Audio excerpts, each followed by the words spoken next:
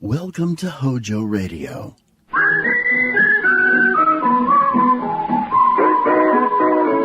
Winston tastes good like a cigarette should. Winston tastes good like a cigarette should. When I got the crisp $50 bill in advance, I figured my client had a heart of gold. But after I was beat up, double-crossed, and shot at, I realized just how hard a heart of gold can be. From the pen of Raymond Chandler, outstanding author of crime fiction, comes his most famous character as CBS presents The Adventures of Philip Marlowe.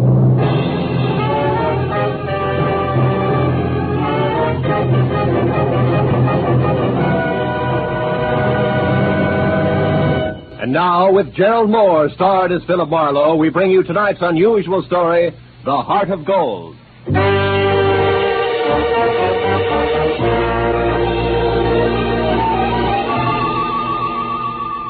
I had spent the day trying to decide how to spend the day, and finally convinced myself Sunday afternoon was a good time to catch up with neglected bookkeeping.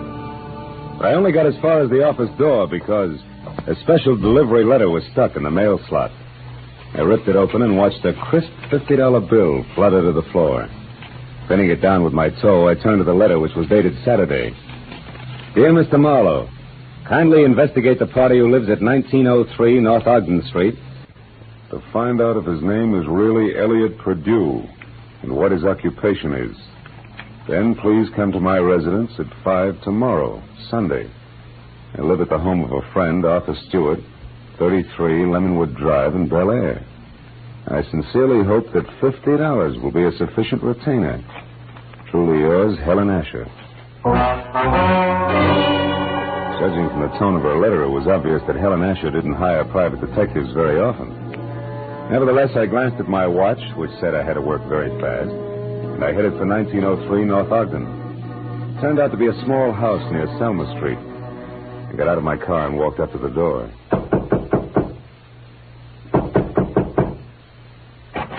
Good afternoon, sir. You the resident here? That's right. What do you want? I represent the Dr. Potter poll of public opinion. I'd like to ask you a few questions regarding... Sorry, but I don't have any opinions to express. Oh, even the opinions of a man with no opinions are important to us. Now, let's just let me step inside here, get out my notebook. There we are. All right, but make it fast. Right. Now, what is your occupation? I'm an investment broker. With which firm? I'm independent. I see. And what is your name, sir? What do you need my name for? Well, for my personal records in case I have to come back. Elliot Perdue. Uh-huh. Do you have any hobbies other than horse racing? What do you mean? Those dope sheets and racing forms there on your desk. I'm quite an admirer of horseflesh myself. You're quite a character, too, aren't you? Working on Sunday and all? Well, you know how public opinion is. It goes right on, rain, shine, or Sunday. Excuse me a moment. Oh, by the way, what's your name? Marlowe, Philip Marlowe. Okay, Mr. Marlowe. Stand still, because I'm not kidding about this gun.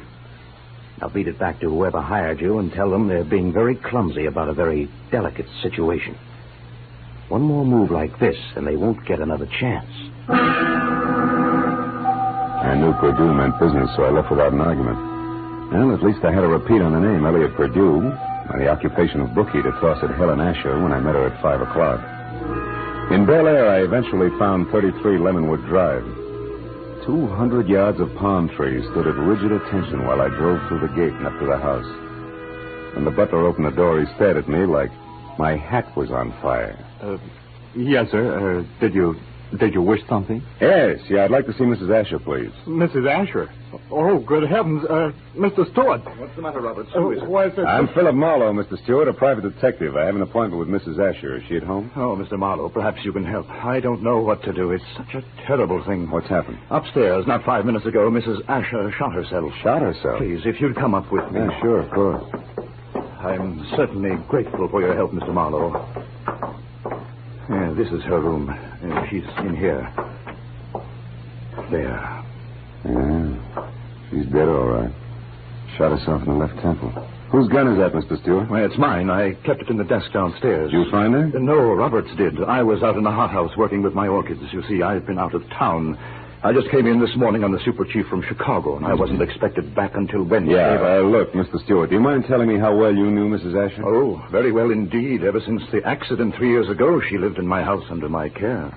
The accident? Yes, that's how she got those scars on her cheek and neck. As you can see, my hands were burned at the same time. Would you mind telling me about it? Well, I was living in Canada at the time. One day, my wife Florence and I went to a camp near Quebec, and we met Helen Asher our first day there. She was a pathetic, lonely woman, a widow. Oh? And that very night, while she was visiting us, the oil stove in our cabin exploded. Oh. Florence, my wife, was killed. And Mrs. Asher was severely burned. It was ghastly. I can imagine. Mrs. Asher had no one, so I thought the least I could do would be to care for her, since I knew the accident had been caused by sheer carelessness on my part. You took over full responsibility for her? Yes, I did everything I could think of, but she never quite got over the shock of that night, and now this. It's horrible. Have you notified the police yet? No, You no. better do it right now. Yes, I'll go right downstairs and call them. The dead woman on the floor had been beautiful once. No doubt about it. This was my client's, and a certain $50 bill was burning a hole in my pocket. I wandered over to a writing table, and as I looked down, I noticed that the Sunday sheet had been torn off the memo pad. It bothered me. Tomorrow should mean nothing to a suicide, yet Mrs. Asher's memo pad showed Monday already. The sheet was blank, but on a hunch I tore it off and stuck it in my pocket. I was about to turn away when I saw a book of matches from the Conga Club. So I picked that up, too, and then I left. I drove around for some time trying to figure things out. Then I went down to police headquarters to see one Lieutenant Ibarra. It's suicide as far as we're concerned, Marlowe. Everything checks. Mrs. Asher was despondent and she killed herself. She didn't leave a suicide letter, but they don't always. How'd you get in on this? Well, she paid me $50 in advance to air out a small-time bookie or worse named Elliot Purdue. Incidentally, what's the background on Arthur Stewart? Oh, he's a big-money fashion designer. Started his business on his wife's insurance.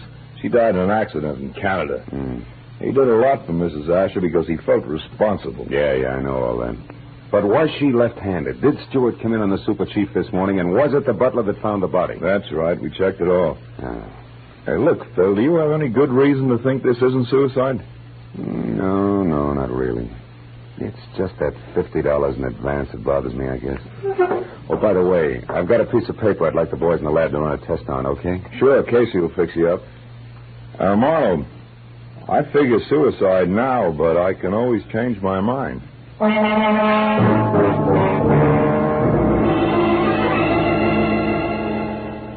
I went down the hall to the police laboratory and handed the blank page of the memo pad to Casey. 10 minutes later, he explained that the impression showed a left-handed person had written a number, Bradshaw 711, with a wide-point fountain pen, probably on the page just above the one I'd given him. Well, I thanked him, dropped 4 bits in the Christmas fund bottle, and found a phone. I dialed Bradshaw 711 and waited.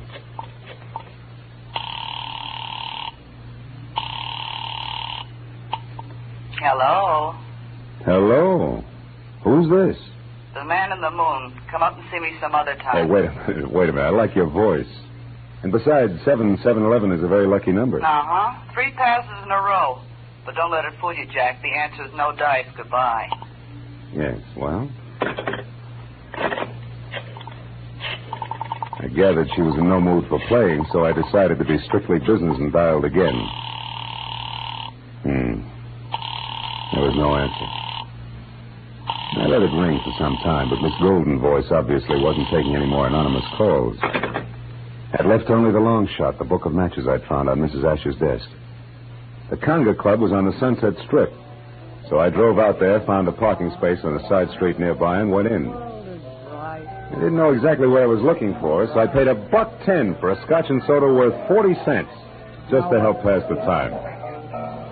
An amber spotlight was glistening down on a set of sequin contours that would have melted the ice age down to a fortnight. And she was singing.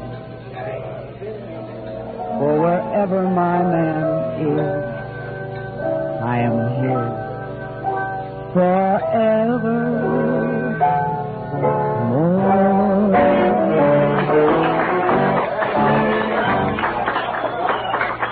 I knew it was Bonita, the Conga's featured songstress, and I knew something else, too. There was no mistaking that voice. She was the girl with the lucky phone number. I wrote her a note, called the waiter to the table to deliver it, and then sat back to watch her as she glided over and sidled into a chair opposite me. It was your penmanship that intrigued me, Mr. Malone. It was your voice and so forth, mostly the so forth, that got me, Benita. Would you care to decipher the Sanskrit you call a note? The waiter said you wrote it. Sure. It says important business. That's an idiom.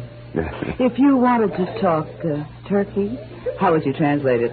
Do you know a woman named Helen Asher? Not that I remember. Why? Well, your phone number showed up on a memo pad. How do you account for that? How should I know? Maybe she intended to call me up. Look, you're quite a handsome man, Mr. Marlowe. But you look silly with your nose bent. Why do you keep sticking it into other people's business? Because besides being paid for it, it sometimes leads to meeting interesting and beautiful people. Present company included. What do you want? Mrs. Asher killed herself tonight. Mrs. Asher's dead? Yeah. And considering you said you didn't know her, you look very put out about it. All right, Marlowe, you win. But let's not talk about it here. Finish your drink while I get out of this costume. Then meet me outside by the front door in 10 minutes.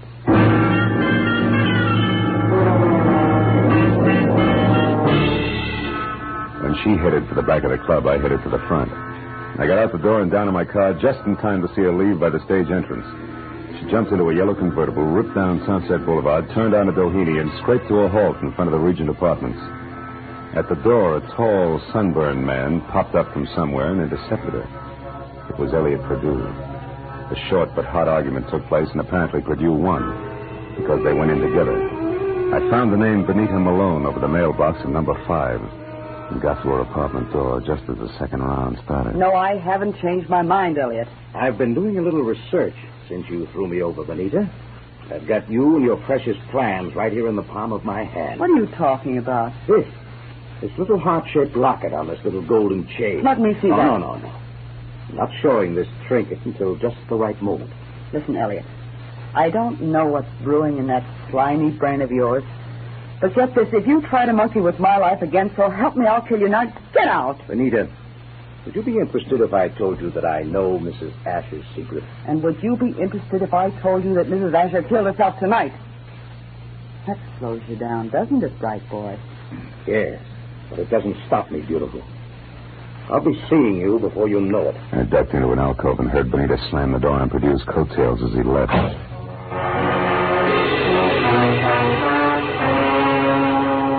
So, now I knew that Perdue, a locket, and Benita Malone added up some way to a bullet in the head for a scarred woman with a secret. I went back to my car and drove out to Stewart's house in Bel Air. When you were here before, Marlowe, I was so upset I hardly realized you were a private detective. You had an appointment with Mrs. Asher. Had she hired you? Yes, to investigate someone, but she didn't live long enough to give me the details. Now, what sort of trouble could she have been in to have needed a private detective? I don't know. But perhaps you can help me find out by answering a few questions. Anything at all, Mr. Marlowe. Does the name Elliot Perdue mean anything to you, Mr. Stewart? Elliot Perdue? No, I'm afraid not. How about Benita Malone? Yeah, I've never heard of her. You know anything about a heart-shaped locket on a gold chain? A locket? A gold locket? Yeah. Mrs. Asher had a heart-shaped gold locket. Where'd she keep it? Upstairs in her jewelry box, I should imagine. Come on, let's have a look, huh? Yes. Right up these stairs here. This is her room, Marlowe. I know. I was here once before. Why? It's not here. It's not on her dressing table. Her jewelry box, it's gone, Marlowe. But you think that... Elliot Perdue has it. I can't understand this. What's the locket like? What's inside it? Just a picture. It was valued by Mrs. Asher because it was the only one she kept of herself the way she looked before the accident. Now, why would anyone else want that? I don't know. But when we get that locket, we'll get a lot of answers along with it.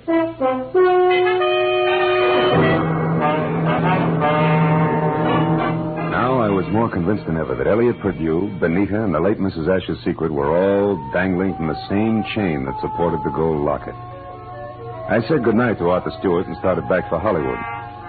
But a moment later, I changed my mind and abruptly swung onto a shadowed side road and parked, lights out. It had suddenly occurred to me that a gallivanting Mr. Perdue might call on Stewart. And if so, I wanted to be on hand. 40 minutes later, I was about to call off the cloak and dagger routine when I heard the sound of a powerful motor roaring out of Stewart's driveway. I looked up just in time to see a long black Nash whip by with Stewart at the wheel.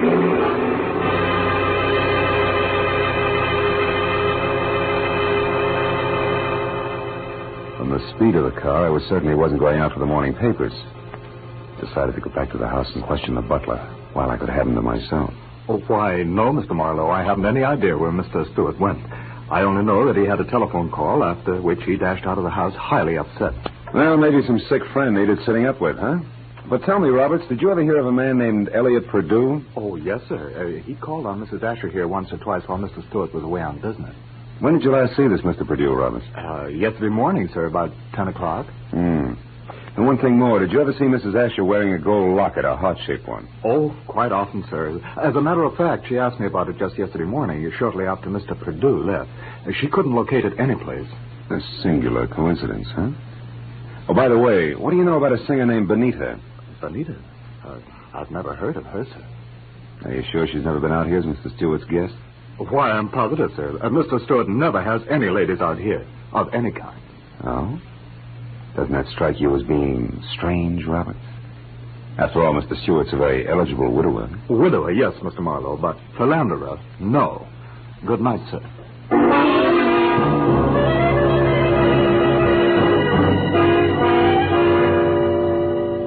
As I drove back to Hollywood, I tried to figure out where Arthur Stewart had gone. But I had about as much to work with as Gypsy Rose Lee after a third encore.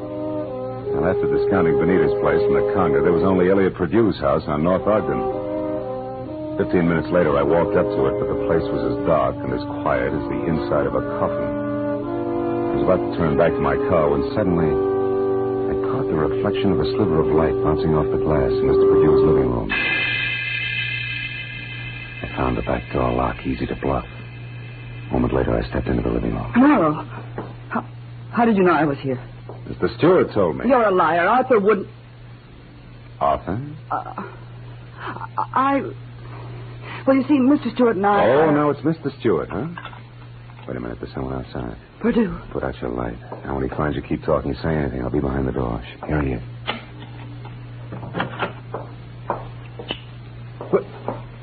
Well, Benita. What a waste of time, my dear. While you've been here rearranging my socks, I've been talking to your boyfriend with the locket safely tucked away right here in my breast pocket. How clever of you. How absolutely ingenious. It's a bit late for nasty words between us, Benita, because possession of you was part of the bargain I struck with Mr. Stewart. You see, What are you staring at? My big blue eyes, Perdue. Don't move or I'll blast you. You'll do nothing. No. Get the gun, Benita. Now, Perdue, we'll play some more. Now the gentleman's breast pocket. Ah, here it is, Benita. Safe and sound. Which is just the way I want it, Phil. What? My own gun. Why, you beautiful the locket, snake. Marlowe. Come on, I get nervous with one of these things in my hand. Throw it here. Thank you. Now, when I leave, Phil, don't come after me, because I'd hate to fill you full of little holes. Good night, dear.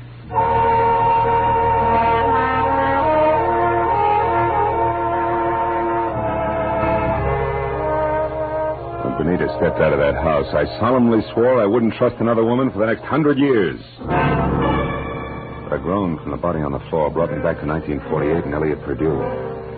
I knew that he had seen the picture in the locket, so I went to work on him. Come on, Perdue, snap out of it. Come on. Huh? Oh, it's you, Marlowe. Who'd you expect, St. Peter? What was in the locket, Perdue? I don't remember. Maybe a call on Lieutenant Ibarra will refresh your memory. I doubt it. And we better start playing games again. We'll start with one called Slap, Slap, Perdue. No, let me alone, Marlowe. Get your hands off me. You ready to start singing, huh? All we need now is the right lyrics. No. Come on, Perdue, talk. Stop it. I'll talk. Good. Now, why did Mrs. Asher kill herself? Because she had a good reason. Like what? No, it's a long story. Make it short. Okay, Marlowe. Here goes.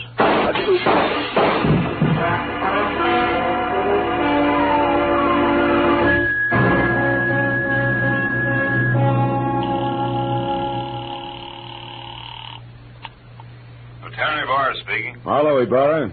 There's a 5-minute-old corpse lying in his living room at 1903 North Ogden. Name is Elliot Perdue. 3 shots through a closed window. I was lucky. Any description of the killer? No, none. Now, look, Ibarra, right now I'm going after a songbird named Benita Malone at the Regent Apartments on Doheny. Will you cover me there without sirens? Sure, Marlowe. I'll attend to it in person.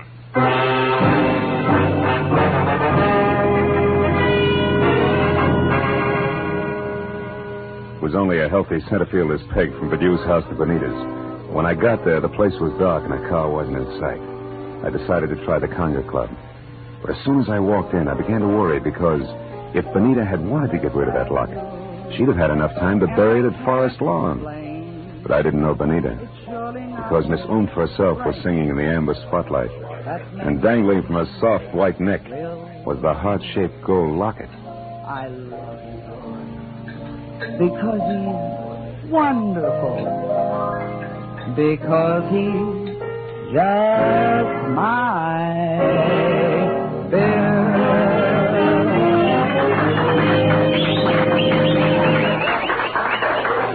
When she caught my eye, she smiled like a maitre d', and the moment she was through with her song, she headed back in my direction. But before she got to me, I saw her give the high sign to an ape in a tuxedo.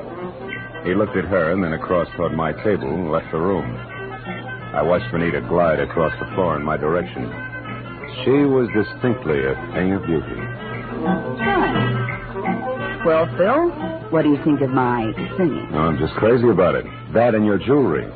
Especially that locket, family heirloom. Mm-hmm. It was more or less handed down to me, generation to generation. That's an old Spanish custom. Yeah, so I've been told. And I imagine tradition prohibits your parting with it, huh? That's right. Unless, of course, someone with oodles of money offers me lots of it in exchange. Then naturally I'd be obliged to part with it. I don't think you'd feel obliged to your mother on the second Sunday in May. Besides, I don't have oodles of money. Oh, you should have told me that earlier. Goodbye, good looking. Hey, wait a minute. We couldn't do any business in a minute. And don't follow me if you want to stay pretty.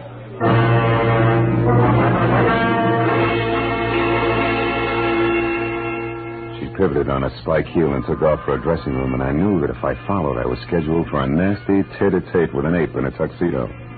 When I made the lower floor and saw that the long corridor to a room was empty, I knew the setup. The ape would be on the other side of the door waiting.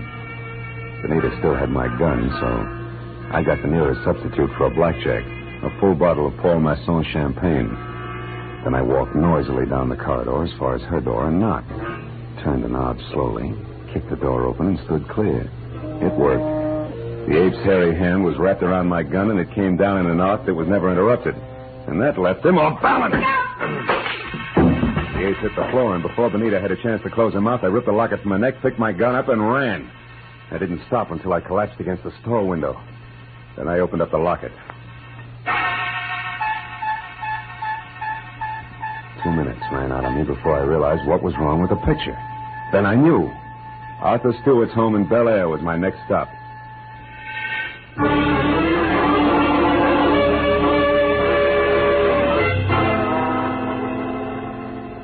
30 minutes later, I pulled up away from the place and parked. And keeping in the shadows, I approached the house where only the library and an upstairs bedroom showed any light. The library had French windows. When I moved up close, I was startled by the sight of a figure going through Stewart's desk. I stepped into the room and found it was my little friend, Benita. I've got my own gun again, Benita. Phil. Oh, doing a little dusting, honey? Oh, don't be funny. I'm not trying to. How is it you're not upstairs helping Stewart pack? Because I've already finished packing, Mr. Marlowe, and don't turn around. That was well done, Benita. Oh, fine. Sucked in by a little decoy sprinkled with sequins. Never mind the pose, Marlowe. Just toss your gun on the couch over there. Now. That's better. You know, Marlowe, I can't say that I'm very sorry for you. I don't expect condolences from a character who murdered a woman this afternoon and a man this evening. You killed Mrs. Asher? Yes, and that blackmailing scum Perdue as well. But both murders were very necessary, Benita. Even as Marlowe's here will be. Come over here, Benita, behind me. Hurry, Arthur, let's get out of here. Don't worry. And now, Mr. Marlowe, it's time for you. Well, thanks, Benita. You swing a beautiful bookend. You know, I had you figured all wrong. No, don't mention it, dear. I heard the cops coming anyway. You sweet child. We're in here, Ibarra, all of us. Oh, I figured you'd be out here when you didn't show up at that Songbird's place. Well, what's this? A little man on the floor with a large bump on his head is Arthur Stewart. The man who killed Elliot Perdue to keep him from telling me the truth about Mrs. Asher, and the man who killed her this afternoon. So Mrs. Asher didn't commit suicide after all. No, but she wasn't murdered either. She died in that accident in Canada 3 years ago. What are you talking about? Well, the woman that Stewart killed here this afternoon wasn't Mrs. Asher. It was his wife, Mrs. Florence Stewart. You see, there must have been a mix-up in identifying the bodies of the two women at the time of the accident. Mm-hmm. Stewart and his wife had Mrs. Asher buried as Mrs. Stewart. Then they collected the insurance neat, huh? Yeah. But what happened? Yeah, it's simple. Stewart got bored with his scarred and unattractive wife, and he started running around with choice little numbers. Like Benita here. Phil, honest, I didn't know a thing about this. Stewart told me that Mrs. Asher depended on him so heavily that she'd be crushed at his seeing another woman. But I didn't know she was his wife. Marlowe, how do you figure this all out? From a locket that belonged to the woman we knew as Mrs. Asher. It had a picture of Stewart and Mrs. Asher taken in dress clothes before she was scarred. Yet Stewart claimed that he and his wife had only met Mrs. Asher the day of the accident, and on a camping trip at that. But, Phil, I saw the picture, too, and I didn't figure that out. That's because you were too busy trying to figure just how much the locket was worth to Arthur Stewart, or to anybody, in cold cash.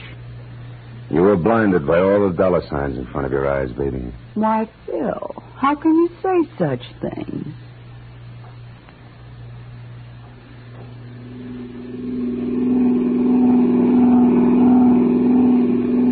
Now, Marlowe, just so I don't toss and turn all night, tell me just why you were hired in the first place. Well, Ibarra, it goes something like this. When Perdue knew that he was losing Benita to Stewart, he decided to check up on the opposition. And he not only found out what he wanted to know, but he found out a lot of things, too, that he didn't want to know. Mrs. Stewart, the late Mrs. Asher, became suspicious of his questioning, and incidentally of her husband. So she sent for me. Well, Marlowe, Stewart certainly had me fooled.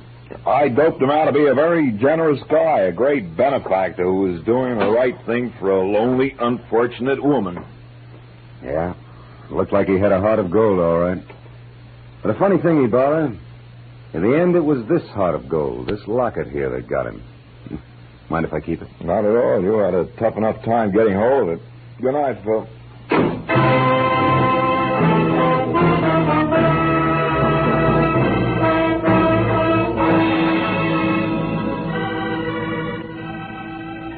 Well, by the time I got back to my apartment on Franklin, the sky was beginning to fill with the soft gray of morning. I pulled the blinds down in my bedroom and sat down for a last cigarette. I had mixed with a lot of funny people that day. But for some cockeyed reason, I kept thinking of Benita Malone, a girl who was no better than she had to be. Finally, I put her out of my mind, and I was about to turn off the desk lamp when I noticed my memo pad. Still that Sunday, which was understandable. But scrawled across the top sheet was a telephone number. And I couldn't figure how it got there. It was written in crimson lipstick. Bradshaw 7. 7-Eleven.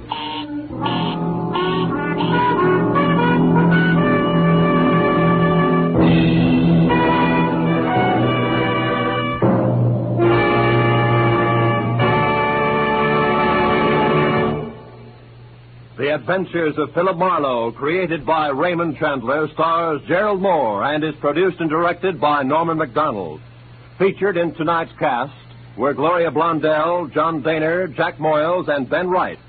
Detective Lieutenant Ibarra was played by Jeff Corey. The special music was conceived and conducted by Richard Orant.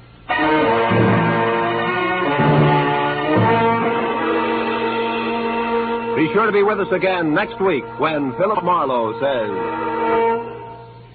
They were all after it. An importer, a beautiful woman, a nut, and a guy I couldn't figure out. But before we were through, one was in the hospital, two were in the morgue, and the fourth was waiting for the hangman. All that because of a blue burgonette. Something I'd never even heard of before.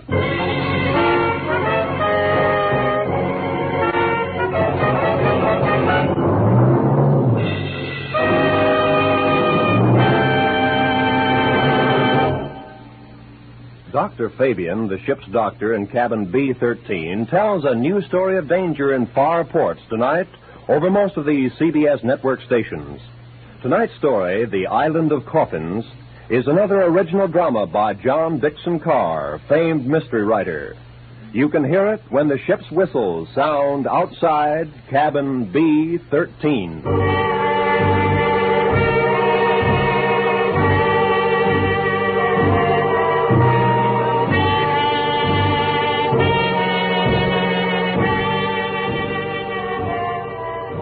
This is Roy Rowan speaking.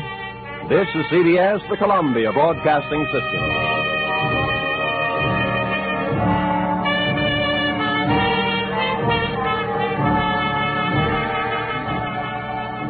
In every Chevrolet showroom across America, more and more people are looking at the car that's just out and just wonderful. The 1957 Chevrolet. Some are looking at Chevrolet's daring new front-end styling. The bold new grille, big, beautiful sloping hood. Some are looking at Chevy's handsome new rear end with high-fashion fenders and fresh new design. Everyone's enthused about the new color-fashioned interiors and the sleek command post instrument panel. And the biggest news of all, Chevrolet's fuel injection. HOJO Radio, we're your old-time radio headquarters. Stay tuned. The Adventures of Frank Race, starring Tom Collins.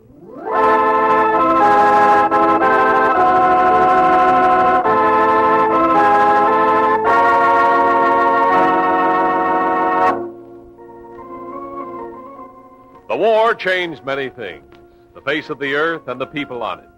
Before the war, Frank Race worked as an attorney, but he traded his law books for the cloak and dagger of the OSS. And when it was over, his former life was over, too. Adventure had become his business. The Adventures of Frank Race.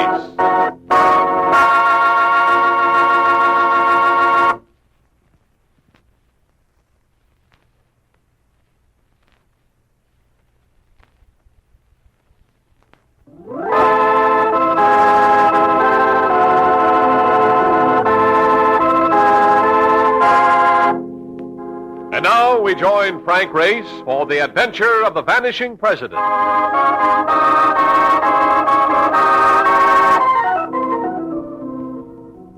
First of the seventh at Polo Grounds. Dodgers at bat, score tied. Time for anyone to sit forward with anticipation. And I was doing just that when there came a sound that startled even the Brooklyn bench. Hey, Ray! There's no mistaking the voice. It belonged to Mark Donovan. I watched him work toward me through the crowd, using a combat technique that reminded you of the way he drove a taxi. Please, you got to call Intercontinental Underwriters. No, let it wait. I want to see the end of this game. No, I can't wait. A guy named Jules said they had to see us right away. Some kind of a crisis.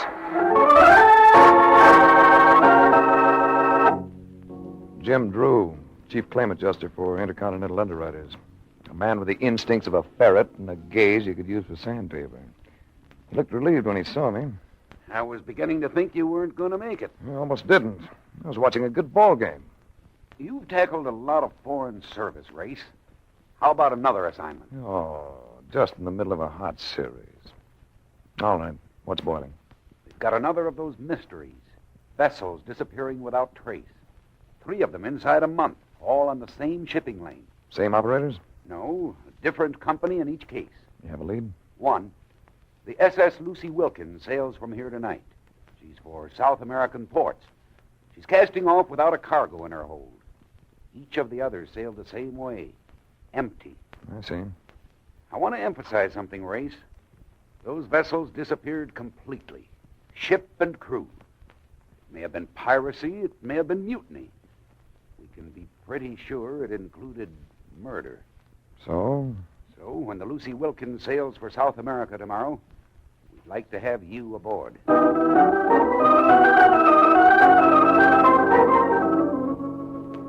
Lucy Wilkins displaced about 4,500 tons.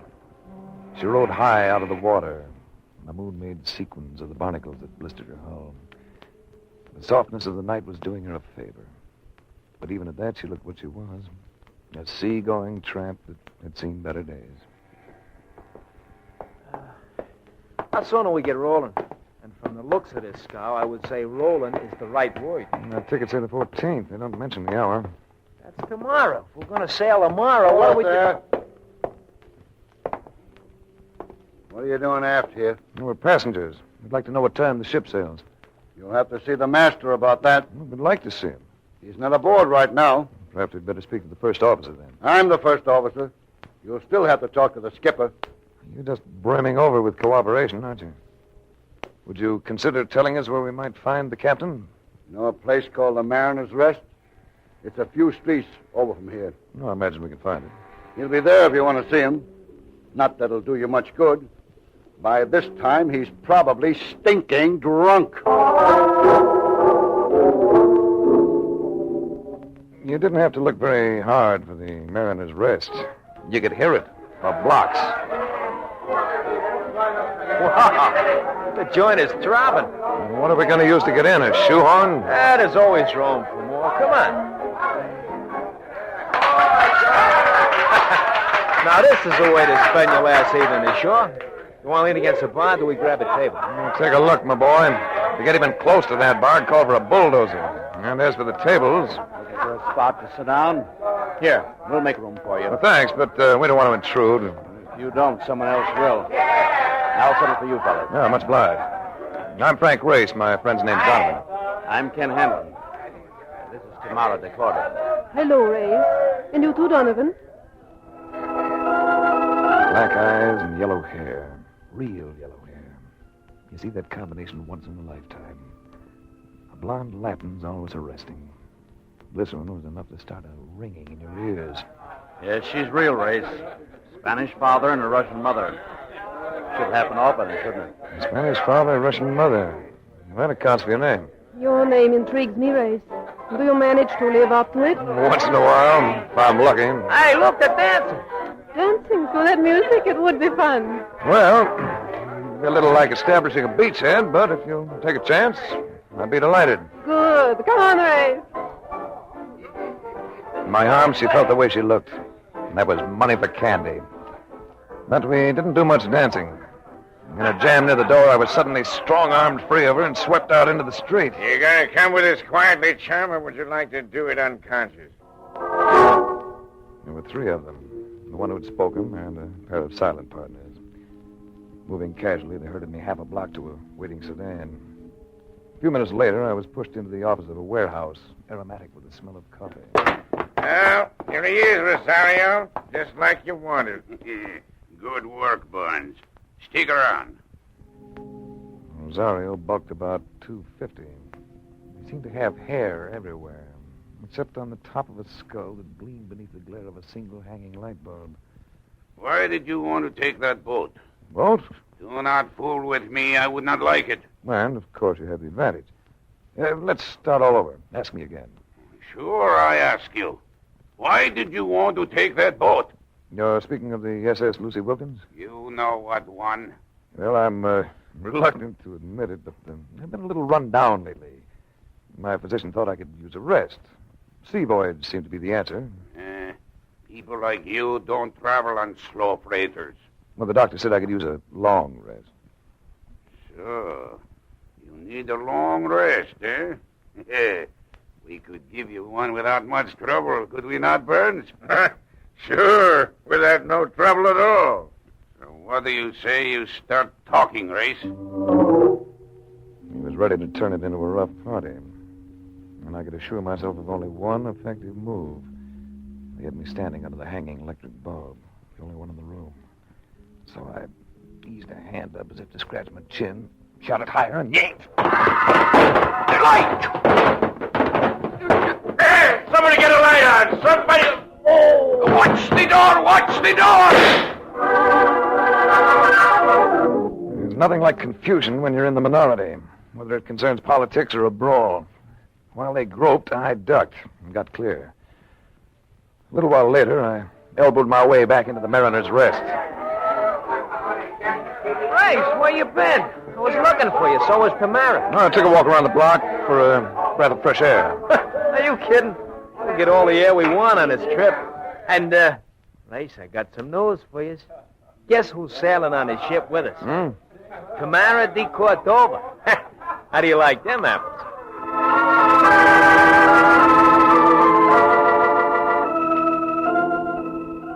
The The SS Lucy Wilkins still rode high out of the water next morning.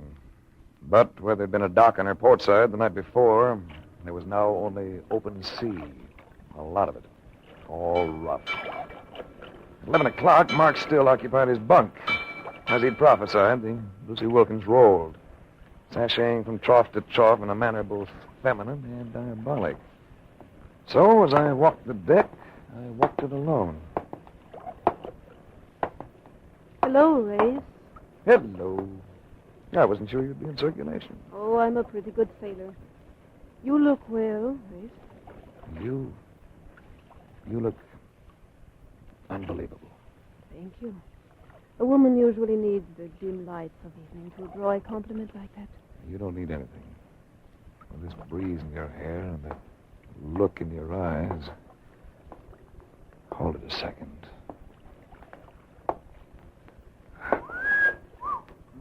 Right out in broad daylight, too. Y'all go away, Hanlon. Go away. Oh, no, Race. Let him stay. After all, we're going to have a long voyage together.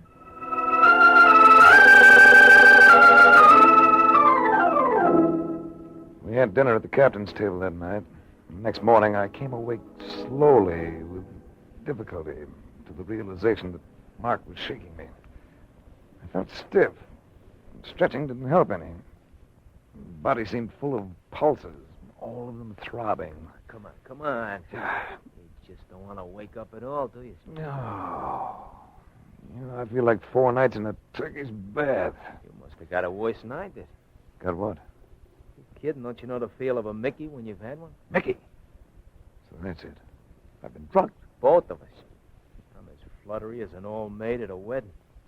But I figure we better get moving around, huh? They must have put it in our food. Why would they do it, Race? So they could take on a cargo at sea. A cargo they didn't want us to know about. Oh? Well, we need a little exercise to snap us out of this fog. Why don't we get down to the hold and make a little inspection?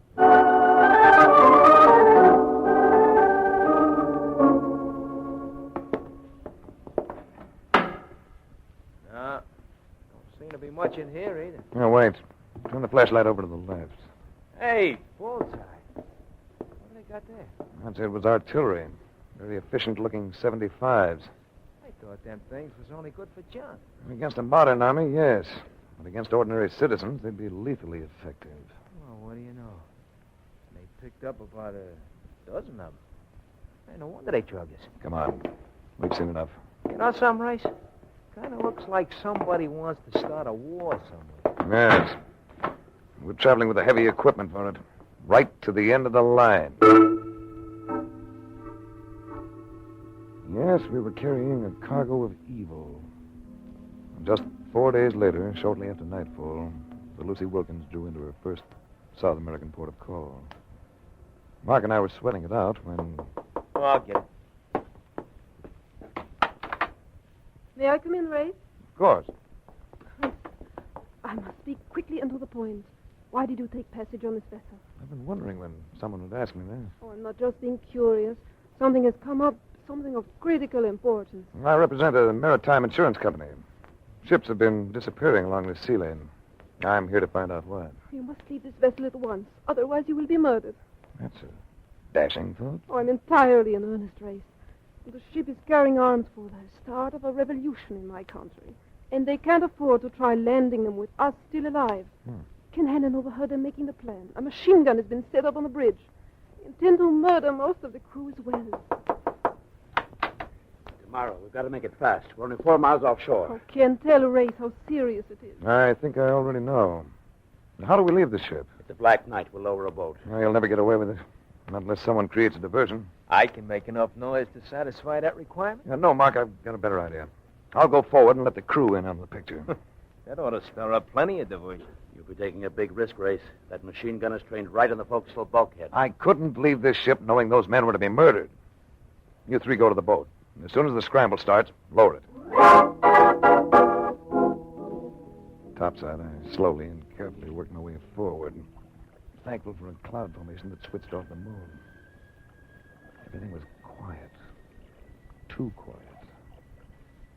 I had just reached a point beyond the bridge when... What's up, mate? Who are you? Hawkins.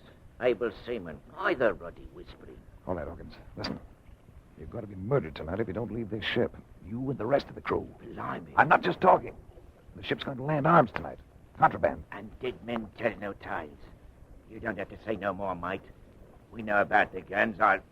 Blimey, they've turned the light on us.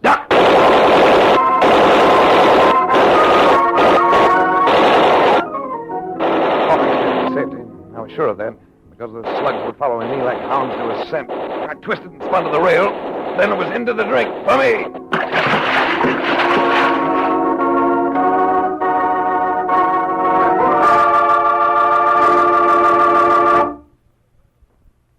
We'll return to the adventures of Frank Race in just about 1 minute.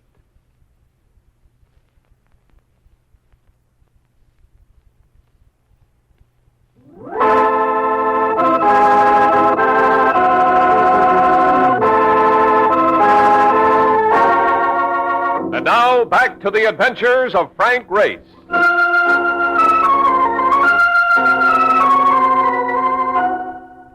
I came ashore dripping wet and without shoes. Yet I attracted little attention. The city was bright with lights, but few people walked its streets. I turned into the first hotel I came to, confronting a clerk who stared at me with what seemed to be genuine concern.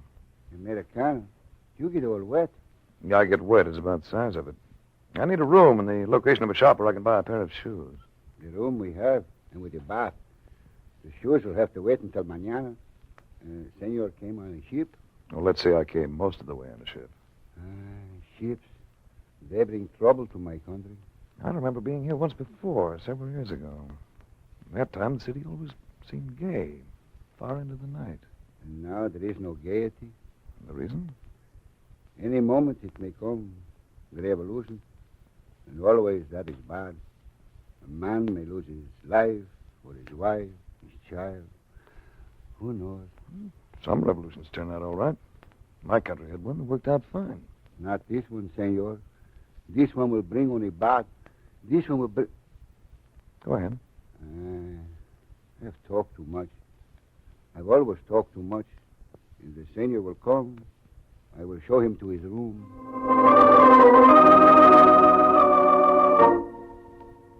I had another pair of shoes by 9 the next morning. By 10:30, I'd located Mark Donovan and Ken Hanlon. The three of us sat down to breakfast together. Boy, was I worried about you. They told me that harbor's full of barracudas. What happened to Tamara? We lost her right after we came ashore. No, that's a loss a guy could mourn about. Lost her? She just slipped away from us. I guess she had her reasons. Hanlon, you're a newspaper man. Why are you down here? To cover an impending revolution. As if you didn't know. You know, I may be wrong in my impression, but the man in the street doesn't seem to want a change in the government. Guess you can't blame him. Since the Cordova's been the boss, they've had plenty of food and not too much hardship. They're happy with things the way they are. Wait a minute. Did you say T. Cordova? El Presidente. That's Tamara's name. He's a father. Who's leading the opposition, Hanlon? Might be a lad called Kizarro, but nobody seems to know for sure.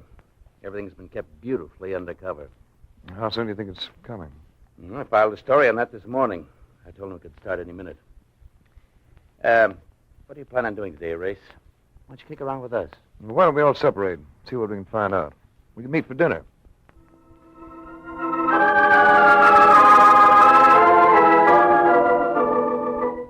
I went out and did a lot of walking, stopping whenever I ran into a person that looked willing to talk, which was rare. I found myself regarded with about as much confidence as a drunk in a wine cellar. Fear stalked the streets of the city. Suspicion moved beside it. I went back to the hotel late in the afternoon and found a little surprise party. Come in, Race. Tamara. Close the door behind him, Burns. Don't worry. He ain't getting away this time. Well, Burns and Rosario. I seem to encounter you two every so often, don't I? You're friends of yours, Tamara? Rosario is in my father's cabinet.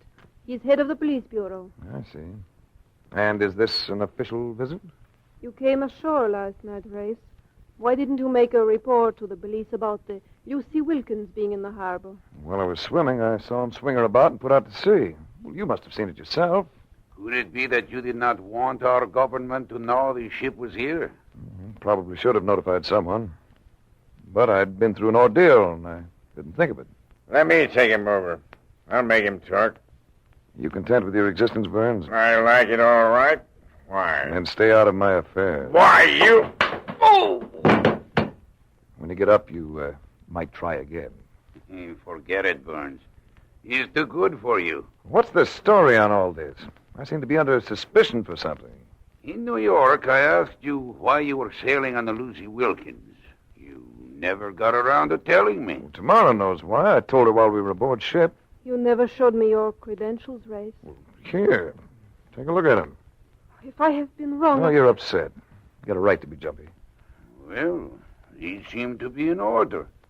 Why did you not show them to me in New York? I didn't care for your methods of interrogation. Oh, Race, you must forgive us. This revolt is not of the people. And the hour it begins will see the end of a democracy in this country. Can't you stop it? Can't you fight it? Oh, we are not a rich race. We don't have the money to buy arms, such as have been shipped here by the others. Well, then, why is it worth so much to them to effect a coup? The tribunals of the World War didn't find all its criminals, Race.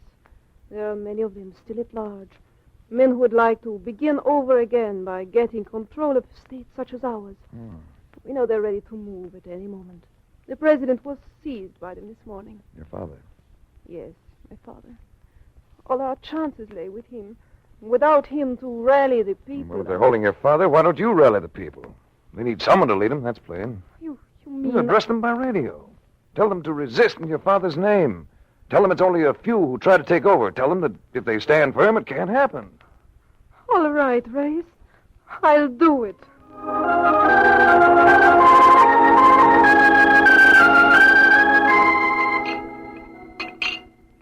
How about taking in the sights tonight, huh? This town looks dead on the outside, but there must be one or two joints that know how to get up steam. Cafe del Toro. I'll meet you lads there later. I have a report to make out to the company. Who knows where the local cable office is located? Not me. Hanlon? The desk clerk can probably tell you. Or we can look it up in the phone book. Look, fellas, I think you guys are going overboard about this revolution deal. This country's too sleepy to break out in a rash like that. Calm before the storm, Mark. I've seen it before. When those things start, they're pretty vicious.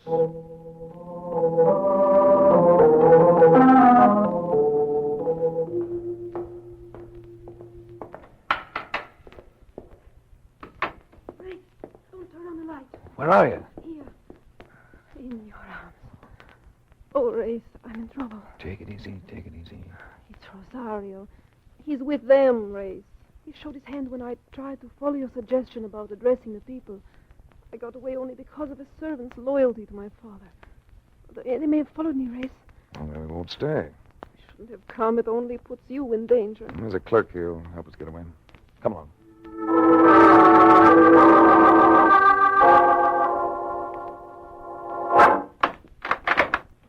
Here we are, senor. You go almost to the end of the alley. And there, you will see a door that goes down into a cellar.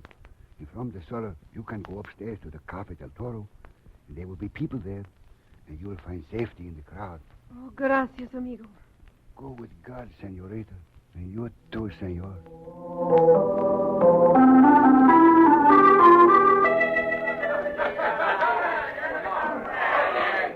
What next, Race? Well, they hunt us. I think we should do a little hunting on our own. Do you know where Rosario lives? Yes. I want to locate Mark and Hanlon. They're around here somewhere. And we might be able to use a little help. I'd like to see the inside of Rosario's house.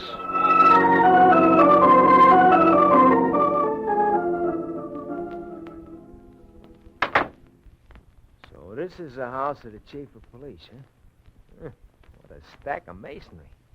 Makes them Hollywood movie mansions look like a 3rd Avenue boarding house. Did you notice that aerial on the roof? I noticed it. High-powered transmitting type. Now that we're here, what's the program?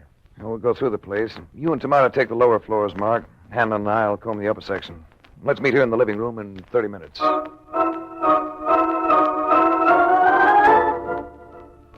Hanlon and I located the radio transmitter in a small room on the 2nd floor, just off the stairway. And when we got back downstairs, Mark and Tamara were waiting with a white-haired, distinguished-looking man of about 60. I was introduced to the president of the country.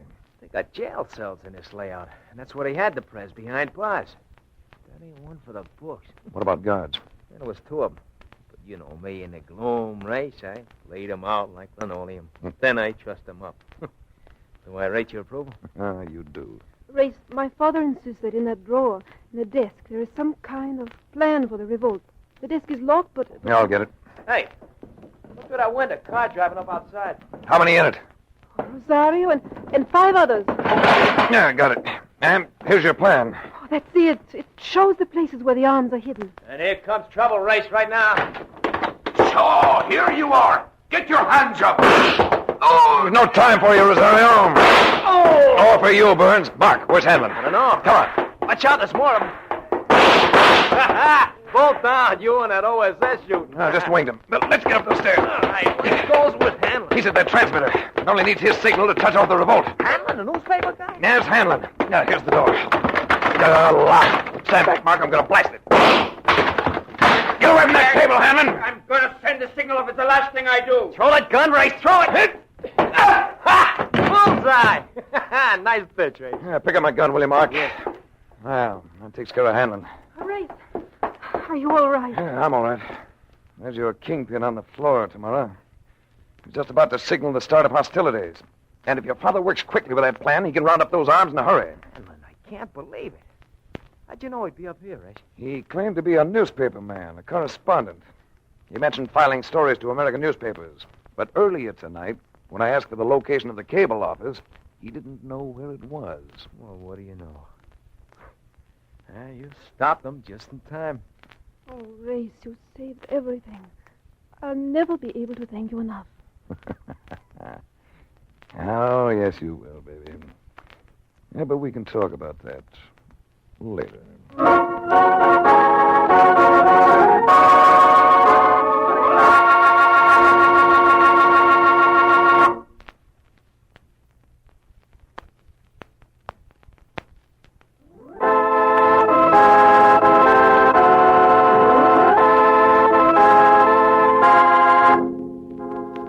The Adventures of Frank Race, starring Tom Collins with Tony Barrett as Mark Donovan, comes to you from Hollywood. Others heard in tonight's cast were Naomi Scher, Theodore Poneltz, Wilms Herbert, Joe Duvall, and Harry Lang. This series is written and directed by Buckley Angel and Joel Murcott. The music is composed and played by Ivan Ditmars. Be sure to be with us again this same time next week for another dramatic chapter in The Adventures of Frank Race. Art Gilmore speaking. This is a Bruce Ells production.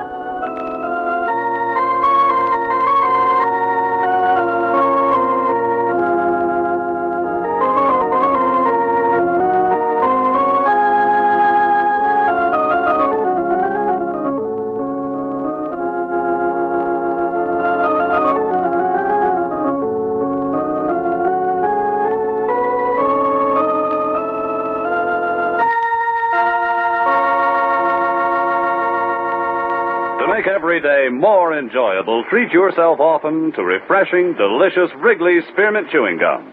Here's a taste treat you can enjoy indoors, outdoors, at work, or at play.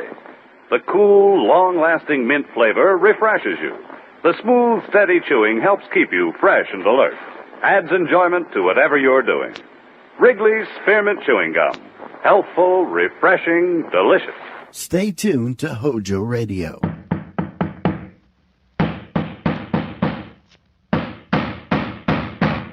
What's the matter? What is it? Another case for Nick Carter, master detective.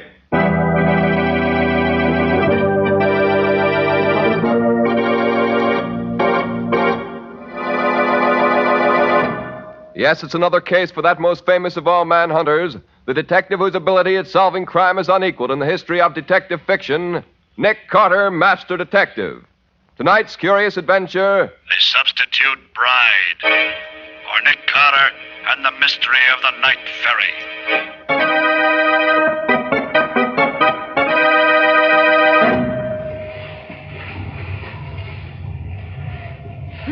Here, take your hands off me. No, what are you doing? Let me go. No, put me down. No, stop it. Ah!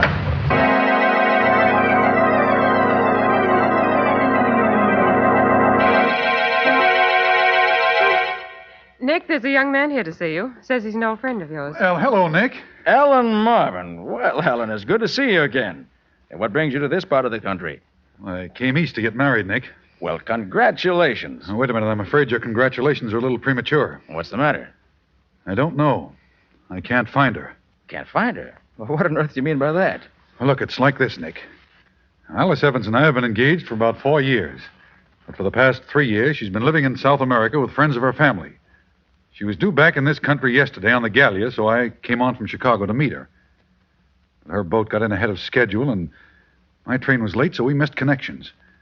I'd already told her I was coming, but in spite of that, she was gone by the time I got to the dock last night. Didn't she leave any message for you? No, not a word. That's odd. And she has no friends in this part of the country that she could stay with. Well, didn't anyone at the boat know where she went? Well, apparently not, Nick. The stewardess says a boy brought her a note, and as soon as she read it, she got dressed and went ashore. There was a taxi waiting for her, and she went off in it. An hour later, an expressman called for her trunks. Perhaps she went to a hotel. Hotel? But, why should she do that when I told her that I'd meet her at the boat? No, Nick. Something has happened to her, I'm sure of it. Nick, the morning paper says that there's a Miss Alice Evans registered at the Hamilton Park Hotel. What's that? Would that be the same girl? Here, let me see that, will you? Quick. Right here. Well, and she did go to a hotel. Oh, gee, what a fool I was for worrying you, Nick. I'll think nothing of it, Alan. Glad you found her. Well, if you don't mind, Nick, I think I'll... Sure, go right ahead. I know how anxious you are to see her. Hey, look, Nick, why don't you come with me? I'd like very much to have you meet her. Well, Alan, this seems hardly the time to... Oh, come on. No, Nick, come on. I want you to meet her. You'll like her. Well, all right, if you insist. But I've heard it said that 3 is usually a crowd, especially after 2 of them been separated for 3 years.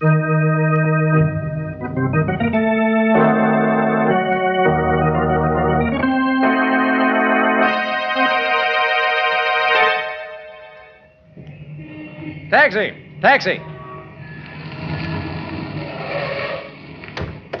2nd and 5th driver.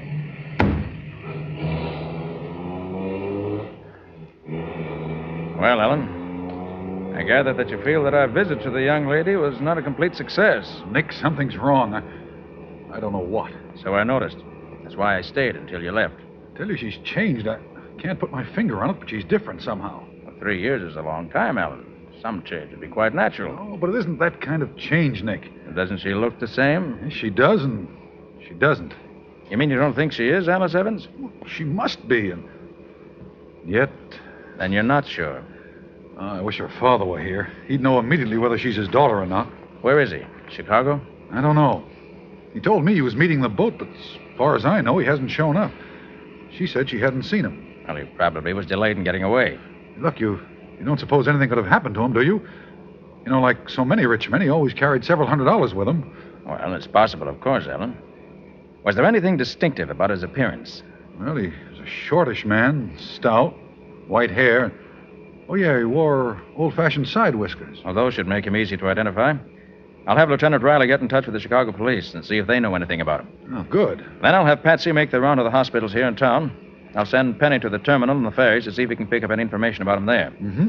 Well, we ought to find out something that way. And I think my next step will be to visit the Gallia at her dock.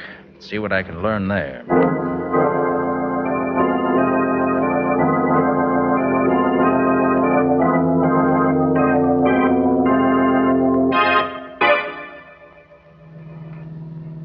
The main reason I'm taking you to see Miss Evans, Purser, is that I want you to tell me whether or not she's the girl who made the trip up in South America with you. I understand, sir. Now, you, the purser of the Gallia, probably had as good a chance to see her as anyone. Oh, why, yes, sir, but none of us saw her very much. She took ill right after we sailed and stayed in her room almost the entire trip. But you say you'd be able to identify her positively. Oh, yes, sir. I have an excellent memory for faces, and she was a real looker, she was. Here's her hotel.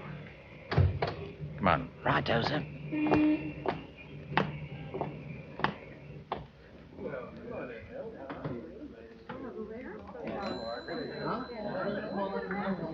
Here, we can take this elevator. 3, please.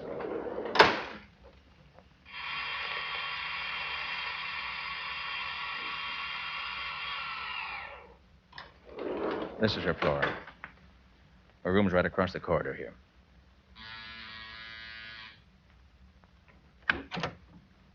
Oh, come in, Mr. Carter. Thank you, Miss Evans. You, of course, know this gentleman, Miss Evans? Why, well, let me see. Oh, it's hardly fair to expect her to remember me, Mr. Carter.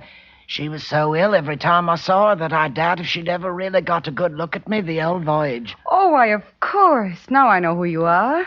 You're one of the officers off the Gallia. We came up from South America together. That's right, Mum. See, sir, she knows me right enough. Oh, I knew I'd seen you somewhere.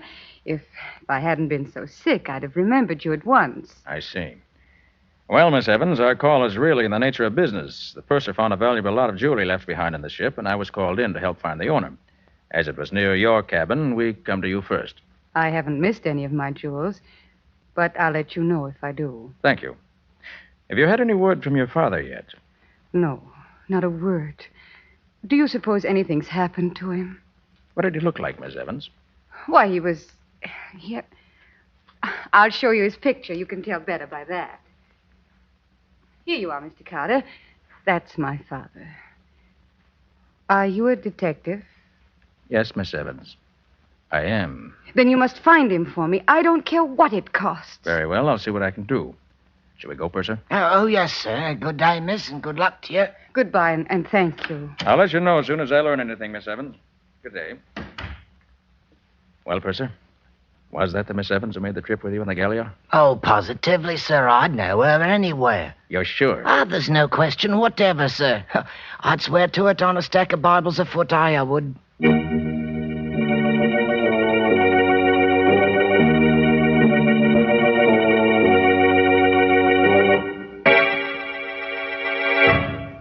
I couldn't find a thing, Nick. There's nobody in the hospitals who answers to the description of Mr. Evans. I hardly expected you'd find anything, Patsy. But we had to be sure. Well, did the Chicago police know anything about him? Riley said they had no report of anything having happened to him there. What did Penny find? Well, Penny hasn't come in yet. Oh, hey, Nick. I couldn't find any traces of the old boy at the terminal, but I did find something at the ferry. What'd you find? Oh, that'll keep, Nick. Right now, I got a taxi waiting outside, and the driver of the taxi's the fellow who took Alice Evans from the boat to the hotel last night, and he knows something. How'd you find him? Oh, the stewardess on the Gallia pointed him out to me. I'm afraid if I try to bring him in here, I'll scare him. I already asked him a lot of questions. I'll go outside and talk to him myself.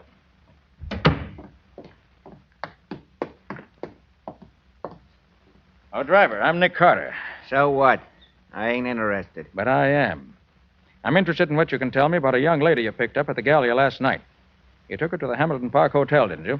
All right. So what if I did? Look, you'll save yourself time and trouble if you'll answer my questions. You picked her up about 8 o'clock, didn't you? Yeah, about that. How long a drive is it to the hotel? About a half hour. Maybe if the lights was against you, 45 minutes. And how does it happen that you didn't register in at the hotel till nearly 10 o'clock? Well, Where'd you go between the time you left the Gallia and the time you reached the hotel? I stopped over at a house on 22nd Street for a while. Did Miss Evans leave the cab? Yeah. She said she wanted to see Winslow's daughter. Said they went to school together. You mean it was David Winslow's house you stopped at? Yeah, I said so, didn't I? Yes, you did. Thanks. Here. This'll pay you for what's on the meter and for the information. Okay. So long. Find out anything, Nick? That depends, Patsy. Now, Penny, what was the dope you got at the ferry? Well, it's like this, Nick. I found one of the ferry guards who remembered seeing an old guy with big white side whiskers get on the ferry about the time Evans' train must have got in from Chicago, see?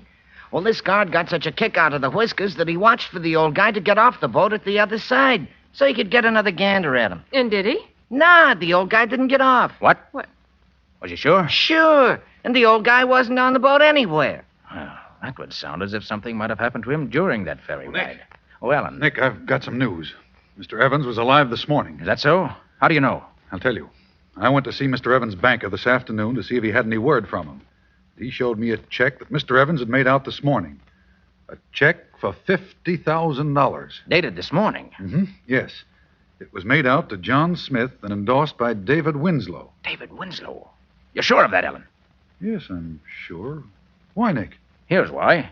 Last night, a girl who claims to be Alice Evans, but apparently isn't, stops off at Winslow's house on the way to the hotel. Yeah? Mr. Evans disappears last night, and yet a check made out by him this morning turns up endorsed by Winslow himself. Hey, wait a minute. That does look suspicious. Certainly does. Patsy, Tomorrow morning, you and I are going to call on Mr. Winslow.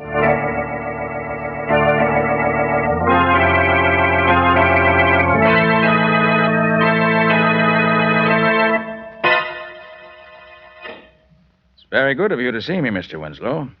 I'm Nick Carter, the detective. Yes, I've heard of you, Mr. And Carter. This is Miss Bowen, my assistant. How do you do, Good Miss morning, Bowen? Mr. Winslow. What can I do for you, Mr. Carter? Mr. Winslow, you know James Evans?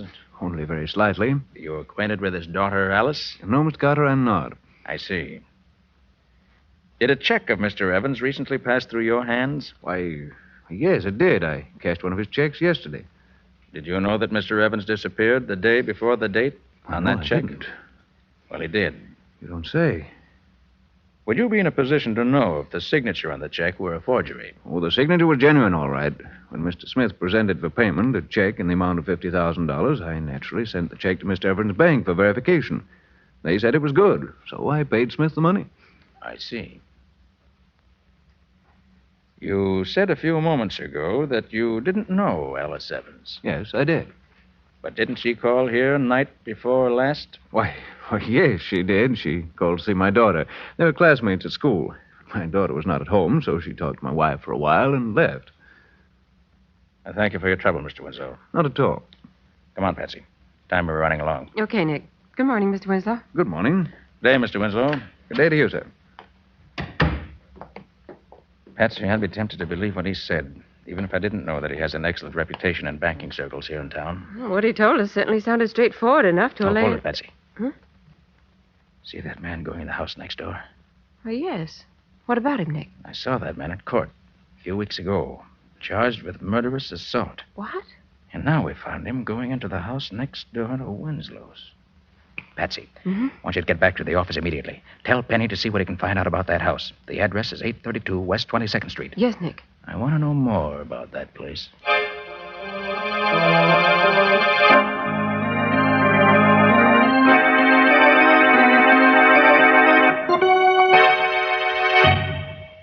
Talk plainer, Nick. What did you say that address was? 832 West 22nd Street, Riley. Well, now, Nick, that's a curious thing. One of the boys picked up a bum this morning, and when we searched him, we found a slip of paper in his pocket with that same address on it. Swell, Riley. Hold him. I'll be right down.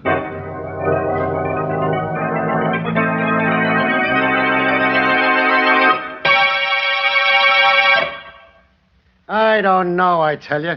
How many times I got to keep on saying that? You don't know who pushed the man off the ferry, who kidnapped his daughter, where she is now, or anything about it? No, I tell you, no. Who's the girl who's staying at the Hamilton Park Hotel under the name of Evans? Where's the Hamilton Park Hotel? All right, Baker, all right. Guess I must have you all wrong. I'll say you have. You live at 832 West 22nd Street? Well, I don't exactly... No.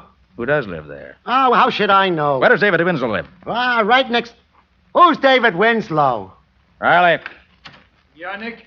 I'm through with Baker. Not the fellow I thought he was. All right, Baker. The guard's waiting for you just outside the door. He'll take you back to your cell. Okay. I hope you're getting what you're looking for, Carter.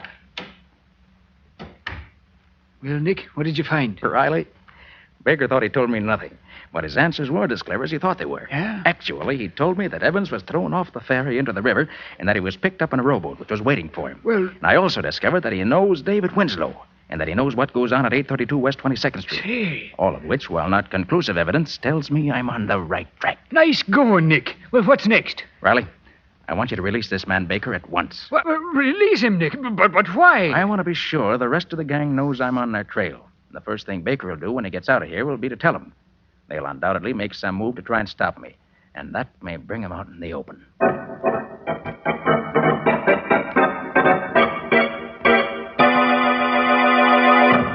Penny, what did you find out? Well, I'll tell you, Nick. Whoever's running that gang's keeping it pretty secret. None of my old pals know anything about it. All I could find out is that the address is the hideout of what they call the Secret Six. Yeah? An ex-convict, they call the butler, takes care of the place during the day and keeps it cleaned up. That would be the man Patsy and I saw. What about David Winslow? Ah, nobody connects his name with it nowhere. He must be extremely clever, or I'm extremely much of a dope. Ah, you're no dope, Nick. No. Hey, where's Patsy? She asked me to bring her back some peanuts. Oh, she went to see that girl who's posing as Alice Evans at her hotel. Hey, wait. I didn't realize it was so late. She should have been back by now. Found this note at her desk when I came in about lunchtime. Here. Yeah. Dear Nick, girl who calls herself Alice Evans just called to say she had information on her father's disappearance. When I told her you weren't here, she asked me to go over and she'd give it to me and I could get it to you. We'll take a run over to the hotel and see what she wants. See you at the office when I get back, Patsy. And that was almost 5 hours ago. Say, look, should we go over there and have a look-see? Well, first I'll phone Miss Evans. Hamilton Park Hotel. That's, Shermore, 32423. Gee, if that bunch of crooks has tried anything on Patsy... Hamilton What? Park Hotel. Good afternoon. Miss Alice Evans, please. Miss Evans, I'll connect you. Thank you. You know, I ain't known Patsy long, but she's a pretty swell kind of dame for... I'm sorry, Miss Evans does not answer. Thanks. Nobody home? No, Penny. And I don't like it. I think we better get going and... Wait a minute. Nicholas Carter's office. Nick Carter, Yeah? Who's this? if you want to see your girlfriend Patsy again, Carter, keep out of the Evans case. What do you mean? If you make another move to try and find out what happened to old man Evans or his daughter, you can kiss your girlfriend goodbye. It'll be curtains for her.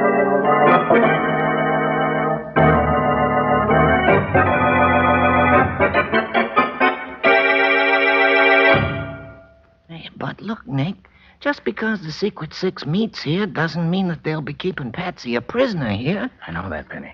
But we saw a couple of members of the gang go in here a few minutes ago, didn't we? Yeah, sure we did. Well, if I can't make them tell me what they've done with Patsy, my name isn't Nick Carter. Oh, whatever you say, Nick. You say that man they call the butler is upstairs on the first floor now? Yeah, he's writing in the back parlor. Then let's get into the basement. Quick. Oh, but the door's locked, Nick. It's got a special Townsend lock on it. Now, that won't be the first door with a Townsend lock on it. My little pick lock is opened. There. Quiet now. Wonder where this door goes. Oh, that leads into the basement of the house next door, Nick. Then I'm right. That's the basement of the house where that banker Winslow lives. He is in on this. Hey, Nick, sounds like somebody's coming down here. You're right, Penny. Here, quick. There's a storage closet. Get in here. I'll leave the door open a crack so we can watch him.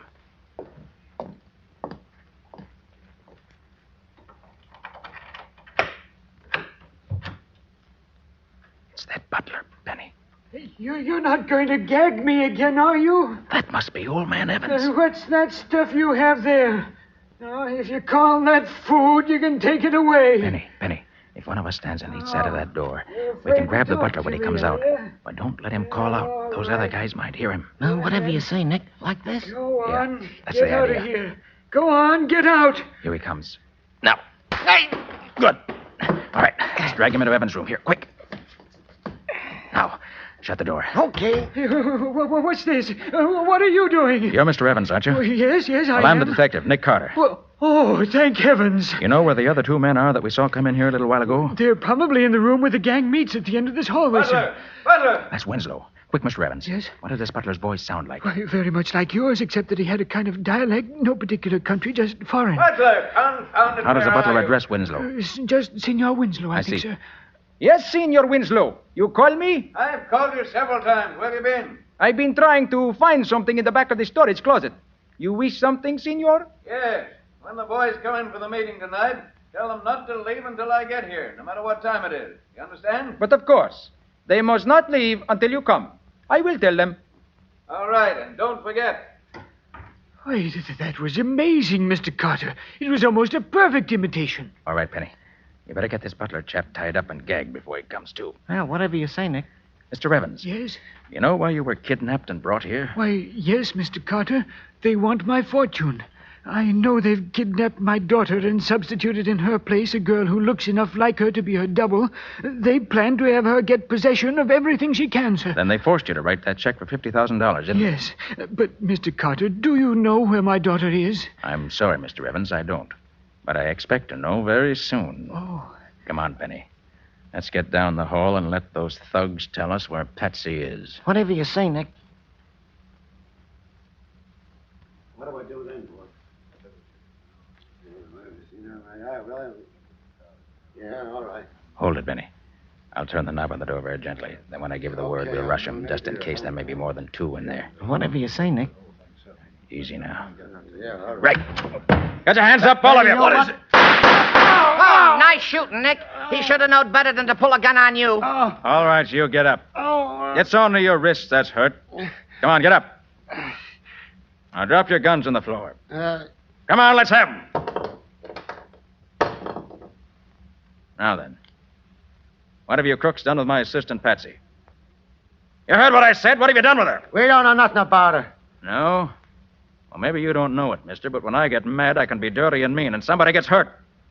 Now, where is she? I tell you, we don't know anything. Butler! It's Winslow again.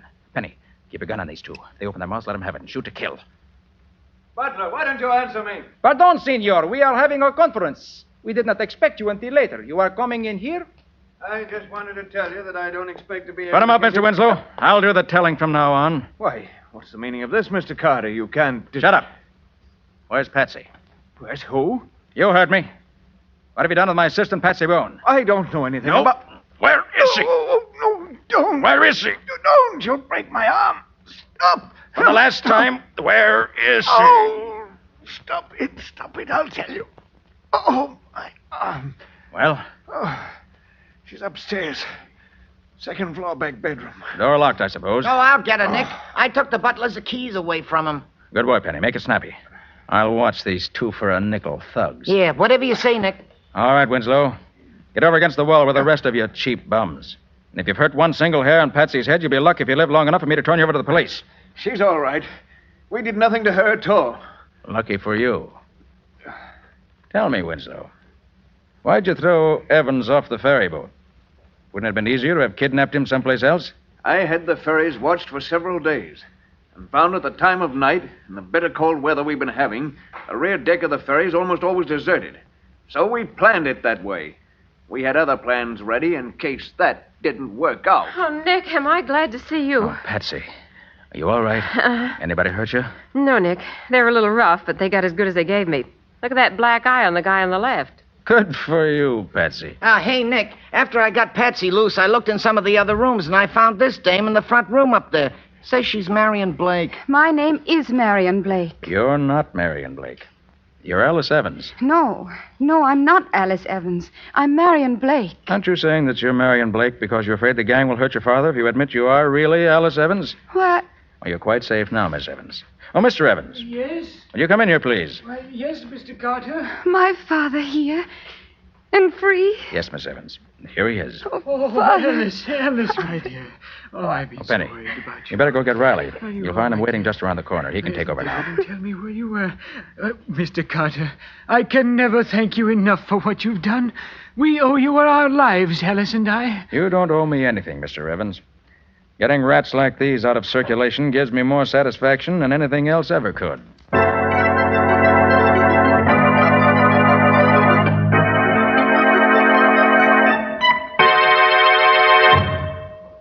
This is her room. You two wait here till I call you. Come in. Good morning, Miss Evans. Oh, good morning, Mr. Carter. Have you discovered anything about my father? I was about to ask you the same question. Have you heard from him? No, Mr. Carter. Nothing. Well, let me be the first to bring you the good news. Good news? Yes. Your father has been found.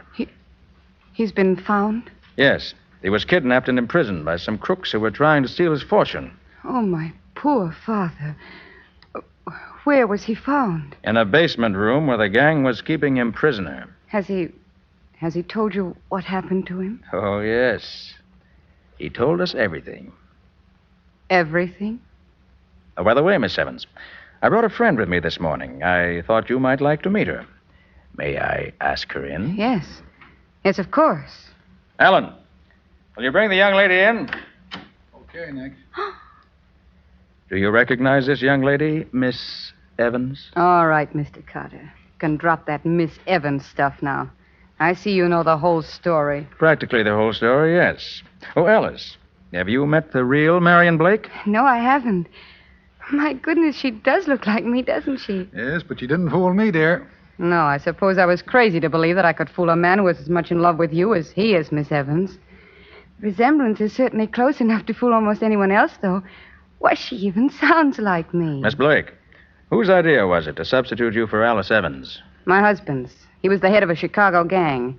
Saw a picture in the paper, and the idea came to him. Her coming back from South America seemed to be the ideal setup for carrying out the scheme, so we came east to do it. We knew Winslow from a couple of jobs we did for him in Chicago. Didn't it occur to your husband that when you threw my father off the ferry, he might get pneumonia in the icy water and die? We didn't worry about that. We knew he'd live long enough for what we wanted. Why, you cold-blooded... Alice, take it easy. But did you hear what she... That's all over with, dear. The police will take care of her now. I'm not usually bloodthirsty, but I hope she gets the electric chair. Well, the chair's hardly the sentence for attempted extortion, Alice. But by the time she gets out of jail, she'll no longer be young and pretty. And with the marks that prison will leave on her, she'll never again be able to double for you.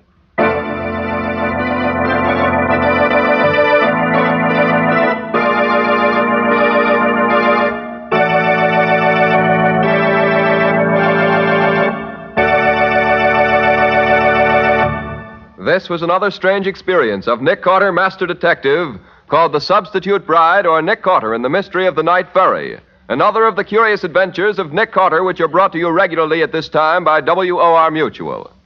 And now, Nick, what strange adventure are you and Patsy going to tell us about next week? Next week, I want to tell you about a case that never seemed to be twice the same. What do you mean by that, Nick? Well, what Nick means is this. The case started out as a suicide, turned into a murder, and then disappeared entirely. And I disappeared with it. Well, all this sounds very screwy to me. Are you sure you're talking about next week's story? Nothing else but. But I'm afraid that if you want any more details, you'll have to listen to the story itself. And if you're wise, you won't miss it. It's one of our best. That it is. But for now, so long, folks. So long. And so long to you both until next week. In the strange adventure you have just heard, Nick Carter was impersonated by Lon Clark, Patsy by Helen Choate. Original music was played by Lou White. The entire production was written and directed by Jock McGregor.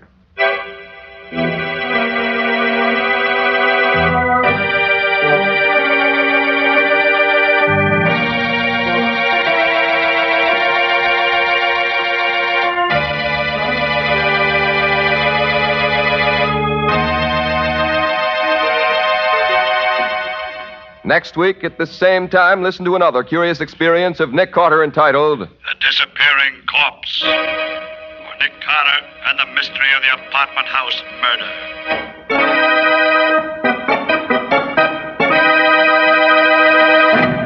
This story is a copyrighted feature of Street and Smith Publications, Incorporated. The Return of Nick Carter is produced in the studios of WOR and is broadcast over most of these stations every Wednesday evening at 8:30 Eastern War Time. This is Mutual.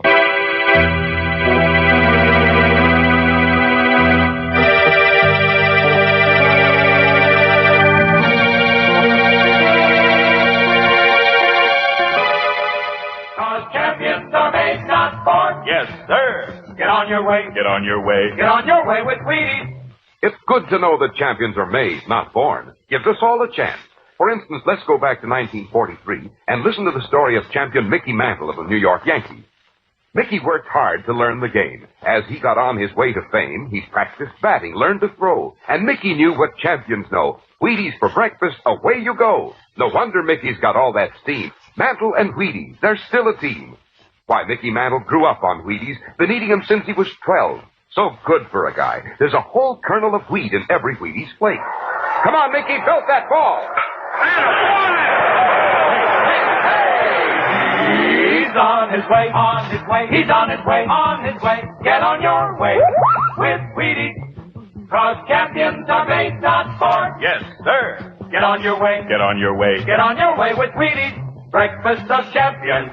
HOJO Radio. We're your old-time radio headquarters. Stay tuned.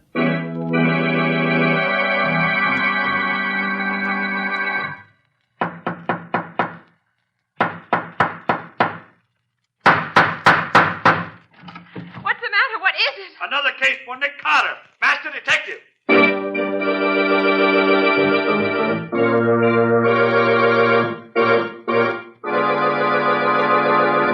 Yes, yes, it's another case for that most famous of all manhunters, the detective whose ability at solving crime is unequaled in the history of detective fiction, Nick Carter, Master Detective. Tonight's curious adventure, The Double Disguise, for Nick Carter and the mystery of the kidnapped heiress.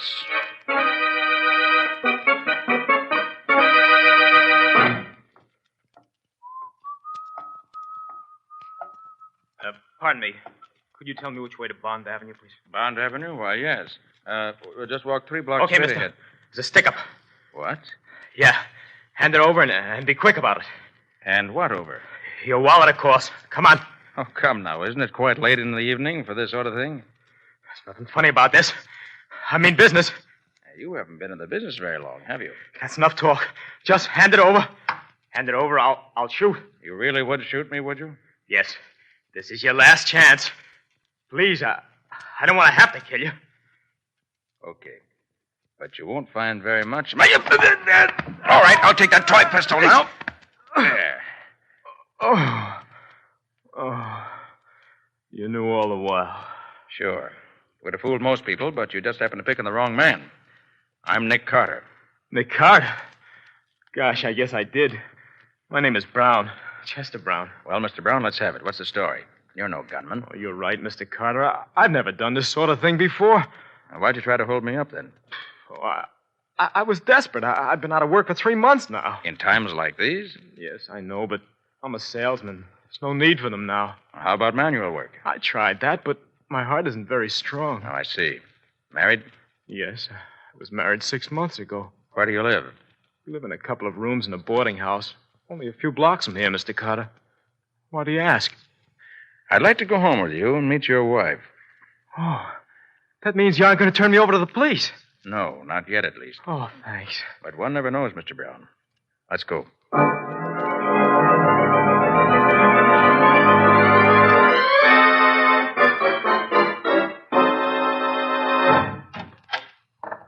Right this way, Mr. Carter. Stella! Oh, Stella! Stella! That's strange. She isn't home. Maybe she went out for a while. At this time of night? She'd be back by now.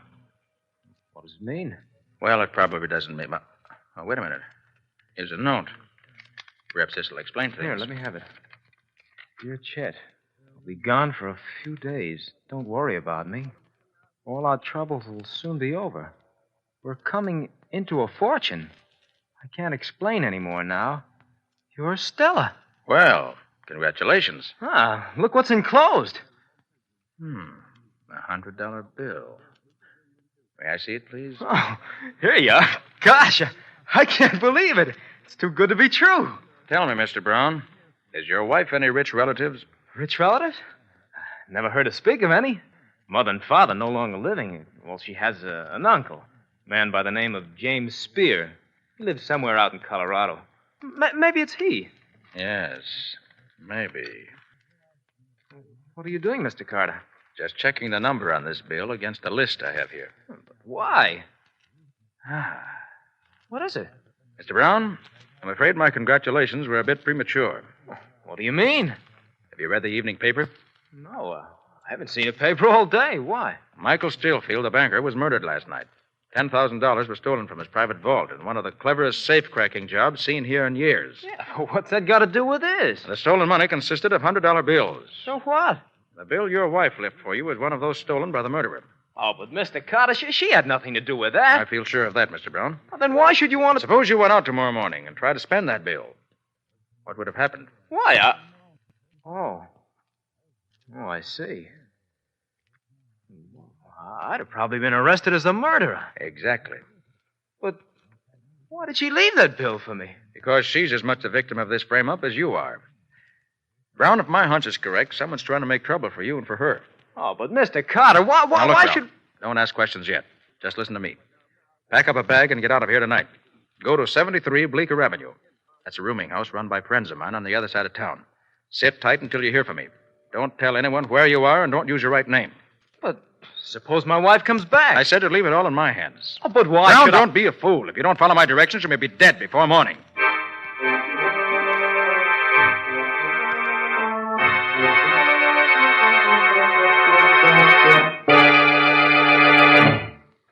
So you don't think either Brown or his wife had anything to do with the murder, Nick? No, Patsy, I don't. Too obvious a frame-up. A frame-up? Yes, don't you see? The murderer persuades Mrs. Brown to go somewhere with him on some pretext or other and gives her one of the stolen bills to leave for her husband, who's sure to be arrested if he tries to spend it. But why should the murderer want to pin the job on Mr. Brown? That I don't know the answer to, Patsy. Except that for some reason or other, he wants to get Brown out of the way. Hello? Hello, Nick. I'm glad I found you in. Oh, Riley, what is it?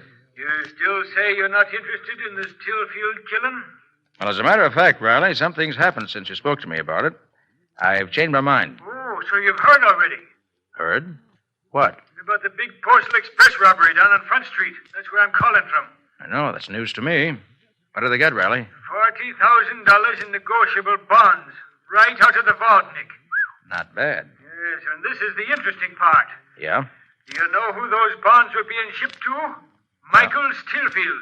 Stillfield? Okay, Riley, thanks. I'll be right down. Well, Patsy, this thing gets more interesting by the minute. Let's go.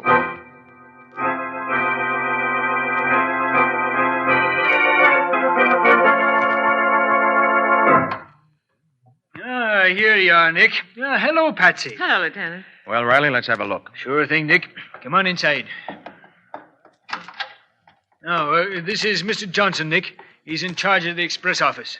How do you do? So glad you came, Mr. Carter.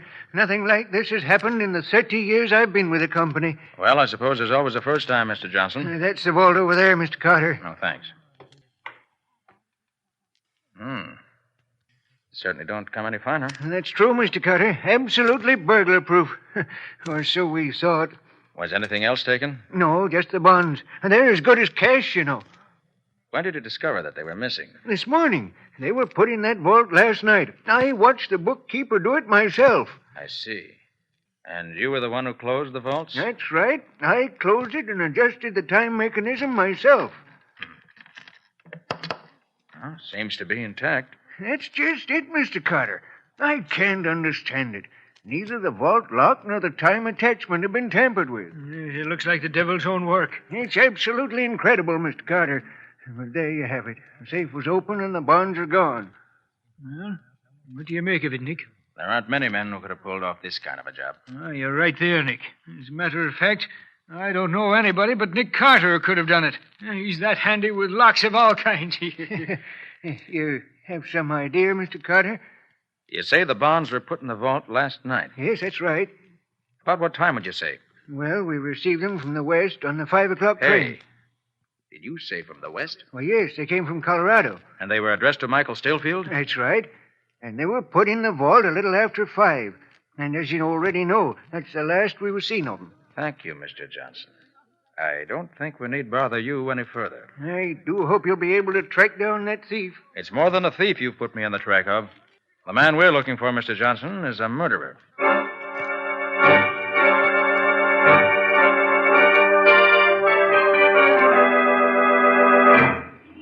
Hey, what was that stuff you were giving Johnson about looking for a murderer, Nick? That's exactly what I meant, Riley. You mean there's a connection between the murder of Michael Stillfield and this robbery, Nick? You catch on fast, Patsy. How do you figure it, Nick? Well, in both cases, it was Stillfield's property that was stolen. And in both cases, there was a remarkable safe-cracking job, right? There's no doubt about it. Looks like it could be the same ones, all right. And you recall where Johnson said those bonds came from? Yes, from Colorado, Nick. Well, sure, I remember her saying that, but what's that got to do with it? Just a hunch, Riley. By judging by the way these two safes were broken into, I think I know who probably did it. Who? Clint Bartow. Clint Bartow? Oh, you're having me believing the dead come to life again, Nick. Why, don't you remember? He was reported dead 5 years ago up in Canada someplace. Yes, but where Clint Bartow's concerned, I don't have much faith in that kind of a report. He's the most dangerous and resourceful criminal on the continent. Riley, I wouldn't be surprised that he had that report circulated purposely. Well, no, I hadn't thought of it that way. Furthermore, I suggest you make a thorough check on the background of Michael Stillfield, the murdered banker.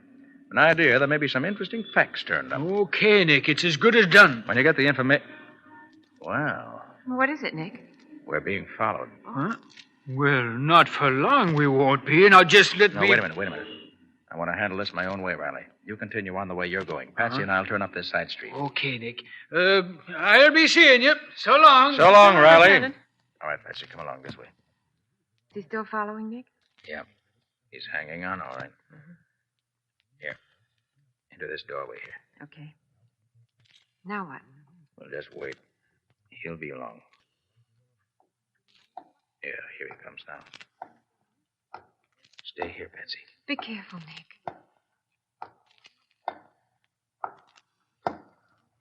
Hey, you, what's the idea of following me? What? Who? Me? Yes, you. You've been tailing me ever since. Oh, no, you don't. Hey, let go of me. I ain't done nothing, mister. No, not yet you haven't. Now talk, my friend. And let's hear something interesting. Okay. I was tailing you. That's what I thought. What's your game? Oh, not my game. It was some bloke I met near the express office. Yes? What about this bloke? Well, he says there's a 10 spot in it for me if I keep an eye on you all day. You know, see where you go and what you do. Well, then what? Well, that's all, mister. And I was supposed to report back tonight at 8 with a dope and get paid. I see. Where were you supposed to report back? Beach Street, opposite the railway station. What did this man look like? Oh, you can't miss him, mister. He's about 6'6", dark hair, and he has a long curved nose. Wow, so he's the one. Oh, you know him, huh? Yes, I think I do. You were offered $10, you say? Here's 20. What for? For forgetting all about reporting back, see? Oh, I get it. Sure thing. Thanks. Wait a minute. Yeah? I want to get a good look at you. Huh? Mm-hmm. Yeah. Okay, I shan't forget what you look like in a hurry. Now beat it, and remember, stay out of my way. Okay, mister. All right, Patsy, come on. What now, Nick? We're going back to the office. I've got a special job to do now that requires a complete change of wardrobe. In fact, Patsy, a complete change of everything.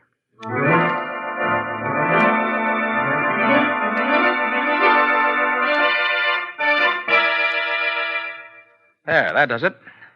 Hand me that mirror, will you, Patsy? Mm-hmm. Here you are, Nick. Not bad.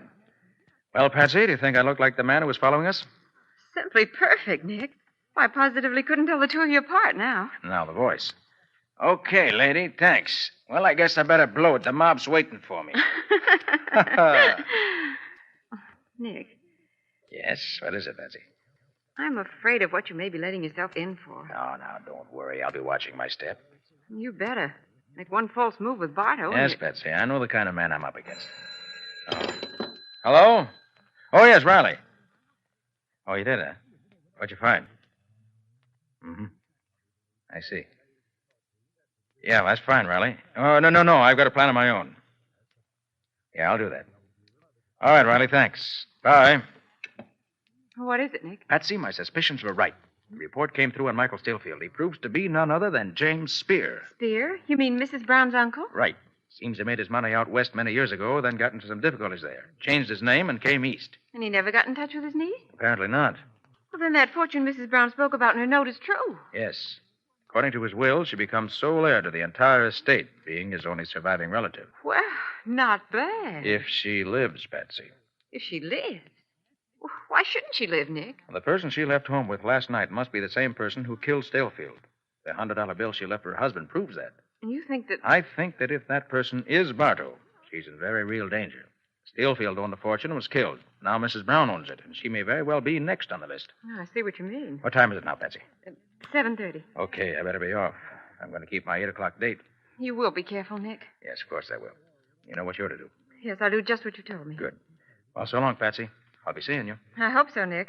I hope so.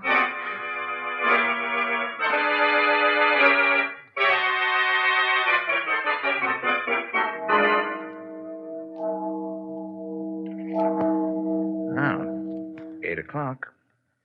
And this is the corner, all right. But nobody seems to be sure. Wait. Uh-oh. You waiting for someone, Bud? Yeah, I was supposed to meet a guy here at 8. Okay, I guess you're the one. Follow me. Where are we going? I'm taking you to the boss. Where's that? You'll find out. Come on.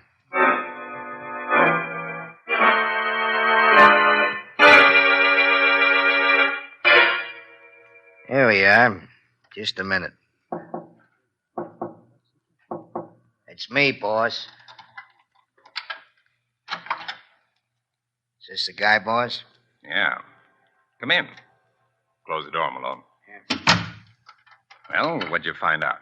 I followed the guy like you said. Well? How about that 10 spot you promised? Don't worry, you'll get it. Now, what happened? Nothing. What do you mean? I tailed the guy to a house on Elm Street. He went in. I didn't see him come out all day. I see. Well, okay, you did a good job. Here's the 10. Anything else, mister? I could use more dough. And I ain't particular how I make it, if you get what I mean. Yeah, I get what you mean. You see, I figure you must have some kind of a racket, mister. Very clever reasoning on your part. Yeah. I'd sort of like to get in on it. That is, if you could use a guy like me. Maybe I could. You don't happen to know the name of that man you were following, do you? Never seen him before. Well, it was Nick Carter. Nick Carter? Who's he? Never heard of him, eh? Well, he's just about the greatest detective this side of the Atlantic. Hey, this Carter must be quite a guy. Quite a guy is right. With quite a bag of tricks. He's the one man that stood between me and a fortune on 3 different occasions. Put you in the jug, huh? No, not quite. But on account of him, I've had to lay low the last 5 years. Now I've got another fortune within my grasp, and he's not going to stand in my way again. No, sir. I'll see to that. Yeah, worked out a scheme, huh? Yeah. Beautiful one. Beautiful and simple. He's going to be hoist by his own petard. Come again? One of his own great tricks is going to be his undoing. I don't get you. All right, Nick Carter. You can come out from under that trick voice now. Keep him covered, Malone. Yeah, right. Well, congratulations, Bardo. I was sure I had you fooled. It was a neat job, Carter. Your resemblance to Trigger is absolutely uncanny. Trigger? Yeah, one of my own men. Oh. It was all a frame, and you fell for it. Knowing you and your tricks, I figured that's exactly what you do. And now that I'm here, what do you propose to do? Something I should have done a long time ago. This is the end of the road for you, Carter. Bardo, I think you're bluffing. Oh, you do? Yes, I do. Why'd you have to go to all this trouble? You could have had one of your men shoot me in the street. No, Carter, I had a special reason for wanting to bring you here alive. Yeah? What's that? I wanted to see the look on your face when I opened the door to this inner room and you saw this. What? Chester Brown? Yeah. And I assure you he wouldn't be sleeping so peacefully if he knew what I was planning for him. And for you. Hey, you, wake up. Wake up. You've got company. You gave him too much of that dope, Malone. You might have killed him. So what, boss? Ain't that what you want? Yeah, but I want him to wait until Mr. Carter could keep him company. I want them to go out together. Come on, you. Wake up. You may not believe it, Brown, but this tough-looking thug is really our old friend Nick Carter. Oh, so it's you, Mr. Carter. I thought I told you to hide away that address I gave you. I did. These guys found out where I was. Did you tell anybody where you were? No, nobody. I just gave my address to my old landlady so she could forward my mail. Right boy, isn't he, Carter? Well, now that I've got you both here together, I'm going to hang you both together. Trigger, Yeah, boss? come in here. Help Malone tie this great detective up while I keep him covered. It'll be a pleasure, boss. Hello there, detective. And thanks again for that 20. Don't mention it. You want this other guy too, boss? Yeah, get him up on his feet. I want to watch them dance together. Yeah. Come on, you. Come on up, sonny boy. And you. Okay, boss. All set. Did you frisk him? Yeah, he's clean. Here's his gun. All right, then. Mr. Carter, what are they going to do? Looks as if they mean to hang us. No, they can't do that. You can't. I haven't done it. You squeal like a stuck pig. Be like Carter. He isn't saying a word. I still don't believe you're going through with this, Bardo. No. Get Carter's rope over the rafter at this end. Put Brown's rope over the other end. No. Come on now, up there. There you are, boss. Good. Now a couple of chairs for him to stand on. See here, Bardo. You've nothing to gain by murdering us in cold blood this way. You've killed one man already. You've stolen $50,000. What more do you want? $50,000? That's pin money. Still feels it's worth $5 million. And what about it? That fortune's going to be mine, every cent of it. And you're the only man that might stop me, so I'm taking no chances. I know you're clever, Bardo, but I can't see how you're going to get your hands on Steelfield's money now that he's dead. On the contrary, Carter, that's what makes it all so simple. Because it makes Mrs. Brown his sole heir. And Mrs. Brown has been led to believe, by something that I said, that I'm a lawyer. And she's already turned over to me all the credentials necessary to claim her uncle's fortune. I'm sure my own wife will have no trouble at all convincing the real lawyers that she is Mrs. Brown. The real Mrs. Brown, poor woman, won't be with us very long, I'm afraid. Oh, you fiends, you devil! Get after you! Oh. So that's your devilish scheme, is it? Yes, and it's a scheme that I'm sure is going to pay off. I don't think so, Bardo. What do you mean? You really don't think I was foolish enough to come up here without taking certain precautions. Such as what? The police know exactly where I am. I'm afraid the laugh's on you, Bardo. Yeah? Look out of the window, Trigger. Okay. I don't see nothing. Hey, wait. Say, there is a cop across the street. What's he doing? Just stand there. Hey, maybe there's something to it, boss. Let's get this thing over with and beat it. Okay. Maybe what you said was so, Carter. It isn't going to help you much. Get them up in the chairs, boys. Right. Come on. Up you go.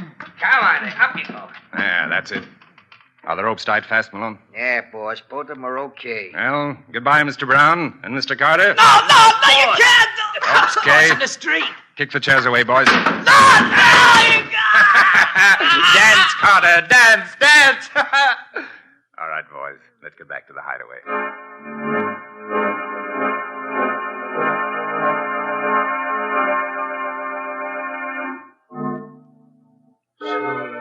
So that was his plan, Patsy. Yes, Lieutenant. I see. And if Nick didn't come out in a half an hour, we were to go in after him. The time's just about... Oh, look, Lieutenant. Huh? What is it, Patsy? Those 3 men leaving the building. They're getting into that car. And in an awful hurry, too. Come on, Patsy, let's go in. Nick! Nick, where are you? Nick Carter, are you here? Try this door. He's not here. Try that one over there. He's not here. It's getting so dark, you get... Here I am. Hey, Patsy, listen. Oh, Nick, are you all right? Let me find the light here. Oh, Nick, what's happened? What are you They telling... tried to hang us. Hang you? Who's that with you, Nick? That's Brown. Nearly passed out. Oh. But I think he's going to pull through now. Oh, Nick, are you all right now? Yeah, I'm okay. My throat's pretty sore, but I live long enough to see Bardo and his men behind bars. Oh, take it easy, Nick. There's time enough for that. No, there isn't, Riley. Patsy, you stay here with Brown. Look out for him. Riley, where's your It car? was just on the block. Why? We haven't a second to lose. We got to follow Bardo. Huh? Every minute counts now, and a woman's life's at stake.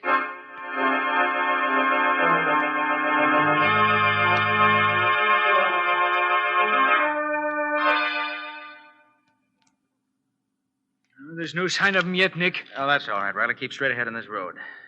Hey, do you have an extra gun in the car? Yeah, you'll find one under the seat there. Good. Oh, yes. Here it is. Well, how does your head feel, Nick? Much better now. How did you ever get loose, Nick? They actually had you strung up, didn't they? They sure did. I can still feel it. Well, how did you do it? After they tied my wrists, I got Bardo to talking. That gave me time to work him loose. Oh, you mean you swelled your wrists when they tied them so that when you relaxed, they'd be so much smaller, huh? Mm-hmm. Except that having my hands free wouldn't have helped me much if Bardo and his men hadn't left right away.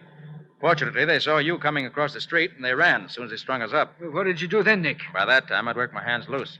So I grabbed the rope above my head and pulled myself up. Phew, that was close. Yes, it was. And I cut the rope with a little trick knife that's built into my tie clasp. I never thought to look for one there. Then I cut Brown down. Poor fellow, he was almost gone. Well, thank heavens you outsmarted them, Nick. As for Barto, that dirty, murdering, no-good scoundrel... Oh, look, I Riley. could... Huh? There's a car ahead of us. Oh, was that the right one, Nick? Let me see. So much dust on that. 3J20R7... Is that last... Oh, 6. Yes, that's the car. All right, now take it easy, Riley. I don't want him to get suspicious. Right. Yeah, they're turning up that dirt road there, Nick. Shall I follow them? Say, I know where that hideout is now. You do? Yes, must be the old Fairbanks Cave, not far from here. Bardo used it before. You stop the car here. If luck's with us, this is the end of the trail. And the end of Barto.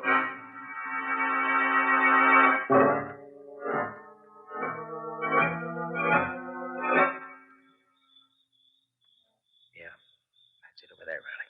See it now? Yeah, we got him cornered like rats, Nick. All we have to do now is sit tight and wait for him to come out. No, that won't do. They've got Mrs. Brown in there. We got to get in before it's too late. Hey, Nick, There's someone coming out. It's Trigger. Come on, Riley. This is our chance. Quiet now. We'll creep up on him. I'm right with you, Nick. You'll get behind him.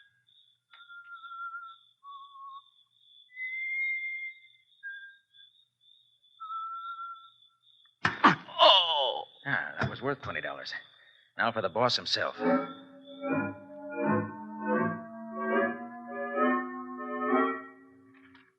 Well, boss, when are we going to get it over with? Right now, Malone. Did you take a look at her? Yeah, she's all tied up the way we left her. All right. Say, Trigger. Trigger. Yeah, boss, coming. What's up? That special little job on the lady inside. We're going to take care of that right now. Then what, boss? What do you mean, then what? Then we bury her, of course. And that's the end of Mrs. Brown. Then my wife takes over, claims the fortune, and we're all set for life. Oh, yeah. I was forgetting that you're going to palm the wife off as Mrs. Brown. You talk too much, Trigger. I prefer action. And so do I. Get your hands up, Clint Bartow, and you too, Malone. Hey, what is this? Boss, that's... Hoist by his own petard, eh, Bartow? Carter. They caught it. It can't be, boss. But it is. Now back up, both of you, and keep those hands up high. Riley. Yeah, Nick. Come on in. Good work, Nick. Were you in time? Yes, Mrs. Brown's okay. She's inside there. Well, I guess we can call it a day, Nick. You saved the lives of the Browns, and we got Bartow and his gang where we can put him away forever. That's Riley. That's true. Huh. Clint Bartow and his tricks. Hoist by his own petard. Huh? What in the world does that expression mean, Nick? It's an old Hindu proverb, Riley. It means, man who make noose for other fellow, sometime find it around own neck.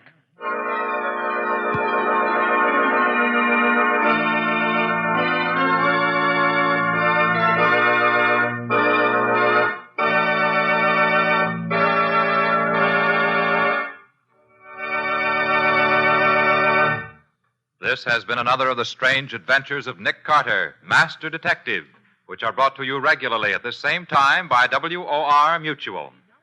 What's on the menu for next week, Nick? Imagine a murderer sitting in the death cell at State's prison. It's just 8 hours before he's scheduled to die in the electric chair. And then suddenly he sends for Nick Carter to prove he's innocent. Why did he wait so long before he sent for Nick? Well, that's all a part of the story, Joe. But I want to tell you that the next 8 hours are about the busiest 8 hours that Nick ever spent. And was he innocent? That's also a part of next week's story. In other words, Mr. Ripley, we're just not telling anymore until next week. So I see. But I think when you've heard it, you'll agree that it's a story well worth hearing. So long. So long, folks. So long to both of you for another week. In the strange adventure you have just heard, Nick Carter was impersonated by Lon Clark, Patsy by Helen Choate. The story was written for Nick Carter by Ralph Berkey. Original music was played by Lou White. The entire production was under the direction of Jock McGregor.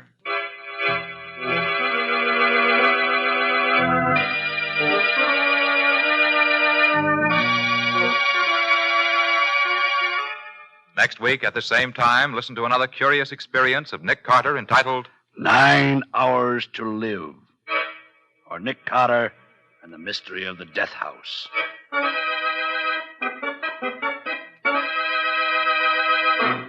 This story is a copyrighted feature of Street and Smith Publications, Incorporated.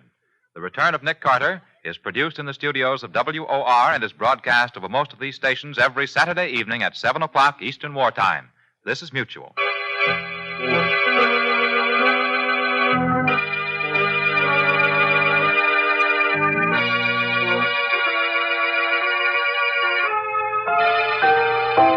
Say, want a brand new breakfast idea? Then get the Betty Crocker cereal tray, the Betty Crocker cereal tray.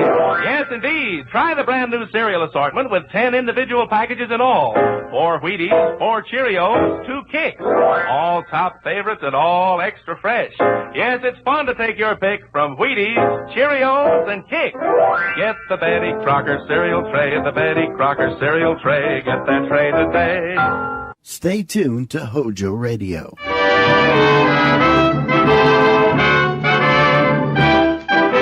The makers of Chevron Supreme Gasoline and RPM Compounded Motor Oil invite you to Let George Do It. The Adventures of George Valentine, brought to you on behalf of Chevron gas stations and standard stations throughout the West.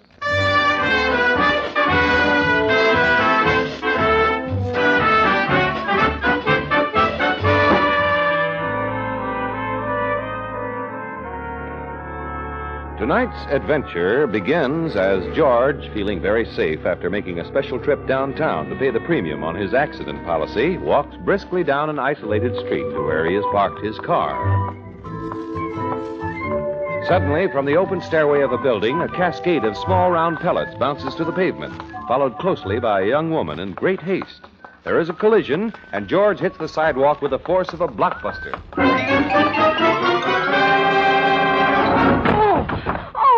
Are you hurt? Oh, you don't have an extra sacroiliac on you. Can you get up? I think so. Well, then, do you mind Do I mind what? getting up off the pavement? Well, if I'm in your way, couldn't I just slide over? You're lying on my pearls. Pearls? Oh, good. I thought those lumps were misplaced vertebrae. No. Hey, Thank you. Now, let me see. That makes 32, 33, 4. yeah, here's a few in the gutter. Oh, good.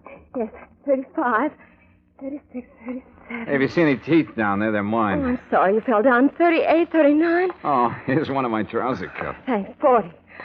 I see you, you little rascal. 41. 41. 41. Lots of 41s, aren't there? I've lost one, number 42. I've lost one. Oh, good Lord, what'll I do now? They'll kill me for this. Oh, come now, lady. Where is it? Where is it? There were 42 of them. What have you done with it? Well, I'm afraid I've kicked it down that sewer drain. What? You kicked my pearl down the... Where? I don't see it. All over there, see? Here, through the grating. Oh, well, you lucky. Landed right in that Sunday cup. Oh, I see it. Oh, yes, there it is. Oh, thank heaven. But how did we get it out of there? Well, it's a very delicate engineering problem. I need a long stick and that chewing gum if you're through with it. Here. Thanks. Now, let's see. That's lucky. Here's a stick. That might do it. Can you reach it? No, not long enough. You know, that's quite a drop down there. Oh, good Lord, if anything happens to that pearl. Well, I hate to do this, but... Are you going down there? Here, hold my coat, will you, lady? All right. There's a ladder in here. Don't fall down and hurt the pearl. Oh, thanks a lot. I'll be careful. Got it. Give it to me quickly. All right. Catch. Oh. Nice one. Thanks. Hey, wait a minute. What are you doing Thanks with that a lot, ladder? Has. You've been very helpful. Hey, what is this? Put that ladder back. The least we can do is leave things like we find them. Hey, come back here. You, what's the matter with Don't worry, lover. A heavy rain ought to float you right up to the top. Sorry, I just can't stand saying goodbye or answering questions. Well, I'll be... Hey! Help!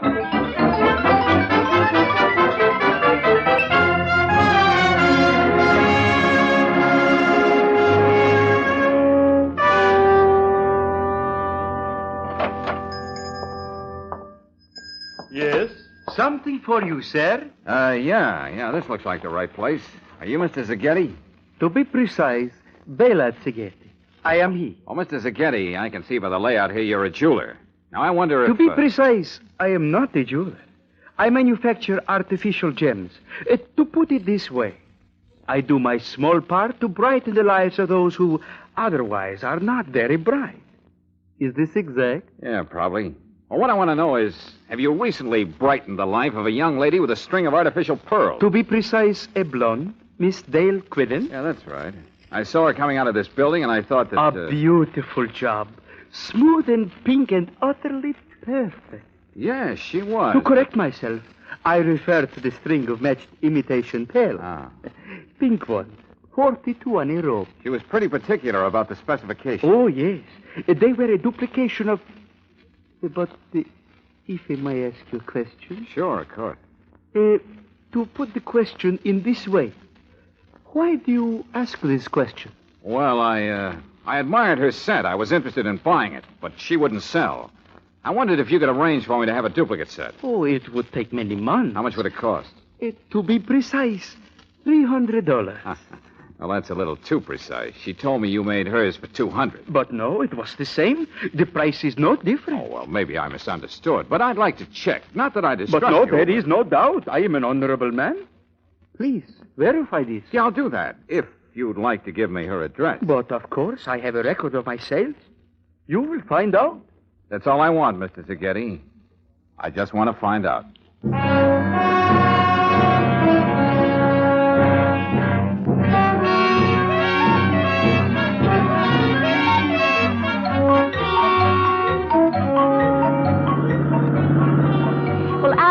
George, anybody who'd go down into a sewer pipe after a blonde deserves everything. Oh, now listen, Brooksy, I didn't follow her into the sewer.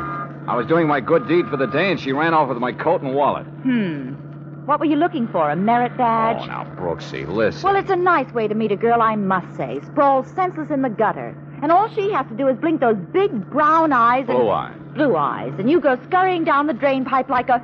Rat. Rat. Thank you. And then because you're caught in your own trap... Well, that'll teach me to keep my trap shut. You come cringing back to me like a... Good puppy. Puppy. And you expect me to feel sorry for you. So she jilted you. Good for her. What were you trying to prove anyway? Well, I guess I was just trying to prove I was willing to start at the bottom and work up. Brooksy. What? You're not mad. Oh, George, of course not. But I hate to see a woman make a fool out of a man like you. Another woman, that is. Well, don't you worry. I'm going to prove to her I'm nobody's fool. I know you're not, darling. Yet. Huh? But I'm working on it. Hey, wait a minute. Here we are. Yeah, you're right. There's the number. 7700. Uh-oh, he's right. Sure you want me to come along? Unless you're afraid of the competition. What? Oh, aren't you smug? Lead on, McDuff.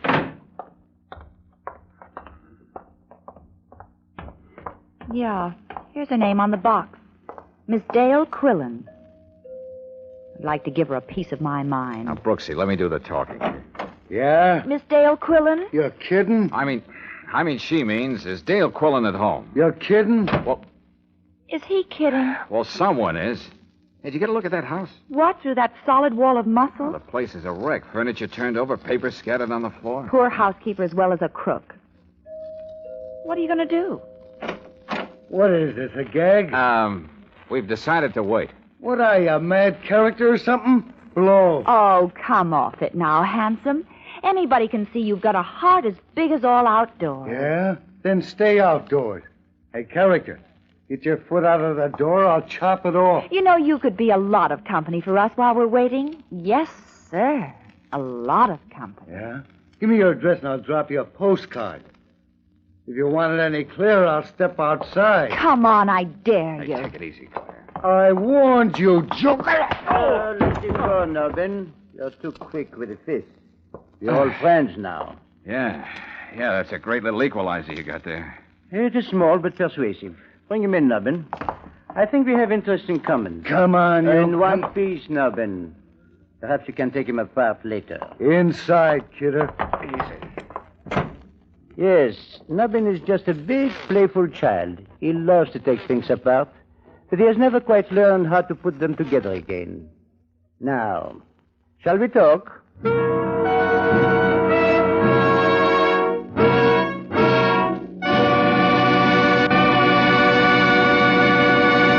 We'll return to tonight's adventure of George Valentine in just a moment. Meanwhile, let's go from assault and battery to just plain battery. For thousands of Western motorists, October means a lot of weekend driving, like football games and hunting trips. But for the battery in your car, October means extra work and power drainage because of the colder weather and lots of stop-and-go driving. So let me give you a two-way economy tip. First, depend on the men at your standard station or independent Chevron gas station for periodic battery checkups. They have all the equipment and know-how for keeping up your battery's maximum power and for giving it longer life. Second, when you fill up your tank, ask for Chevron Supreme gasoline. Tailor-made for each different climate and altitude zone, high-octane Chevron Supreme assures instant starts, eliminates grinding on the starter, and drain on the battery. So for definite battery economy in colder weather, just remember regular battery checkups at any Chevron gas station or standard station and Chevron Supreme gasoline.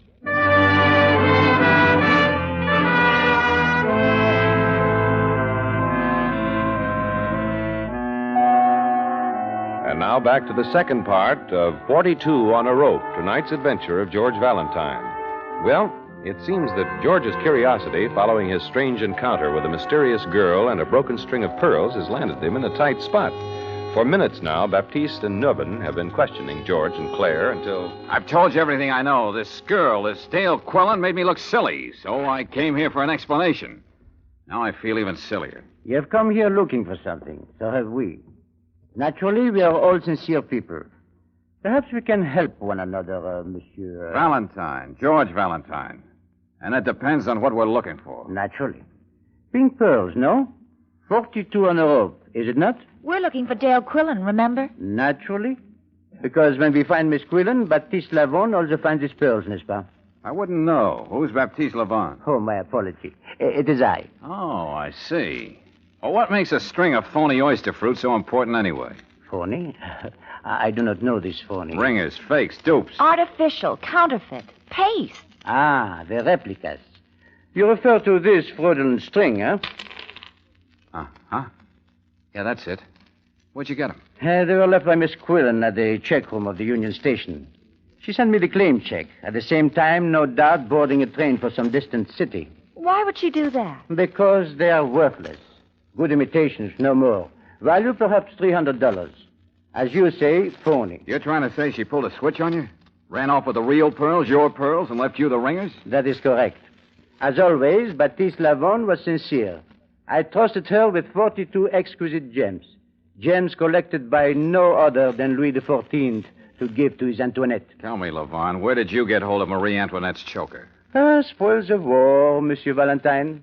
As an officer of the Vichy government in France, my job was to appraise and catalogue war prizes for the victorious Nazis. Naturally, the sincerity and integrity of Baptiste Lavon were above approach. Naturally. So you held out the match picks. Naturally. Oh, when the fortunes of war were reversed, Baptiste Lavon reversed too. Miss Quillen came to Paris with an entertainment unit, and we became friends. And she smuggled them into the States for you. That is correct. That'll teach you not to be so sincere. Are you kidding? Well, hello. Now, you are friends of Miss Quillen. You see my predicament. I must know where she is. You will tell me? I've told you. I don't even know the girl. Your mode of entry contradicts you. You are her confederate. We are not quite fools here. Yeah, we ain't no dopes, you know. You do not help, Nubbin. Well, they're stubborn. Now you may take the man apart. The girl adores him. She will weaken first. You may proceed. Yeah. I'll loosen him up first with my belt. Then I'll get technical. No, don't. He doesn't know anything. Let go of my arm, lady. Stop it. Let him alone, you fool. Can't you see he doesn't know anything? You won't let go, Baptiste. I would advise you to do as Nubbin said. Claire, better sit this one out, honey. I won't let them. Who's that? I don't know. It seems to be a messenger of some sort with a package. Package? I will not insult your intelligence by warning you to keep quiet. Answer it, Nubbin. Yeah. I've got a package here addressed to Handsome. Handsome, that's all the name it's got. That's me. I'm handsome. You? Are you sure? You kidding? Give me the package. Well, can you identify yourself? Sure. Take a good look at me. Now, wouldn't you say I was handsome? Yes, sir. You got pretty eyes, too. Okay, give me the package and dust.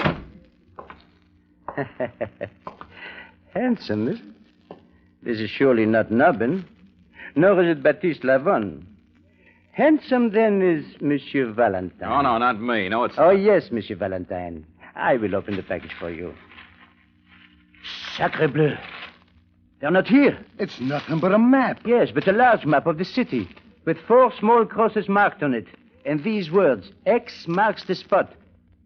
But there are 4 X's. Yeah, one at High and 23rd. And one at Elm and Valley. And 14th and Underhill. And Casta and Granite. 4 spots marked with X. What does this mean, Monsieur Valentine? Well, how should I know? Oh, go ahead, Handsome. Tell them. They'll find out anyway. What? What do you... Oh, yeah, okay. Well, it's obvious, isn't it? She planted the 42 real pearls in different places. So even if you found one hideout, she'd still have 3/4 of them hidden away at other places. Excellent. You know these hiding places? Naturally. Excellent.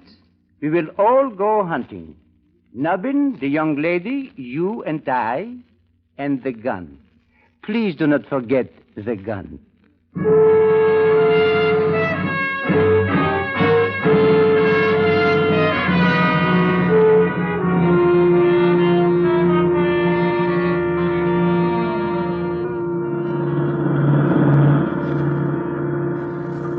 Well, here's the first stop. Costa and Granite. Where am I going to park? Pull up to the curb now and let us out.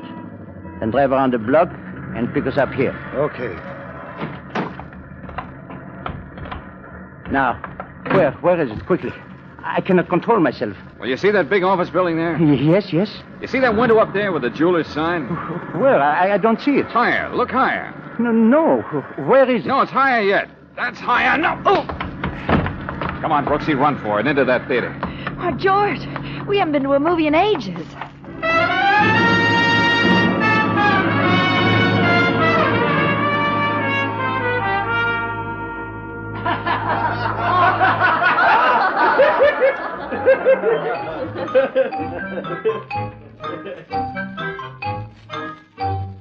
Oh, it's a cartoon. Good, I could stand a laugh. We didn't come in here for laughs, Brooksy. Do you think Levon saw where we went? I don't know. It's pretty dark in here. Can you see? Oh, little. It's crowded. Maybe we'd better take singles. You leave me alone and I'll scream the place down. Okay. Hey, that looks like two in the middle there. Good. Excuse us, will you? Pardon me. I beg your pardon. Oh, this is fine. We can hold hands. Oh, George, are you all right? I think so. Oh, did you see that? That was very funny. The mouse was run over by a steamroller. I know just how he felt. What's it all about, George? What did those 4 X's on the map really mean? I don't know, but I'm working on it. You think we're safe in here? Well, there are 4 X's and we're right in the middle. Wait a minute. Shh. Quiet, I got it, Claire. That's it. The 4 X's and us in the middle. Shh, quiet. What, you two? No, look, George. There's Levon coming down the aisle. Yeah, Nubbin's coming down the other aisle. I don't think they've seen us. Let's get out of here. Oh, George. Oh, gosh, now I'll never know how the mouse got out of the cement mixer.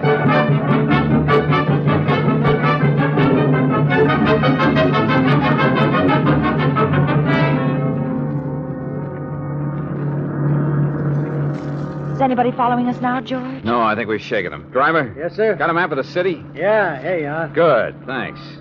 Say, pull over to the curb a minute, will you? Sure. What is it, George? I only hope Levon doesn't figure it out as fast as I did. Hey, you got a pencil, Brooksy? Yeah, an eyebrow pencil. Good. Thanks. Hey, now look. You remember the 4 intersections where the X's were? Yes. Now, I fold the paper here. Yeah. And draw a straight line from this X to this X. Fold it again and draw another from here to here. And you get a big X. Yeah, Brooksy. X marks the spot, intersecting at DeLong and King Avenue. And that's where we'll find Miss Dale Quillen.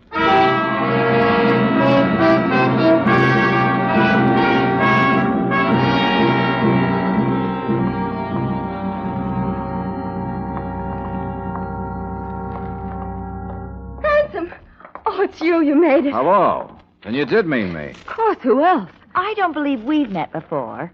I'm Claire Brooks, George's fiancée. Secretary. Oh, practically the same thing. Looking at you, I guess it would be. How'd you know I was in your house? And how'd you know I'd get your message? I knew Baptiste and Nubbin were inside. I was watching from the vacant house across the street. I saw them take you in and knew they'd make it tough for you. What made you think I'd catch that X marks the spot routine? Well, you'd gotten that far with a lot less to go on. Also, I found your business card in your wallet. You're George Valentine, aren't you? Well, perhaps I should introduce you two. I figured you'd know the score because you're a professional troubleshooter. And brother, have I got trouble. Well, if I can be of any now, help. Wait a minute. Remember the sewer, George. Oh, I'm awfully sorry about that. I was panicky. It won't happen again. Darn white of you. Come on, let's get away from here. First of all, suppose you tell us what you did with Marie Antoinette's necklace. After you. I haven't got it. I don't know where it is. Oh, well, that helps a lot. Take off, driver, anywhere but here. Now, wait a minute. Let me get this. All we know is that you smuggled the pearls into the States. Now you tell us you don't know where they are. Take it from there. I know I had them. Levon concealed the pearls in a bottle of wine. I saw him do it. They were stuck to the bottom of the bottle with wax so they wouldn't rattle. Then he filled the bottle and sealed the top.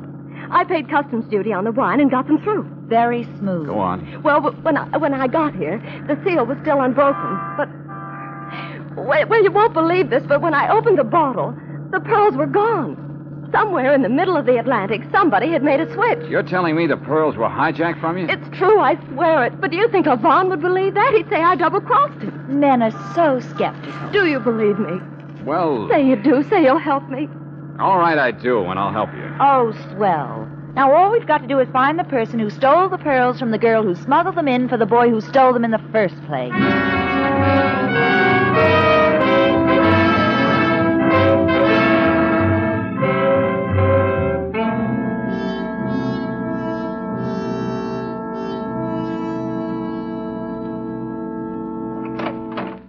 It's okay, Dale. This is my office. You'll be safe here. Yes, I'll see to that. Come on in, Claire, and shut the door. Better lock it.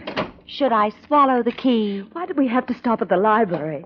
Why did you have to take out a book at a time like this? Well, I'll tell you, and listen carefully. Lavon's desperate. We've got to have some answers ready for him before he catches up with us. Oh, I have a feeling he's close by. You don't know him like I do. He's closing in on me. I know he is. Look, Dale, look. Keep calm. He's not in the filing cabinet or under the desk. Hey, Brooksy, open the closet door and show Dale he's not in there pointing a gun at her head. Okay. I have a surprise for you. He is. Huh? Keep your hands away from that desk, Monsieur Valentine. Back up, please, both of you. Miss Quillen, remain where you are. Oh, no. No, I knew it. I knew it. Face the wall, both of you. Your hands high. Higher. Nubbin? Yeah, Baptiste? Keep them covered. If either one makes a move to interfere, squeeze the trigger twice. I'll do that thing. And that's no gag, Joker. And now, we come to you, Sherry. At long last, eh? Baptiste, listen. You've got to listen. You've got to give me a break. You made a fool of Baptiste Lavon once. For that alone, I hate you. Should you do it twice, I would hate myself. No, Sherry. Your luck has run out. I didn't double-cross you, Baptiste. I swear I didn't. No? What do you call these? Pearls? You rotten little cheat. No, listen. I had them made, but give me a chance. I can explain. No, Sherry, they're phonies. Phony like yourself. Baptiste, the pearls, they were gone when I opened the bottle. Somebody took them. You've got to believe me. You carry the light to the end, eh, Sherry? Your last chance, my darling. Where are the pearls? I don't know. Don't move. Stay just as you are. I want to remember you like this forever. Bonsoir, Sherry. Lavon. Quiet, Joker. I know where the pearls are. I said quiet. Wait. What was that, Monsieur Valentine? Call off your dog, Lavon. I'm ready to talk. Don't listen, Baptiste. He's a kidder. You can talk, Monsieur Valentine, from where you are. All right. Your story about Marie Antoinette's necklace got me interested in famous jewels. I've been to the library and picked up a book. That's it on my desk there, the red one. Now go on, open it. To the page I have marked. If this Wait is now, gang... Ben. The book, yes. Jewels of History. Go on, read it. Read what it says. I am reading. What is it, George? It's Dale's life insurance, Claire. Uh-huh. I have read it. Well? Well, I guess you win, Valentine. Can we put our hands down now, Lavon? Of course. Let them alone, Navin. You have very nearly made a tragic mistake. I thank you, Monsieur Valentine. Baptiste Lavon thanks you. I don't get this, Baptiste. Come, Nabin. We've worn out our welcome. Monsieur Valentine, we will trouble you no more. You will never see us again. Bonsoir, chérie. Now I will remember you always as you were in Paris.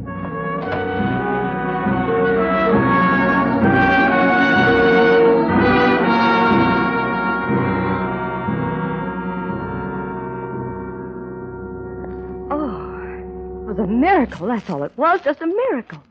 What did you do to him, George? What was in that book? Read it, Claire, out loud. Oh, yes.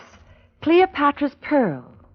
Cleopatra, to impress Mark Antony, once dissolved a pearl in vinegar and drank it to his health. Dissolved? Now, wait a minute, listen.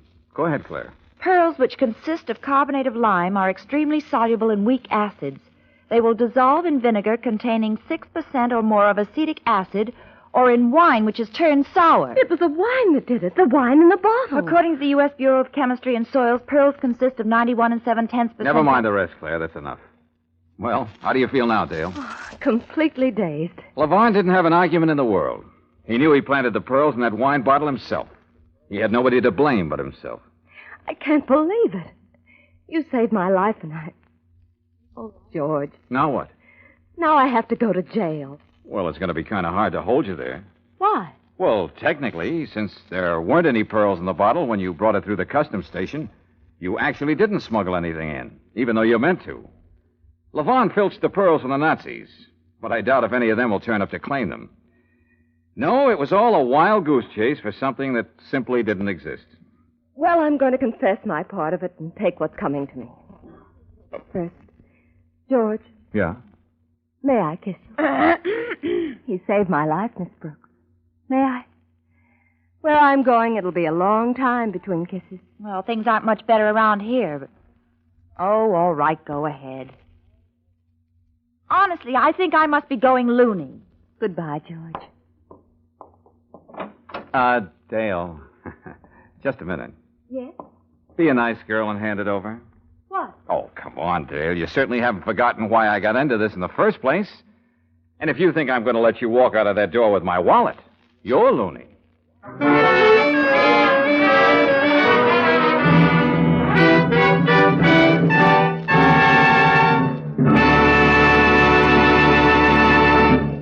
If your family car is the kind that does all-around duty, like taking mother shopping, dropping the children off at school, picking up father after work, you can't choose your tires too carefully. That's why I'd like to talk to you tonight about Atlas Grip-Safe tires. The Atlas tire has a specially designed tread that actually grips the road and brings you to a sure, safe stop whenever you apply the brake. Tomorrow, ask at your independent Chevron gas station or standard station about the built-in safety features of Atlas tires.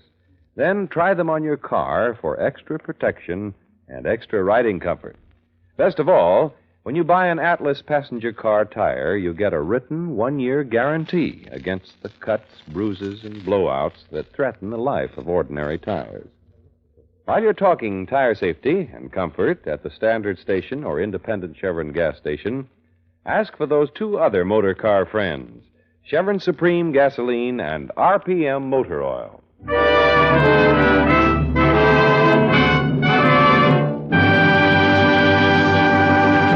Next week, when you tune our way for The Joke Was on the Killer, another adventure of George Valentine, you'll hear George sing, Some joke, I'd say. Brooksy, see what's happened to Mrs. Ralston, will you? Well, sure, George. Glenn, he made me go through with this farce and shoot those blanks. Well, he's not going to do anything like that to you again, Agnes. Wait a minute. Listen, everybody. This man is dead. We've had enough of this vicious nonsense. You're part of this, too. This act, Valentine.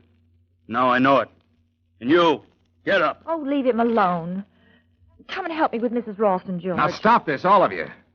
What do I have to do to make myself clear? This started out as a joke, but it's no longer funny. This man is completely, hopelessly dead.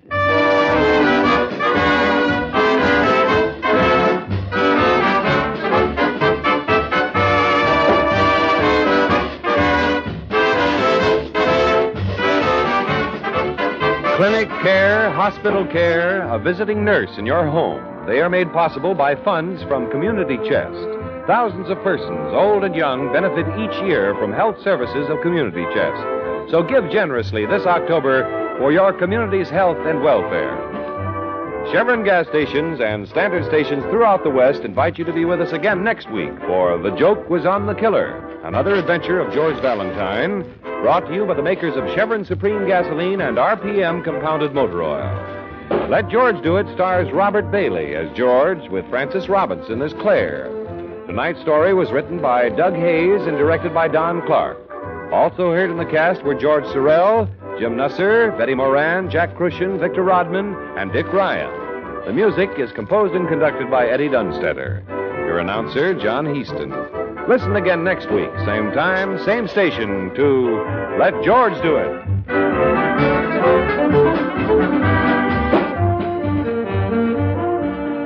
This is the Mutual Don Lee Broadcasting System.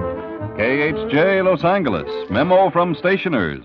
Here are ballpoint pens for every purse or pocket. I'd like to tell you folks about Kraft's golden cheese food, Velveeta. Velveeta is such good eating.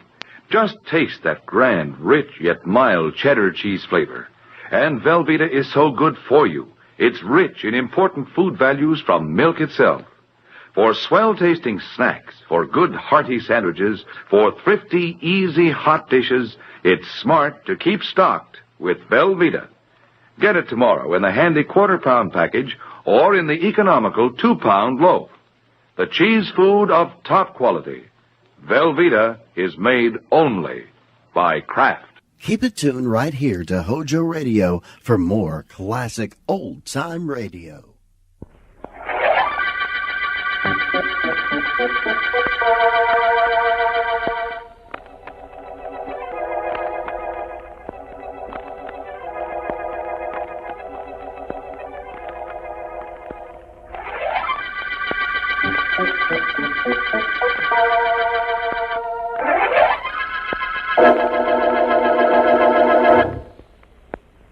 Yes, Mr. Douglas, I understand.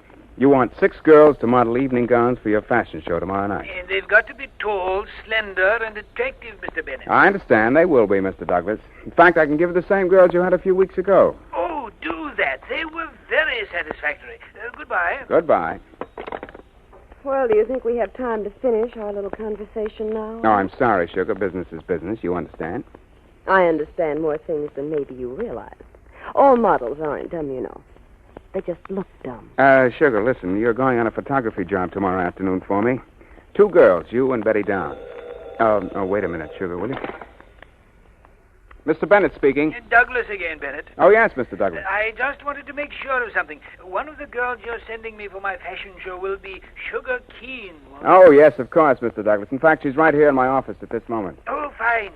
Just wanted to check, that's all. Bye. Bye. Somebody wanted me? I just wanted to be sure you'd be on a fashion show job tomorrow night, Sugar. Another Hollywood-style preview. You worked a few weeks ago, remember? Return engagement by popular demand. Mm-hmm. Well, at least I'm not slipping. Slipping? Why, you're the top photography and fashion model in the country, Sugar. Have been for years. Let's get back to this business about the date tomorrow afternoon. You say it's important. And I'm going to work with Betty Downs, huh? Yes, it's very important. The pictures are for a Hollywood department store. Every movie producer in California will see them. Doesn't that make the job important? To Betty, maybe. She's got movies on her mind. Not me. She's got movies on her mind when she hasn't got Slugger Davis on her. She's not taking your prize-fighting boyfriend away, is she? She's trying, and I don't like it. And I like it a whole lot less because Slugger doesn't mind. Look, let's keep personalities out of business, Sugar. You see, I've got a personal contract with Betty. And if she goes to Hollywood, I'll make plenty. On that tomorrow's date, see that her makeup is okay. See that she looks right, will you? Look out for her, please, Sugar. Listen, Al, I'm telling you right now. If she doesn't watch her step, she better look out for me.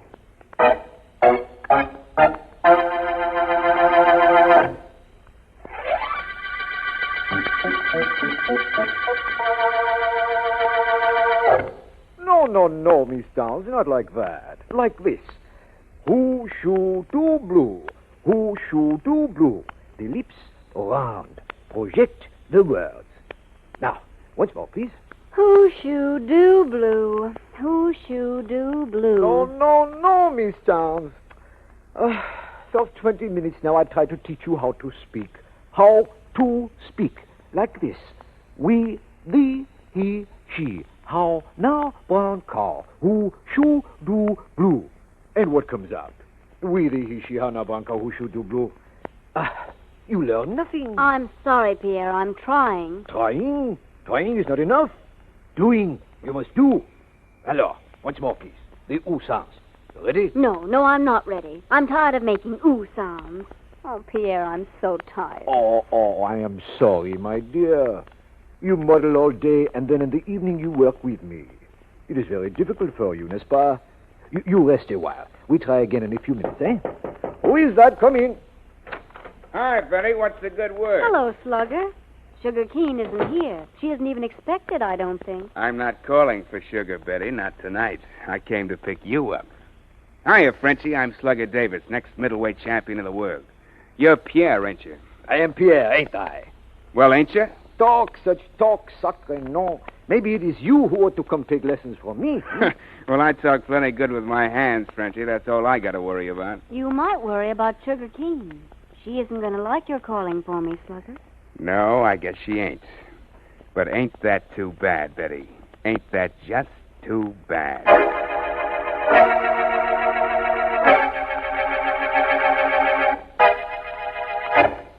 Build your upper lip a little more, Betty. Oh, here, give me the lipstick. I'll show you what I mean. Thanks, Sugar. It's awfully swell of you. I understand these pictures we're taking are going to Hollywood. They sure are. And don't you wish you were? Sugar, Hold your mouth still so I can take care of that upper lip. Why I do these things, I'll never know. Now, there. Take a look. Better? Oh, it looks fine. Have you plenty of pancake on? Those lights are going to be hot. I think I've got enough. Sugar, I want to talk to you about Slugger. I want to talk to you about him, too. Only not now. Business is business, and this is a job. Use a little more pencil on your eyebrows. And put a dot on the outside of each eye. Makes your eyes photograph bigger. Thank you. Right here? Yeah, that's the spot. Okay, let's get inside. I'm ready. Thanks again, Sugar. I'll never forget this. Yeah, I know. Okay, Mr. Stevens, we're ready. Where do you want us? I want you for the first shot. You alone, Miss Keene. Miss Downs, you can wait in the anteroom if you like. I'll call you when I want you. You'll find magazines if you can't read. Thank you, Mr. Stevens. I'll be ready when you call me. What now, Stevens? Just walk up those steps, Sugar. At the third step, turn around and face the camera. This shot shouldn't take long. Ready? Yes, I'm ready. Walk up about here. Turn, face the camera. Hold it just like that, Sugar. Want to take a look through the camera. Hold it now. While you're looking, see if you can find the $100 I'm supposed to get today. Turn a little bit more this way. That's good. Now back so I can get a shadow across the bottom half of your gown. I still haven't seen the 100. Yes, that's about it. Let me take another look through the camera. Maybe the money will be there this time. All right, you'll get your blackmail. Now hold still. You look awfully silly, Stevens. In fact, the only way you don't look silly is when you're paying me my little weekly hush-a-bye money. Stop talking and bend your right knee a little. A little more. Good. Hold it. Hold it just that way and turn on the smile. The big prop smile, but make it like you mean it. I'll just make believe you're paying me. How's this? That's good. Now hold it. That did it. Relax. One-shot sugar, they call me. What next? Relax for a while. I want to take Miss Downs now. I'll get her. Right after you give me that little cash present I get every week. You do like giving it to me, don't you, Stevens? I couldn't possibly accept it if I thought you didn't enjoy giving it to me. I love it. And you'll have it before you leave. When do I get back those letters? At the end of the year, just as I promised. You pay me every week for a year like a good little boy. And your wife will never know you were a bad little boy. And that I have your letters to prove it. You wanted Betty, I'll get her. Hey, Betty. Well, Sugar. Hello, honey. Oh, just like that. Hello, honey. Slugger, I told you to keep away from Betty. But, Sugar... I'll handle this, Betty. Look, Sugar, what are you building? Can't I talk to another dame without you blowing your lid? Listen, Slugger. The only thing that will ever break you and me up is my making up my mind that it'll happen. Me. When I decide you and I aren't a team, we're through. Not when you do. Do you understand? Maybe I do, and maybe I don't. Maybe I don't like you handing out the decision, Sugar. What happens then? What happens then? Mm-hmm. This happens. Try walking out on me, Slugger. And you'll be the sorriest pug that ever walked on his heels. I said the sorriest. I meant the deadest. Come on inside, Betty. We have to have our pictures taken. Business is business, you know.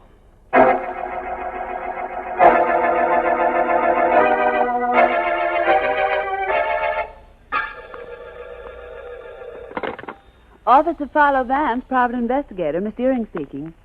What a speech it is, too. Hello, Ellen. Vance there. Hi, Mr. Markham.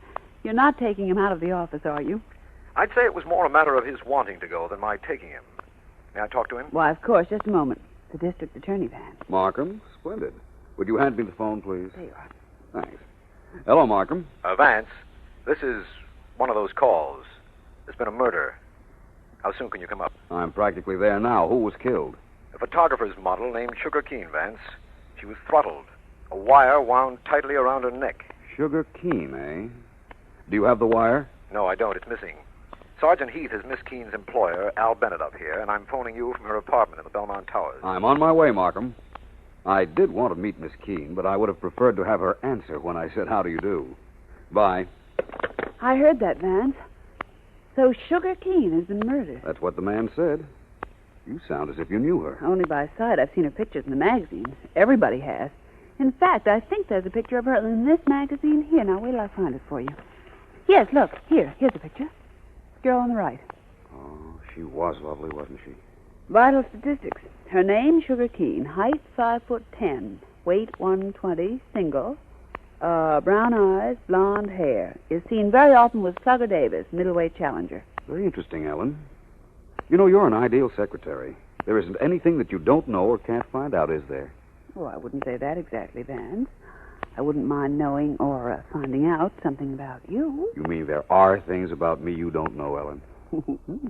Surprising after all these years. Shows how resourceful I am. Or evasive. Well, aren't you off to investigate the Sugar Keene murder? I most certainly am. Ellen, who's the girl shown posed with Miss Keene? Looks a little younger than the murdered girl. Oh, she works for Al Bennett's model agency, too, Vance. Name's Betty Downs. She's new. Just thought I'd ask. Well, maybe she's new, but I'd better be off to meet Markham at the apartment of the late Sugar Keene before any clues left around are old. I'll be back, Ellen. Okay, Vance. I'll be here.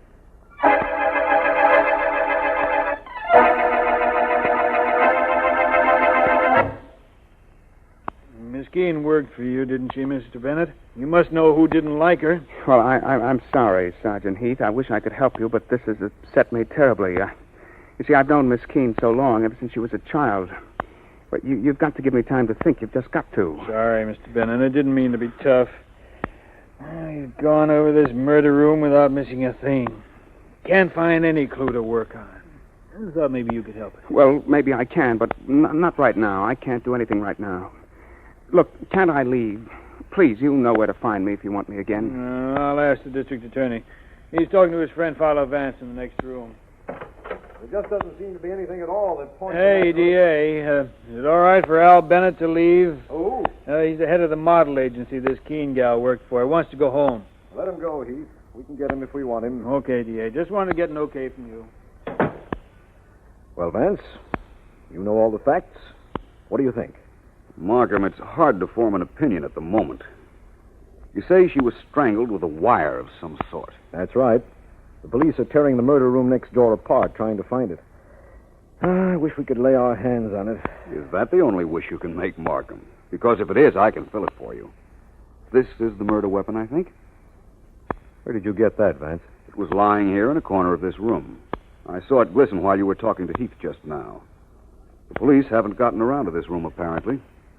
But, Markham, it isn't a piece of wire. No, I can see that. Just what is it? I'm not positive, but I believe it's a piece of costume jewelry. A coiled bracelet that's been unwound. It would make a very effective weapon.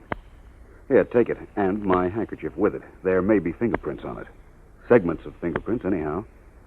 It isn't very wide. My guess is the murderer threw it into this room as he ran out of the apartment. Do you agree, Vance? With the fact that the murderer threw it here? Certainly I agree with that, Markham. What I don't agree with, however, is that you refer to the murderer as he.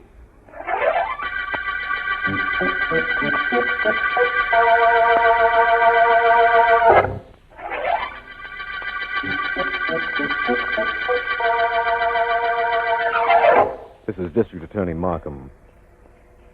The cover girl murder case began when Sugar Keene, popular model, was found strangled by an uncoiled piece of metal which Philo Vance believes was once a costume jewelry bracelet. Al Bennett, model agency head, told us Miss Keene and her boyfriend, Slugger Davis, had been having a severe quarrel over another model, Betty Downs, and also that at one time Miss Keene was friendly with a photographer named Stevens.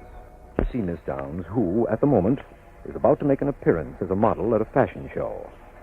Vance should be there. Please, Mr. Vance, I really must leave. I'm due to go on any moment now. All right, Miss Downs, I'll walk with you to the side of the stage. Allow me. Presenting an original Frank World reissue. Imported and sold exclusively by the shop. Quite attractive. Featuring off-the-shelf shoulder design for the cocktail And hour. such lovely shoulders. Please notice the underlip, the full black skirt, shirt away. Oh, that's a wonderful. The bottom in contrasting white crepe. Quite effective. I'm on next, Mr. Vance. I'll have to leave you now. Very well. I'll watch you from the wings. Fine, but very interesting. Goodbye. Our very latest import, ladies and gentlemen. Another Lavo original.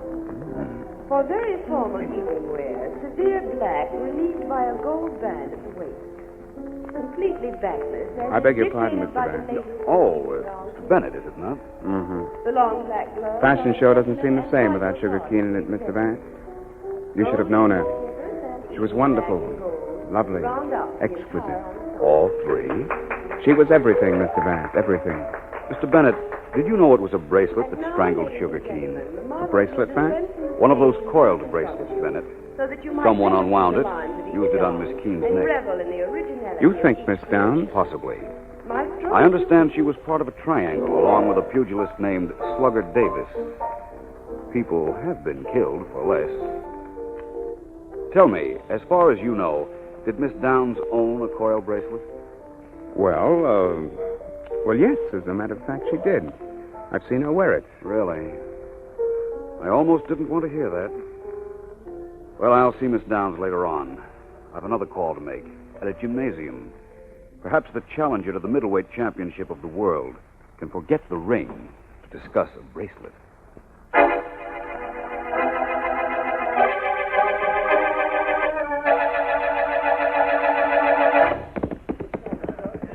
Just keep on your work, Mr. Davis. I didn't mean to interrupt your bag punching. You ain't, Vance, you ain't. No, I don't suppose I am. Davis, I understand you and your former sweetheart, Sugar Keen, had quite a quarrel just before her death. Yeah, so? You might have killed her, Mr. Davis. Yeah? Well, all I've got to say to you, Vance, is this. Well, that's quite a punch you have, Mr. Davis. And I think I understand what it was you had to say to me. I'm very happy, though, that you said it to me through the medium of that punching bag. Hey, Slugger. Hey, Slug. There's a doll outside wants to see you. And what a doll. Yeah, well, thanks, Punchy.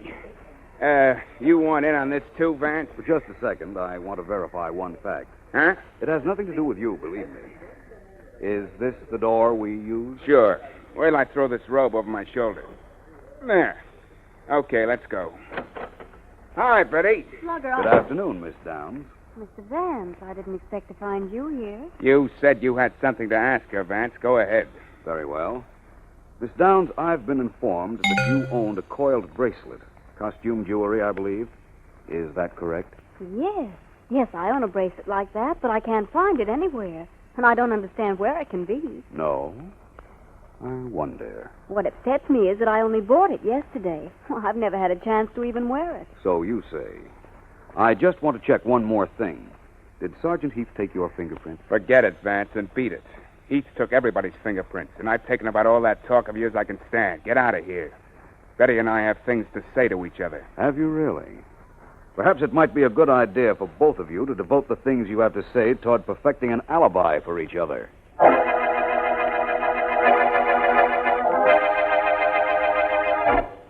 I tell you, Markham, I needed that guy Vance on this case like I needed a hole in the head. I got it all wrapped up. Really, Heath? How? How? We know what the murder weapon is, don't we? It's that bracelet, right?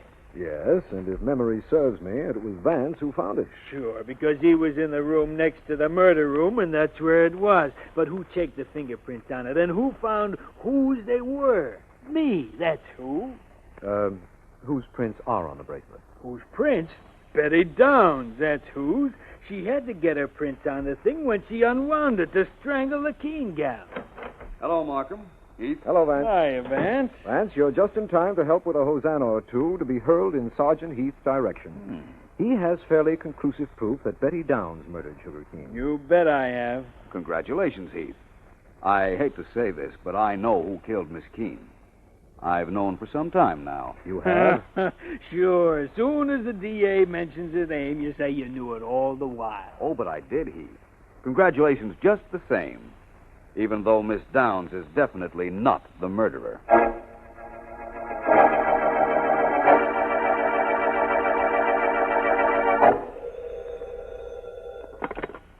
Hello? Ellen, this is Van. Hi, boss. What's up? My spirits, for one thing, Ellen. I think we're near the end of the cover girl murder case. We sure did that quickly enough. How did we do it? I'll tell you all about it, as if I dared do anything else but that. But first, Ellen, I want you to call Markham and have Mr. Bennett, Miss Downs, Slugger Davis, and a photographer named Stevens in Mr. Bennett's office in an hour. Right. Anything else? Yes, I want you to stop at the office of an attorney named Wolf, Bartley J. Wolf. And when you're there, here's what I want you to do.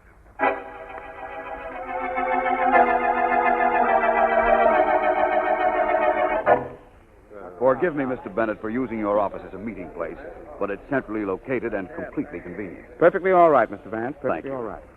Now, please, everybody, may I have a little quiet? Thank you all. Mr. Stevens, may I ask you one question? Vance, I've got 2 appointments for photographs in my studio waiting for me. I want to get out of here. I may not keep you long. I know a photographer with your reputation must be busy. Mr. Stevens, was Sugar Keene blackmailing you? Well, was she? Yes. Thank you for being so very truthful. Actually, I imagined that was true. I found some letters you had written to her, and her bank account was larger than it should have been according to the money she earned from Mr. Bennett, to whom I am indebted for that information. You think because you know that you can prove that I killed her? Well, you can't, and I'm not sitting here waiting for you to try. I'm getting out. Hey. He ain't getting anywhere, Vance. Let Don't worry. go, I man. got You him. can't frame me. All right, get back to your seat now, Stevens. Go ahead and sit down. Sit down. Please sit down, Mr. Stevens. I know you're not our murderer. But I won't keep anyone in suspense any longer. We were a little late in getting started because I was waiting for a telephone call from my secretary, Miss Deering. I had to find a motive for my murderer. I know it now. Mr. Bennett, would you prefer to confess? What? Me? Confess? Shall I prove how I know you killed Sugar Keene? I killed her. Well, Vance, there's something the matter with you. Did you hear that, everybody? He thinks I killed her. Now, why should I kill her? I needed her in my business. I liked her. She was my friend. Everybody tell Vance Sugar was my friend. Oh, I don't doubt that you two were friendly, Mr. Bennett, but you killed her just the same. You were entrusted with an inheritance which she was to get when she was 23, next year. Vance, you don't know what you're saying. Oh, yes, I do. My secretary found out that information from the attorney who represented Sugar Keene's dad up until his death. That was the phone message I got. My guess is you dissipated the money that was rightfully Miss Keene's, and that you couldn't face the accounting you knew you'd have to have with her shortly. That still doesn't prove I killed her, does it? Everybody, does that prove I killed her? Nobody knows it doesn't any better than I. But I can prove you did kill her. I said that before, didn't I? You see, I know something. The one little thing that will prove it to the complete satisfaction of the district attorney.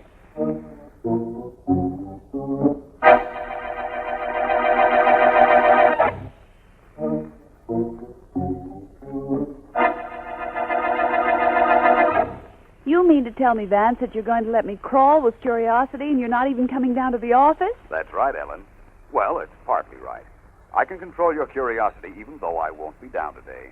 Well, start controlling, boss. I've got questions to ask about that cover girl murder case. You'll find the answers on the dictaphone. I dictated a record last night. Now I'm going to sleep. See you later, Ellen. Oh, all right. But if you've left out anything, I'll be on the telephone. Bye, Vance. Goodbye. Dictaphone, Well, we'll see. Miss Deering, you probably want to know how I knew Al Bennett killed Sugar Keene and why I sent you to that attorney's office. Oh, I certainly do. We knew Miss Keene was strangled with a winding bracelet belonging to Betty Downs. But Betty Downs claimed she had never worn the bracelet. I knew that was probably true because she'd have no reason to lie about wearing it once she admitted she owned it. But to make certain, I checked with the store where she had purchased the bracelet. I was told it had been delivered late in the afternoon of the murder day. Mighty good checking. Al Bennett, however, knew she had that bracelet. How could he possibly know? He never saw her wear it. The only way he could have known is if he took it out of her apartment to use on Sugar Keene. I wonder what he was doing in Betty Downs' apartment in the first place. I imagine, with your logical mind, Ellen, you want to know why Bennett would go to Miss Downs' apartment. Well, I believe he went there to get something. A glove, a belt, a handkerchief. Something he could leave at the scene of the crime that would be traced to Miss Downs. He hit upon the coil bracelet. His one mistake. And what a mistake. Once Bennett said he knew Miss Downs owned the winding bracelet. I knew he was our man. And if there aren't any questions from you, Miss Deering, I believe that is all that needs explaining. Well? Oh, what's the difference if I had a question? You couldn't answer it, could you? Hey, what am I doing talking to a record? I thought I'd covered everything, Ellen. Or perhaps I should say, uncovered everything. Suffice to say that I'm sure we've reached the end of the Cover Girl murder case.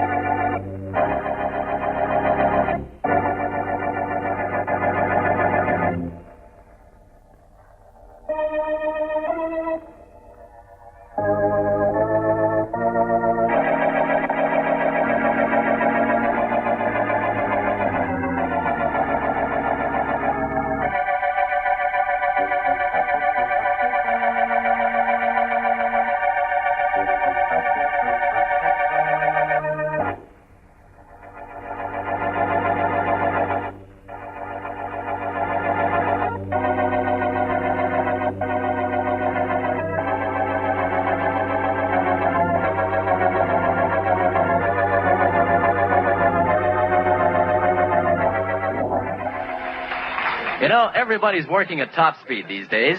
The times demand the best we've got. And the best, when it comes to coffee, is measured in terms of flavor. The demands we place upon coffee today are greater than ever before. Every cup must measure up. Every sip must hit the spot. Now, not only to fill its all-important place as part of a good meal, but for the boost fine coffee gives, the lift to help you get things done. And besides that, since the shortage makes rationing necessary, each cup should make up in excellence for the cups we don't get in between. Now, to fill the bill and more than fill it, get Chase and Sanborn coffee. You'll marvel that a single cup can hold so much delicious flavor. The secret is that Chase and Sanborn is more than one coffee. It's the finer ones blended. And today, our experts are turning out the richest, most satisfying, most flavorful blend of our entire history. You want all the flavor you can get, so get all the flavor you can. Every time you part with a precious ration coupon, ask for Chase and Sanborn. Naturally, nowadays, with so many others buying Chase and Sanborn, too, your grocer may sometimes run out. If he should, please understand and cooperate. And the next time, be sure to ask again for Chase and Sanborn coffee. HOJO Radio, where the classics come alive.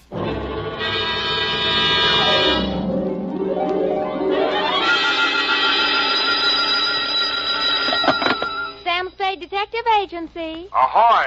It's me. Just came ashore. From what? A boat? A ship, Effie, a ship. Anything over 400 gross tons is a ship. Anybody knows that. Well, may I inquire what was your port of call? Calcutta. My, that was a quick trip. Well, Effie, I'll tell you, I got so homesick for you I couldn't stand it, so I assembled my gear and jumped ship. Why, Sam, how sweet. A fast there, gal. I'll be right down to dictate my report.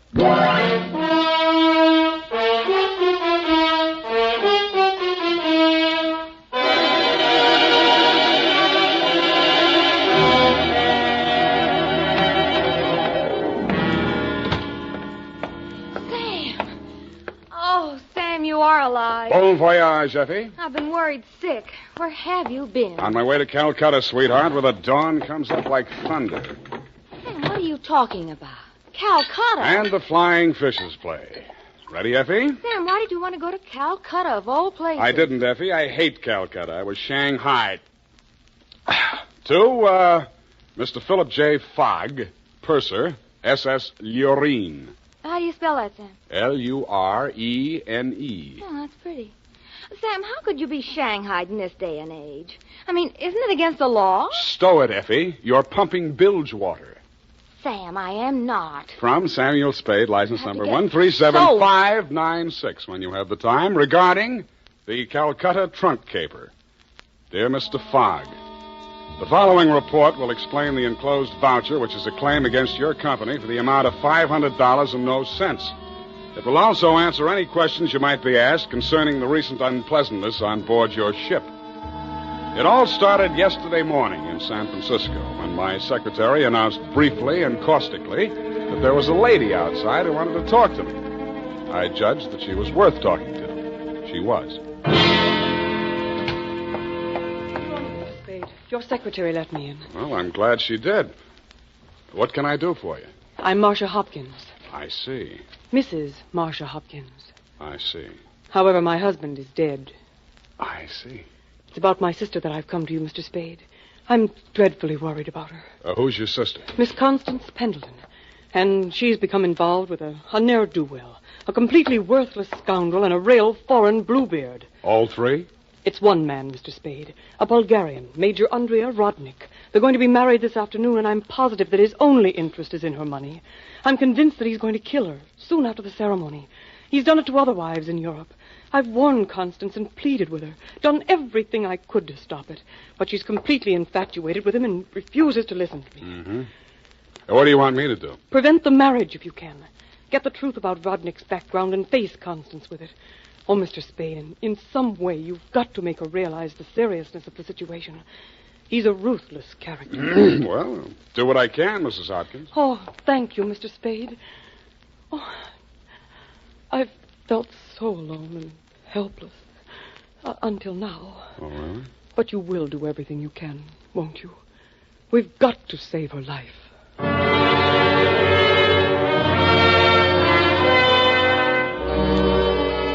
She daubed at her eyes with a stamp-sized handkerchief, patted the red gold hair at her temples nervously, smiled at me bravely, and swayed out.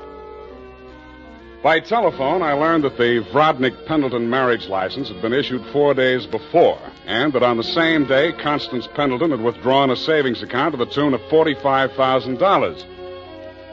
I'd always wanted to, so I did it. I called at the Bulgarian consulate. What can I do on you? What do you know about Major Andrea Vrodnik? Ha! Andrea Vrodnik! On him we have hate, great sadness, with shame for the ground that walked under him. Oh? Ha! Andrea Vrodnik! Why is he so popular? On the devil he is driven without horns. 6 women he has killed. 6 times he has insulted the police of Europe by refusing to confess. We have proof of the murders, but never can we prove the proof on him. Yeah, sometimes it goes that way. Ha! Never do we find the bodies of the 6 women. Only their money in the name of Andrea Vrodnik. My pardon. Well, think nothing of it. You're just upset on you. You're interested on him. Why? You go to Europe? No, Vrodnik comes here. Ah, here on San Francisco. He marries again. So I'm told. Ah! Oh, by all the means you must prevent it. Go to him, brave man. You do the world a service. Make violence on him. Even do you hang for it. Your name will live.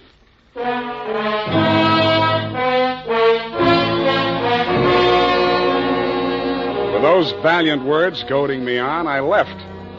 The farther I got into the caper, the more it looked as if Marcia's fears for Constance Pendleton were very real and very well-founded. When Constance opened the door of her hotel suite, I could see 3 trunks and a number of smaller pieces of luggage, all locked and ready to be taken out. Yes? You're Constance Pendleton? Yes?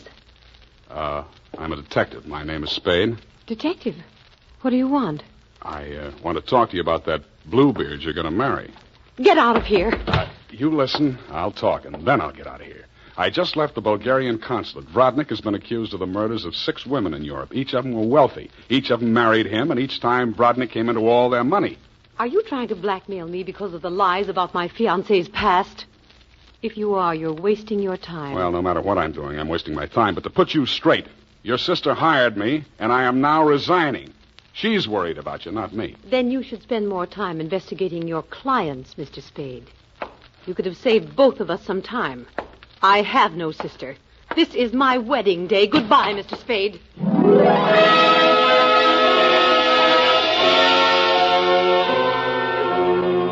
As I left the room, I maintained the stern facial expression I reserve for moments of great shock. But once outside the door, I allowed myself to be carried on the wave of rage and embarrassment for just a minute, and I kicked over 2 potted palms. As I limped down the corridor, I was overtaken by none other than Marcia Hopkins. Did you see her? Let's talk about you first. Did you stop the marriage? Why did you really want that marriage stopped? But I told you. You told me you were her sister. Oh. She said she didn't have any sister. All right, Sam, I did lie to you about that. But I'll tell you who I really am. I don't want to know who you are. I don't ever want to know. All I want from you is my honestly earned fee and a brief but permanent goodbye. Oh, no, Sam, please, listen to me. We've got to save that girl. I have $500. That's all I have. Would it be enough? What's your real name? Marshal Brodnick. Yes, he's my husband. I've been married to him for 10 years. We've traveled all over Europe, and I never knew where the money was coming from. He left me at times for 2 weeks or a month, and then when he'd come back, there'd be more money. I just realized that that's when he must have been killing those poor women. And I know that's what he's going to do this time. I just can't stand it. You've got to protect her. That should be easy. We'll let him get married and meet him at the door with a bigamy warrant. Then you will see me through this. I might. Oh. In my bag, there's $500. Take it. If we can't stop the marriage, then don't let him out of your sight. Not even for a minute. He's a beast, Sam. A beast.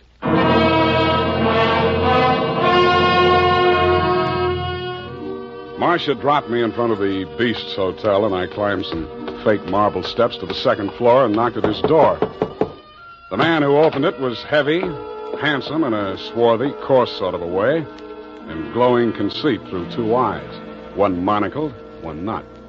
You are facing Major Andrei Vrodnik, 1st Bulgarian Horse. What want you? You were facing Saul Fox of the law firm of Fox, Smedley, Van Dusen, and Grip. You overwhelmed yourself. I came here to warn you. If you go through with the marriage to Constance Pendleton, you're going to find yourself tangled with civil law. Warn Andrei Vrodnik, who has personally led more saber charges than you have teeth in your skull. Yes. Who has personally split, slashed, and impaled on his own blade more men than you have fingers and toes. You warn me?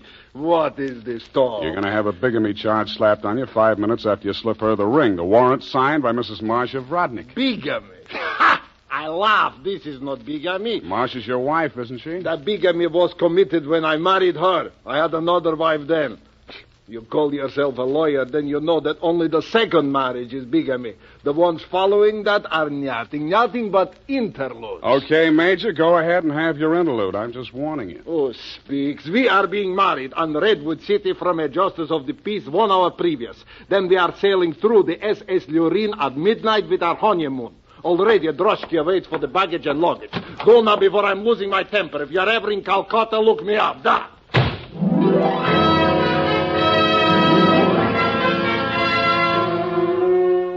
I could see the direct approach was getting me nowhere, so I decided to proceed by stealth. I waited outside the building, and when he left, I tailed him. He made 4 stops at a second-hand store, a hardware store, a surgical supply house, and an undertaker supply house. At these places, he purchased the following items: an oversized steamer trunk, black with brass fittings, a large ball of rope twine, 2 large lead sash weights, a set of surgical instruments, and at the 4th and final stop, the undertaking supply, he bought 2 items: a 20-foot length of rubber tubing and a pump. He returned to the second-hand store with his other purchases, put them inside the trunk, and ordered it sent up to Constance's hotel immediately, and thereupon it took himself to the same place. Marcia was waiting in the empty lobby when he went in. I crouched behind a pillar, turned up my hearing aid, and listened. Did you get the thing? Yeah. Now listen, my darling. We must work fast. As soon as the trunk arrives, before she has a chance to get to the telephone. Yes, Andre, but please, no cutting in the apartment. As you wish, my darling. Now, you know what you have to do. While I'm getting her into the trunk, you'll change her clothes, put on her traveling dress, the hat with the wet... What is it? What's the matter? Nothing. Come, we must make haste.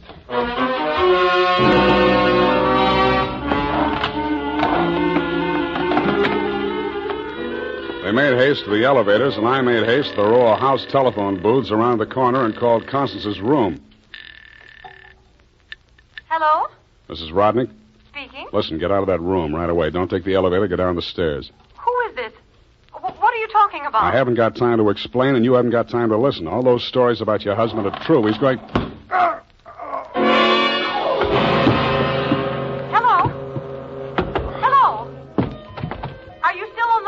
My hand clawed out to the door handle, but I couldn't reach it. I felt as if the walls were closing in around me, and just before it got dark, I had the crazy notion that I was inside Brodnick's big black trunk with the brass fittings. I could still hear Constance's voice way off in the distance, somewhere in the direction of Calcutta. I tried to shout to her, to warn her, and then the lid closed over me.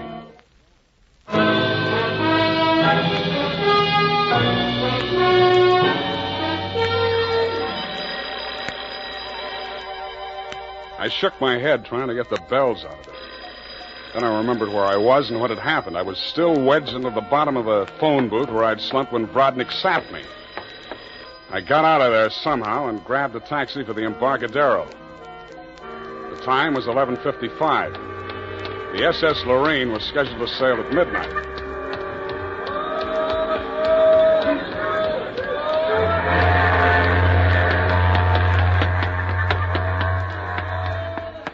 I was no sooner across it than they hauled up the gangplank and the ship started moving out of the berth. I didn't know where she was bound for, and I didn't much care. I checked the passenger list and found that Major and Mrs. Andreev Brodnick were in stateroom 12, A deck. 1 minute later, I was hammering on the door of stateroom 12. The woman in Brodnick's stateroom was Constance, and she was not in a trunk. I thought I told you to stop interfering in our affairs. Yeah, your husband told me to, but I didn't like the way he did it. Get out from here. Get out. I see you got your trunk in here where it's handy. Doesn't it make the stateroom kind of crowded?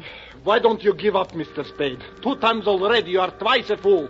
Marcia has no money to pay you. Neither have I, even if she had a case. And believe me, she has not. Oh, why do you even bother talking to him, Andre? Mr. Spade, will you go now, or will I have to call the steward and make a complaint against you?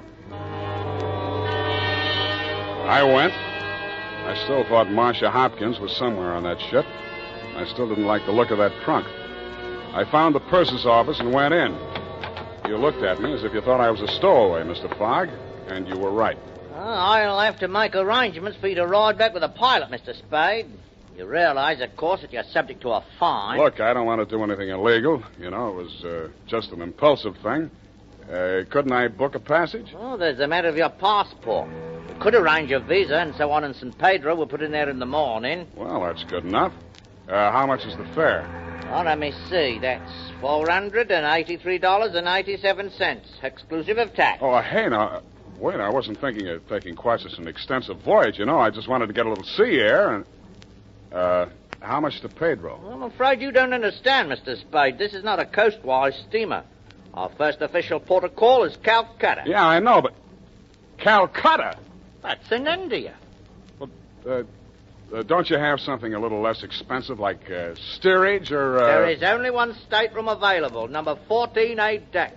Take it or leave it. Okay, Calcutta.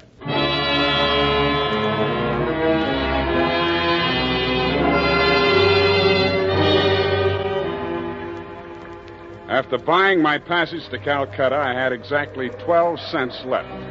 This I gave to the steward who showed me to my stateroom. He thanked me, kicked me in the shins, and left. Out on deck, a tall, red-nosed old gentleman in knickerbockers and a yachting cap was taking a turn around the deck. With him was a face I'd seen in the morning lineup down at the Hall of Justice a dozen times. He was a hotel thief by profession, name of Norman Gorman. He knew me, too, but he didn't give me a tumble. I fell into step with him. Sea air. Nothing like it, am I right? Yeah, I guess it's okay, but there's so much of it. Brisk, bracing, salt spray. Nothing like it. Oh, yes, of course. Hey, Norman, my lad. I hate it. I hate boats. Suppose there was a fire on board. Fire? Oh, ridiculous. This your first voyage to the Orient? Yeah. The inscrutable East. You've made this trip before? Oh, yes, indeed. I've worked this line. Yes, indeed. I make this voyage very often. Business interest out in India. Tea, you know. Runs in my family. Sturgis's Golden Orient in the little yellow package. Ever tried it? No, I never indulged. Huh? Don't drink tea. That's ridiculous. Commodore, I need a drink. I ain't happy. Suppose there was a fire on board here. Well, let's all have a drink. Yeah, suppose there was Shall we? Come on, I'll shot you to a drink, sir. Not me, Commodore. I just remember this is Fire Prevention Week.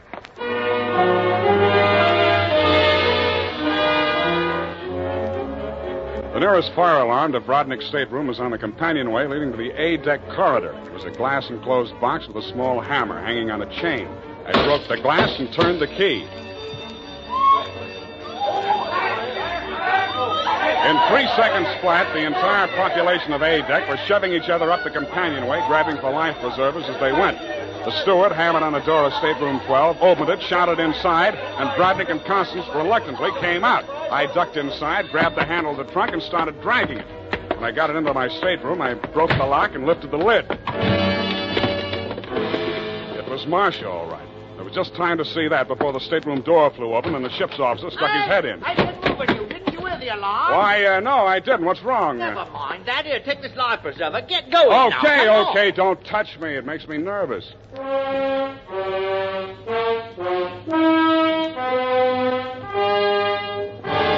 20 minutes later, the captain announced to the mob up on the deck that it was a false alarm, and the passengers drifted back to their cabins. I tried to look casual as I unlocked my stateroom door and walked in.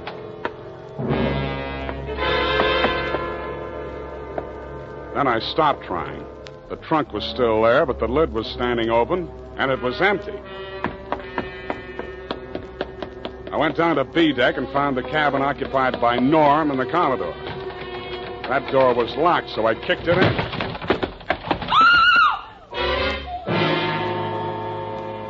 You could still see the marks on her wrists and ankles where the cord had been. It was the girl I had seen in the trunk. It was Marcia Hopkins, and she was very much alive. Oh, I'm sorry. I thought it was... Oh, what am I going to do? What am I going to do? You've got to help me, Sam. Why should I help you? He's crazy. They're both crazy. It all depends on who's in the trunk, doesn't it, Marcia? When it was Constance, you didn't think he was so crazy. Oh, don't you understand? I had to pretend that I'd help him. He was going to kill her right there in the hotel room. I told him it was too dangerous. If anybody looked in the trunk, it would be safer if she was in there alive. So he finally agreed and said he'd wait until we got out to sea to kill her. And then he was I know about that. Oh, the idea was so awful, I couldn't stand it. I started to scream, and then he stuffed the gag in my mouth and tied me up. He must have used chloroform or something, because the next thing I knew, I was in the trunk. And that little dark man was leaning over me. He and that old man with the knickers. They brought me here. So they pulled a switch on you. You were the fall gal all along. Oh, you've got to believe me. It was the only way I could save her life. You're the only one I can turn to, Sam. That little thief and the old man, they'd deliver me dead if there was an extra $25 in it. Oh, say you'll help me, Sam. Please say it. Well, when you ask me like that, what else can I say? Oh, you do believe me, darling. You do believe me. Come on, let's get out of here. I'm sorry, Mr. Spade. Please step back inside. I promised my associate, Mr. Gorman, that I would not allow this young lady to risk her life by leaving this cabin. You're getting into this caper at the wrong end, Commodore. It's wound up. They've bungled it. It's no good anymore. You may be right. But you understand my position, sir. I can't take any chances. You've talked to Mr. Gorman? Norm? Yeah, I talked to him. He took you into his confidence? Stop making with the pistol, Commodore. You don't know how to use it anyway. Oh, heavens, Norm. You're as white as a sheet. What is it? Oh, he's sick. Go get a doctor. Yes, indeed. Right away. Listen, Spade. Take her with you. Get out of here. I don't want no part of this. You got it bad, Norm. I'm sick, I tell you. The way I had it sized, this was a clean caper, a snatch. I figured the dame here's an heiress or something. Maybe they drop her off in L.A., connect some ransom, and go on. I figured there was enough for all of us. Oh, but that creep, that Brodnick, he's crazy. He's a regular Jack the Ripper. Stop babbling, Norm. Tell me what happened, exactly what happened. I get a sinking feeling in my stomach every time I think about it. Well, I go in, see? He's very smooth, very businesslike. He offers me a drink. I accept it. He mixes a couple of highballs for me and the dame, then he starts talking. I guess she don't know all about it before this, because she gets just sick as I do. First, I think he's kidding. Then he drags out this set of cutlery like a doctor uses to operate on people. Only he's got something else in mind. The porthole, you understand? Oh, please. I don't want to hear anymore. Being as it's you he has in mind, I don't blame you. My stomach. Hey, Norm. Norm. Oh. Here he is, the ship's surgeon. Oh, dear me. What? Stand away from him, please. Help me get him into the bunk. Sure, Doctor. Take the shade off that light, please. Yes. He's dead, isn't he? Oh, yes, he's dead, of course. Who poisoned him? I didn't waste any time answering him. I grabbed him by the arm. Before he could object, I was pushing him up the companionway to A deck. It was probably too late to save Constance's life if she'd drunk the same poison, and I was pretty sure she had, but if I was going to nail him for the murder of Constance, I had to get there before the evidence vanished. We got there just in time. I don't need to tell you what we saw, and I'd rather not. Brodnick rose slowly to his feet, clicked his heels military fashion, and bowed very low. The ship's surgeon. How opportune. Perhaps you could advise me, Doctor. After all, I am, in all honesty, even still, a mere amateur at this sort of thing.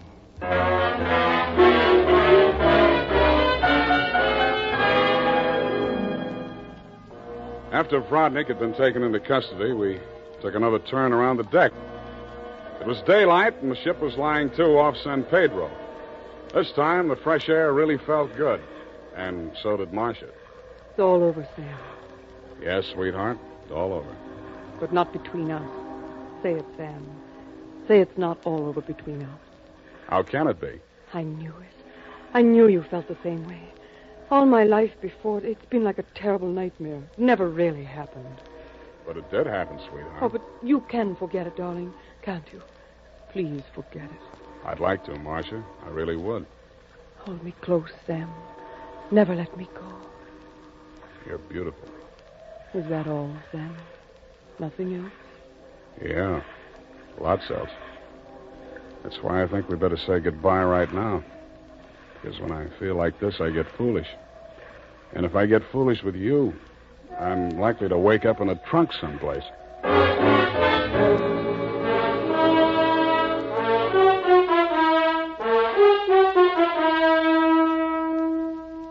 And that, Mr. Fogg, is the true account of the Calcutta trunk caper. As my voyage was interrupted through no fault of my own, I trust you will advise your company to refund my passage minus the one-way trip to San Pedro. Period, and a report.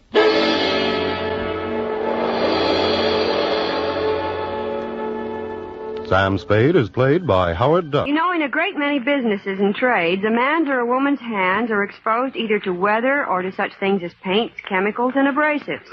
Now that more and more people are doing industrial work, that's truer than ever. Maybe you or someone in your family has a job like this. It's tough on hands. So let me tell you about a marvelous, simple routine. Before work, smooth a light protective coating of Vaseline petroleum jelly on your hands. This helps keep grit from grinding into your skin, helps safeguard against infection when the skin is broken, and it makes cleanup easier. Also, after washing, apply Vaseline petroleum jelly again. This brings soothing relief to chapped, sore hands, and it helps promote quick healing of nicks and scratches. Besides, Vaseline petroleum jelly is grand for babies' tender skin and for minor household burns. Get a jar or two of Vaseline petroleum jelly tonight or tomorrow. Only 15 cents for the regular jar and only 25 cents for the large economy size. Thank you, Rosemary DeCamp. Stay tuned to HOJO Radio. Hello? Yes, this is the Falcon speaking. Oh, Peggy. I'm glad you called. I'll have to ask for a rain check, Angel. I'm all tied up. An actor friend of mine just bought himself a gun, and the way it looks now, he figures to make a big hit.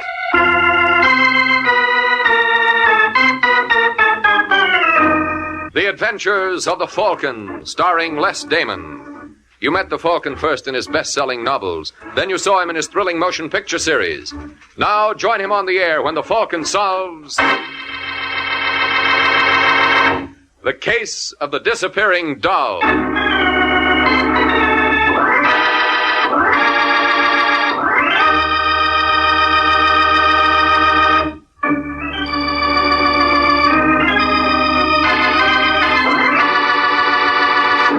And now, the case of the disappearing doll. It's Wednesday evening in New York. and in a small furnished room on Manhattan's East Side, a gentleman named Carl Hoffman glares at an old clock, as if commanding it to stop. And when it continues to ignore Mr. Hoffman's wishes, he hauls off and makes known his displeasure. Hey, take it easy, Carl. Don't tell me to take it easy, Sheppy. Well, you went and busted the clock. That's not all I'm going to bust either. Where's Janet? Give her a chance, Carl. She'll show. When? She was due here an hour ago. Well, maybe she got tied up with that jerk Harry Jensen. That's still no excuse. I told her a dozen... Get that. Yeah, I'll get it. Just a second. Hello, Sheppy. Oh, you're just in time, Janet. What's the matter? Carl, he's blowing his top. Don't worry about it. It'll do him good. That you, Janet? Yeah, Where the devil have you been? working. You were due here at 8. There were what they call extenuating circumstances. You out with Harry Jensen? Uh-huh. How'd you make out? Well, he's loosening up a little. But? He still wouldn't kick through with the information. Well, that's a nice how do you do. Well, if you think you can do better... Maybe I All can. right, take it easy, Carl. You too, Janet. Where does he get off, bawling me out?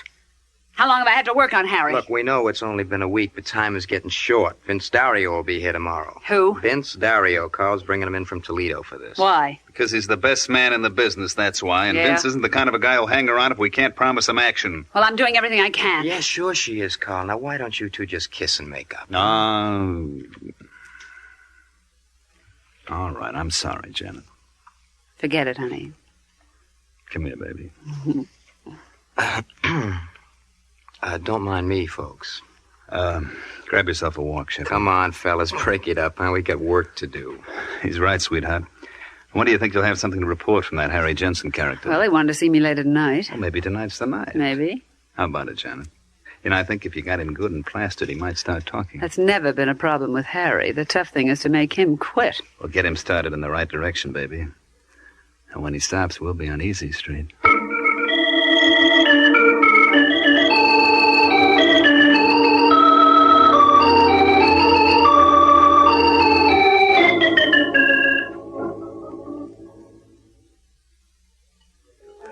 Hey, no more from me, Janet. I had enough. Ah, don't be such a sissy, Harry. Who's a sissy? You are. Yeah? Well, let me show you something. Give me that bottle. Now, Harry, do you think you should? Watch. Well, well, well. How's that? Oh, darling, you're terrific. Hey, you want to know something, Janet? What? Hey, you're pretty terrific, too. I'm crazy about you, baby. Crazy enough to marry me? Say the word and we'll do it like that. Don't tempt me, Harry. I mean it. So do I. What did we live on? What will we live on? What's the matter with me? I make good dough. $80 a week. Is that anything to sneeze at? Oh, no, that's wonderful, darling. Yeah, I'm top man with the outfit. Who do you think makes all the important deliveries? Who? Me, that's who. Go on. Don't believe me, huh? Ever hear of the McGill Company? Yeah? Well, they got a payroll of $80,000 a week, and I'm the guy who brings it to them. When? Huh? When do you bring it to them? Oh, I'm sorry, honey. We're not supposed to tell. And you claim you love me. I do, Then sweetheart. tell me when you're going to deliver the McGill payroll. Now, what difference does that make? Think I could marry a man who didn't trust me? Say, Janet. What? Well, ain't it kind of stuffy in here? No. I feel awful warm. You know, I bet I could go to sleep. Don't you pass out on me. Oh, no, don't, Janet. I'm nuts about... Harry. Harry. The McGill payroll. When do you deliver it? Yeah. Friday. Friday at 2.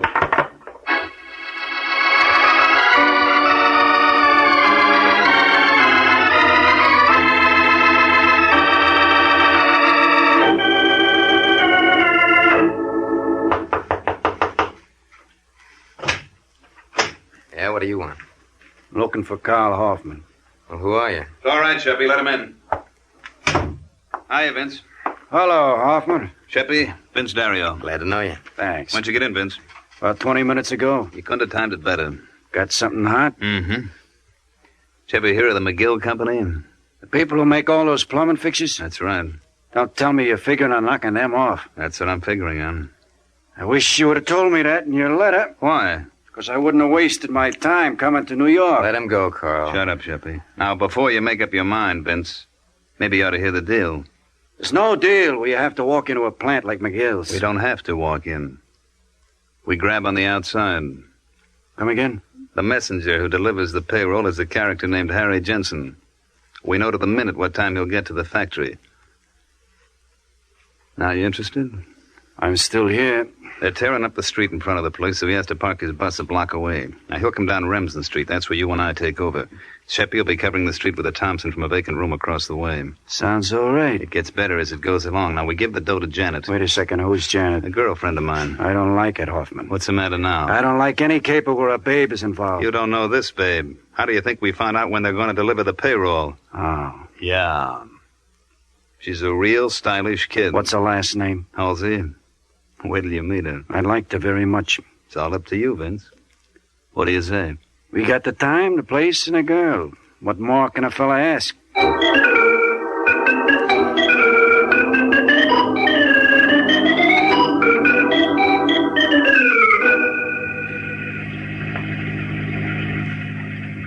How does she handle, Janet? All right, I guess. You guess? Well, I never did like driving in this kind of weather. Don't be silly, baby. It's going to make things a lot easier all around. Right, Vince? Sure, the rain will keep him off the streets. Whoa, sweetheart. Wait a minute. Right here will be fine.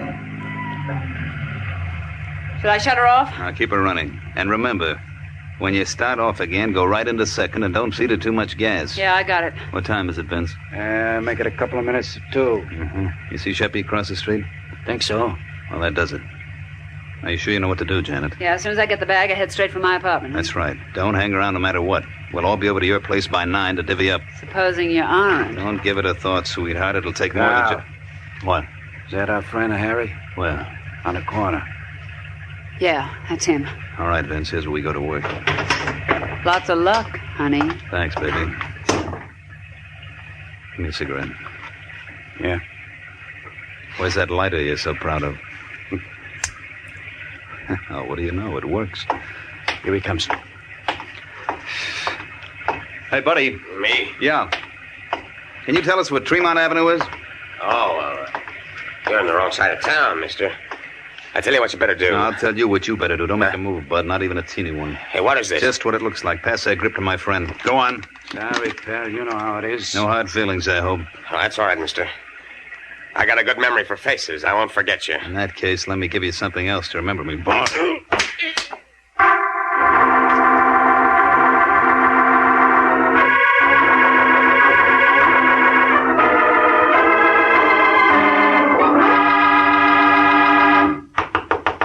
Who is it?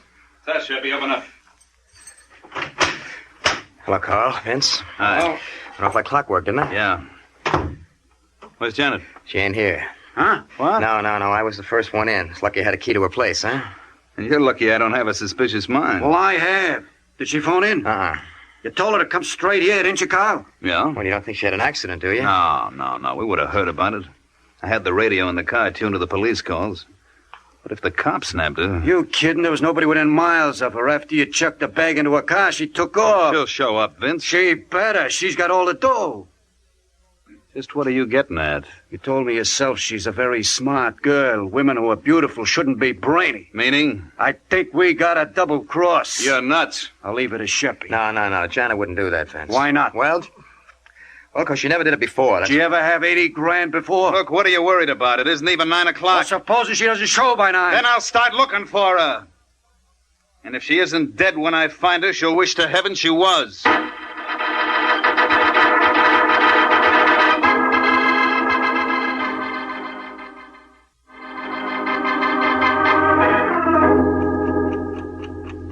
Hey, you guys got a butt? I'm fresh out. There's a pack in my coat pocket, Sheppy. Thanks. Carl, you wouldn't have anything else in that pocket. Like what, Vince? Like 80 grand. Pardon me for pointing, but it's 20 after 9. Your girlfriend hasn't shown up yet. So? So I think we ought to start looking for her. Suppose she comes back in the meantime. You can always leave a note. No. I think one of us ought to hang around here. Who, for instance? Why, do you want to? Maybe I better. Okay, you wait here. Sheppy, you cover the east side. You know the places Janet likes. I got you. What are you going to do, Hoffman?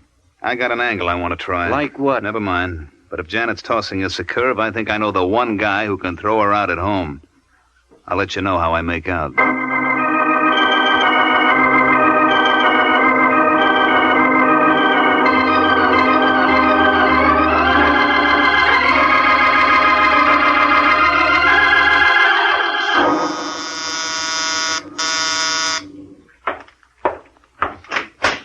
Yeah? I'd like to see Mike Waring, the Falcon, please. You are now. Oh, well, my name's Carl Hoffman. Yeah?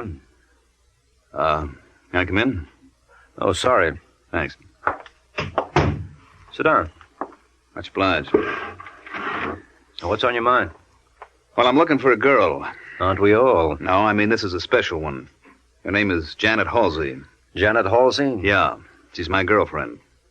Well, maybe we better take this from the beginning. Well, Janet and I were supposed to be married next Sunday. So I opened up a joint account for us at the bank. How big? $2,000. And she skipped? Mm-hmm. This morning.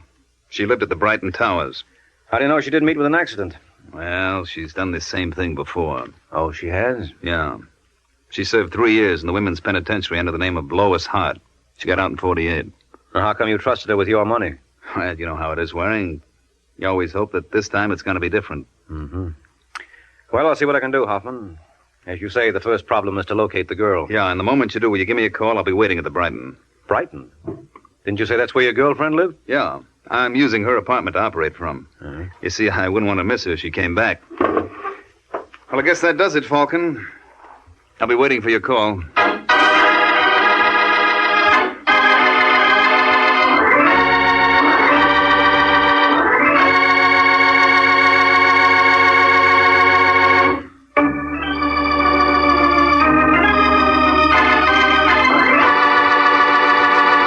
Now back to the adventures of the Falcon. An hour has passed since Carl Hoffman recruited Mike Waring in his search for Janet Halsey. And now as we find Mike, he is making a tour of some of the shadier spots on New York's 3rd Avenue. You're looking for someone, mister? As a matter of fact, I am. Falcon. Hello, Joey. A long time no see, pal. What can I do for you, Mike? Well, you're a man who knows all the wrong people. Ever hear of a girl named Janet Halsey? Huh? Oh, we seem to have an audience. Yeah, and I like your act, mister. Only I missed the last line. Would you mind repeating it? Now cut it out, Sheppy. This is Mike Waring. I don't give a rap who he is. What do you want with Janet Halsey? I don't think that's any of your business. All right. Suppose we take a little walk outside. No, thanks. It's too hot. That's all right. I got something in my pocket to chill you off. Now take it easy, Just Sheppy. keep out of this, Joe. What do you say, Waring? I don't seem to have much choice in the matter. No. So start walking. I'm sorry, Mike. It's all right, Joey. All in a day's work. Quit gabbing. Come on, I haven't got all day. Look, if you'd like to put this off for some Don't be a wise guy. Okay, where do we go from here? Let's try that alley. Now, look, You Fred. heard me. All right, hold it. This is fine. Now, let's pick up where we left off. What do you want with Janet? It's a long story, Sheppy. It's okay. You're not going anywhere. Oh, it might surprise you. Let go. Get that hand out of your pocket. Go or I'll what?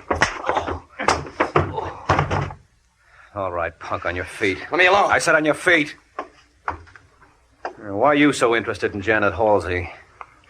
Maybe I'm looking for her, too. Maybe, and then again, maybe you know where she is. No. Where can I find her? I got no idea. Well, get one. Let me go. Come on, Shep, you can keep this up all night. Have you been to the Brighton Towers? No, but someone else has, and she wasn't there. Well, you might try the Riverdale. Apartment 4E. Well, thanks a lot, fella. You've been a great help. Let's do it again sometime.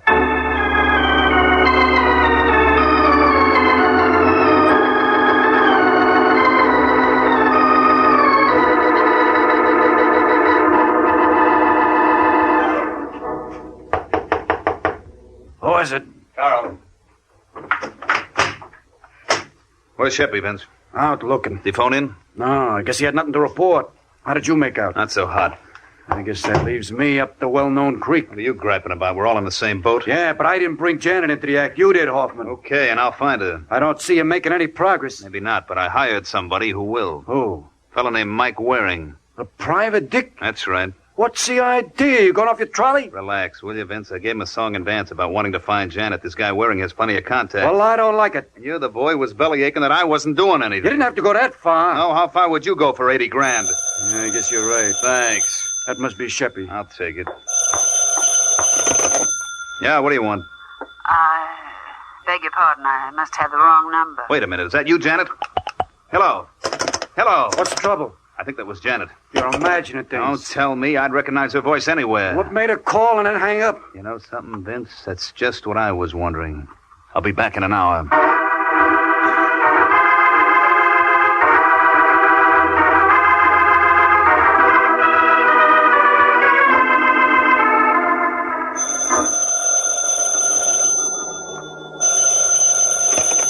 Hello? Hello, is this Janet Halsey's apartment? Yeah? There's Carl Hoffman there. Who's calling? Mike Waring. We just stepped out for a while. Want to leave a message? Who's this? It's okay. I'm a friend of his. My name is Vince Dario. Well, tell Hoffman I've got a lead on his girlfriend. She's supposed to be at Riverdale Arms.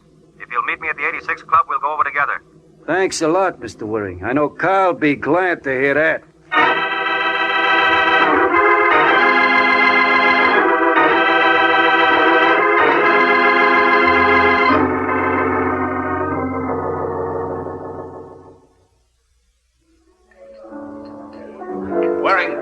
Waring, over here.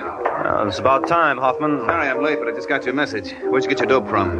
A punk named Sheppy Oliver. What? Yeah, he pulled a gun on me. That's the funniest thing I've heard yet. Is it? Yeah. Sheppy's a friend of mine. Oh, is that so? Sure. When he heard you asking for Janet, he must have gotten suspicious. Why? Well, he's not very bright. What was that address he gave you again? Riverdale Arms. That's what I thought. It's a bump stair. How do you know? That's where Sheppy lives himself. Why would he give me his own address? Probably rattled him so badly it was the only thing he could think of. Well, that's one possibility. Can you think of any other? Yeah, maybe Janet had a partner. You mean Sheppy? Why not? He's my best friend. Uh-huh. Janet was your best girl. Let's go see who's playing on whose team.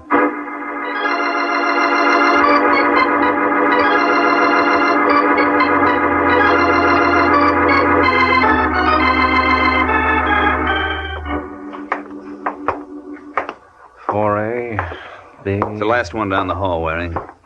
You know, there's one thing that throws me. Only one? After I left your office, I went back to Janet's apartment. I was talking with Vince Dario when the phone rang. So? A girl got on. I would have sworn it was Janet, but she claimed it was the wrong number. Well, maybe she was trying to get in touch with Sheppy, and she got frightened when she heard your voice.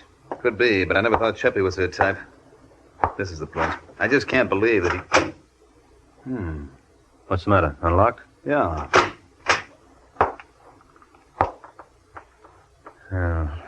Just as I figured. Well, I guess I better call the police, huh? Well, what's the matter? Take a good look. Holy smoke. It's Sheppy. Yeah, and with that slug in his head, I don't think he's in any position to call the cops himself. Where's the phone?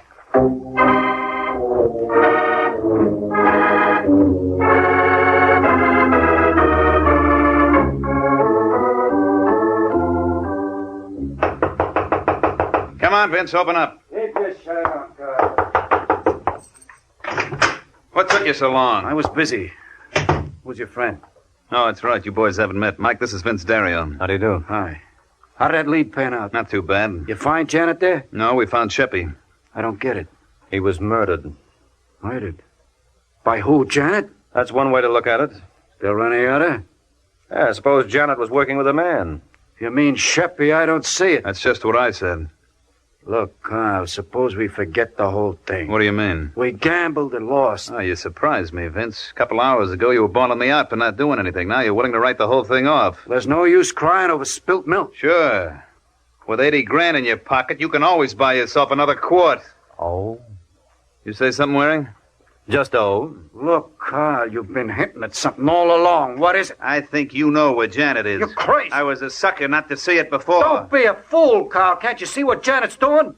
She murdered Sheppy. Now she's turning us against each other. Well, somebody put her up to it, and I got a feeling it. Shoot! Quit it, you joker! Cut it out, Hoffman. Out of this, Mike. Where is she, Vince? Come on, Hoffman, break it up. Mike, let go. I said break it up. Okay. Dario. What was the idea, Hoffman? I don't like double crosses. Get the keys out of his pocket. What for?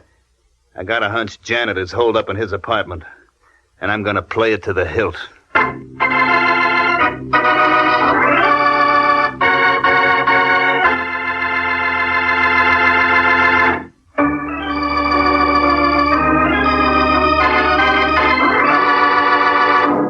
Now back to the adventures of the Falcon. Only a few minutes have passed since Carl Hoffman decided that Janet might be hiding in Vince Dario's apartment. Now he and Mike are at Dario's, but so far there's been no sign of Janet. Well, looks like your hunch was worthless, Hoffman. You try the kitchen? I've been all over the place. There's no one here. I still believe that Janet was working. Wait a minute. Open that drawer again. I thought I saw an envelope in there. Hey, you're right. Mr. Vince Dario, 2719 Bolton Avenue, Detroit. Look at the postmark. Bedford Hills, March 16th, 1948. Now look at the return address on the other side. Janet Halsey, State Penitentiary for Women. Uh-huh. You get it? And I was right. Vince knew Janet all along. Well, you could build up a convincing case on the face of it. Yeah, but where is she now? Well, can't you think of somewhere she might go? Oh, we've covered every possible hideout. No, we haven't. There's one place you're forgetting, Hoffman. Whose? Yours. What are you talking about? You're the man who put Janet up to this. You planned to double-cross your ma from the beginning. Yeah? Yeah, and at that you did pretty well. You murdered Sheppy and framed Vince Dario, and that only left Janet to be taken care of. What about you? I don't think you're man enough. That just goes to... What's the matter, Hoffman? You lose something? That's what you're looking for? Where'd you get that gun? I lifted it off you when you were shoving Dario around. Just say the word, friend, and I'll give it back to you. A slug at a time.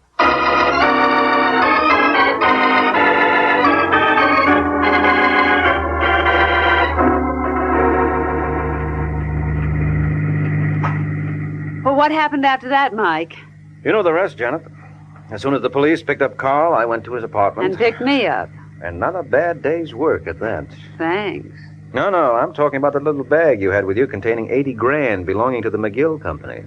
Oh. Now, what gets me is how you people knew exactly what time the payroll was to be delivered. Oh, I had inside information. From the boy who delivered it?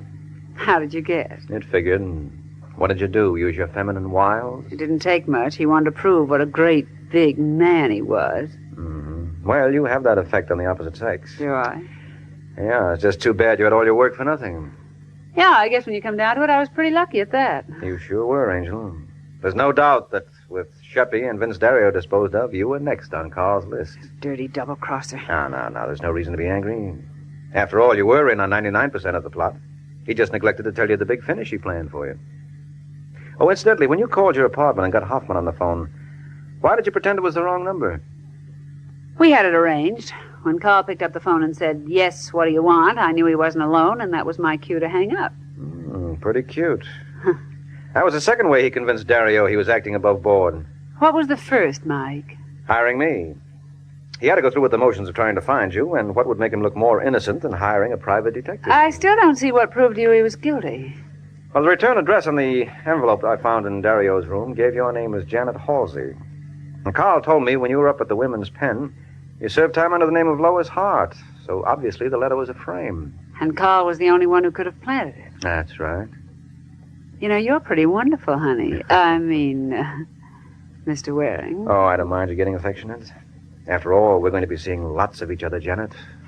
Are we? Mm-hmm. Whoop. Almost past our destination. Is this where you live? What's the matter with you, Janet? Don't you recognize the building? It's police headquarters. That's right. Why, you no good double-cross... Now. What are you complaining about, Angel? I promised you we'd be seeing a lot of each other. Can I help it if for the next 10 years it'll have to be through bars?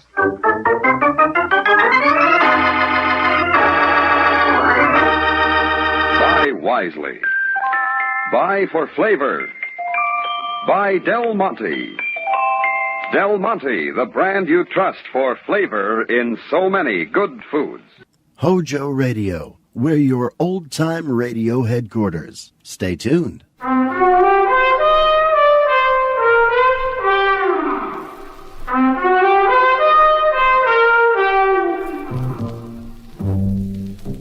Being a private investigator means two things.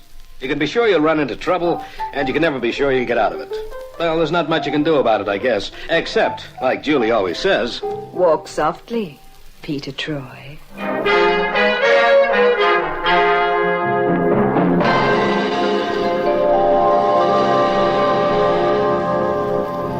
And now, Peter Troy investigates the trouble with Tanya.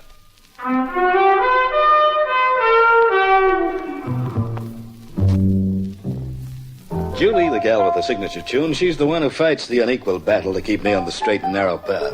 And you'll meet her again. But in the meantime, there's a blue-eyed, statuesque dame with hair as black as sin that I want to introduce you to. She's a living doll. But you're not going to thank me, because Tanya means trouble. You'll be up and about in next to no time, George. Next to no time. I'd like to believe that, Tanya, but it's just that I don't seem to be getting any better. The doctor said you're just fine. I spoke to him. That was very considerate of you, my dear. You're important to me, George. And you are important to me. You'll find that out one day. George? Those tablets on the side there.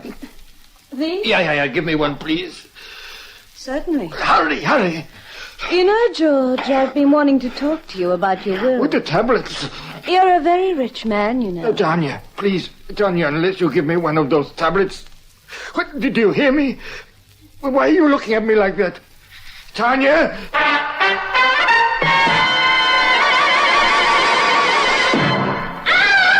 What on earth? Harriet, what's the matter? It's Mr. Castalia, ma'am. What's the matter with him? He's dead. Dead? Are you sure? I've just wanted to in bringing him afternoon tea. Ring for Dr. Townsend, quickly. Oh, yes, ma'am. Tanya. Yes, Adele? He's dead. I heard it. Was it... Did I kill him? I should imagine it's what everyone will want to know.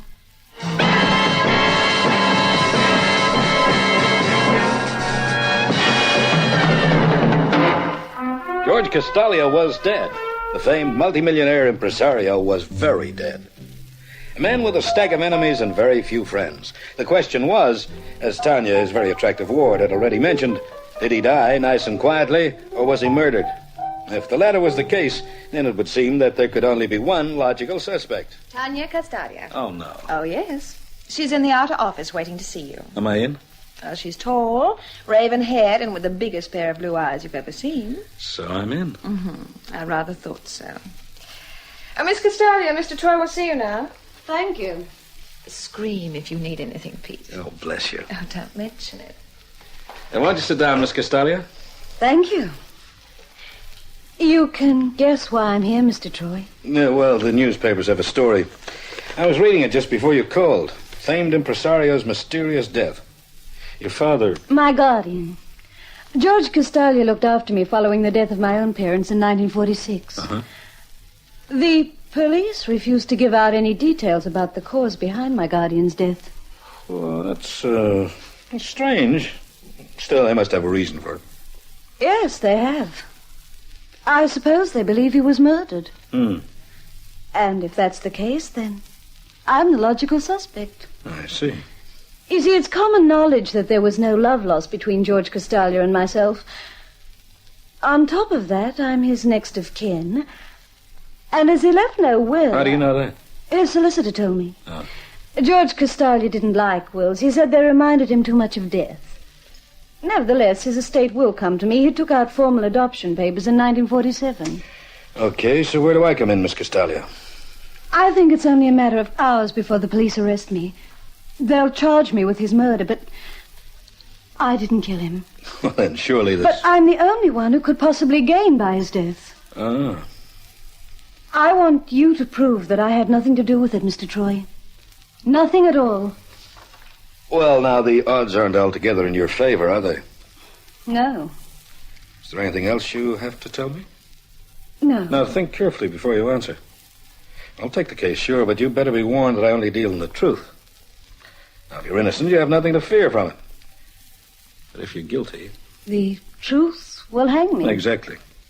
So if you're holding anything back, you'd better spill it out now. I have a horrible habit of ferreting out people's secrets. Very well, then. That's better. I was the last person to see George Castalia alive. And? And I need his money. Desperately.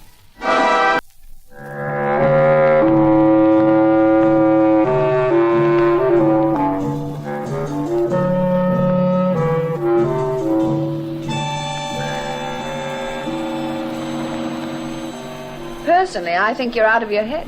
Oh, that's nice. If the police find out Castalia was murdered, then obviously the girl did it. Obviously? Well, if you ask me, she as good as confessed to you. She merely said she was the last to see him alive. She needed his money. And there was no love lost between them. You know, come to think of it... Oh, Pete. Okay, but why'd you retain my services, honey bun? It makes a good cover, don't you think? Yeah, but it also pays a couple of bill collectors, too. And there was nothing phony about that £100 retainer she handed me. Well, I've got that old feeling again, Peter. Huh? Oh, why don't you just stick to insurance claim cases? Because they don't pay so well. But you live longer. Live fast, die young, and have a handsome corpse. Well, you'd better slow down. Otherwise, you'll be the proud owner of that handsome corpse before you're ready. Oh, that looks like Castalia's house over there on the hill. There must be a drive around here someplace. The place looks like a castle. Look, sweetie, look for a driveway on your side, huh? 100 yards further on. I think there are some gates there. Where? Oh, yeah. Oh, Pete. Yeah? Let's turn back, huh? Oh, now listen, sweetie. Oh, this feeling. We need the dough. Oh, I don't think it's worth risking your neck for. Well, here we are.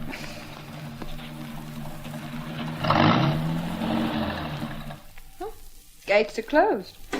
Simple. I'll open them up. Oh, Pete. Relax, please, Julie. I think there's someone watching us, Pete. It's a free world. Well, the gate's not locked anyway. So let's open it up and drive in.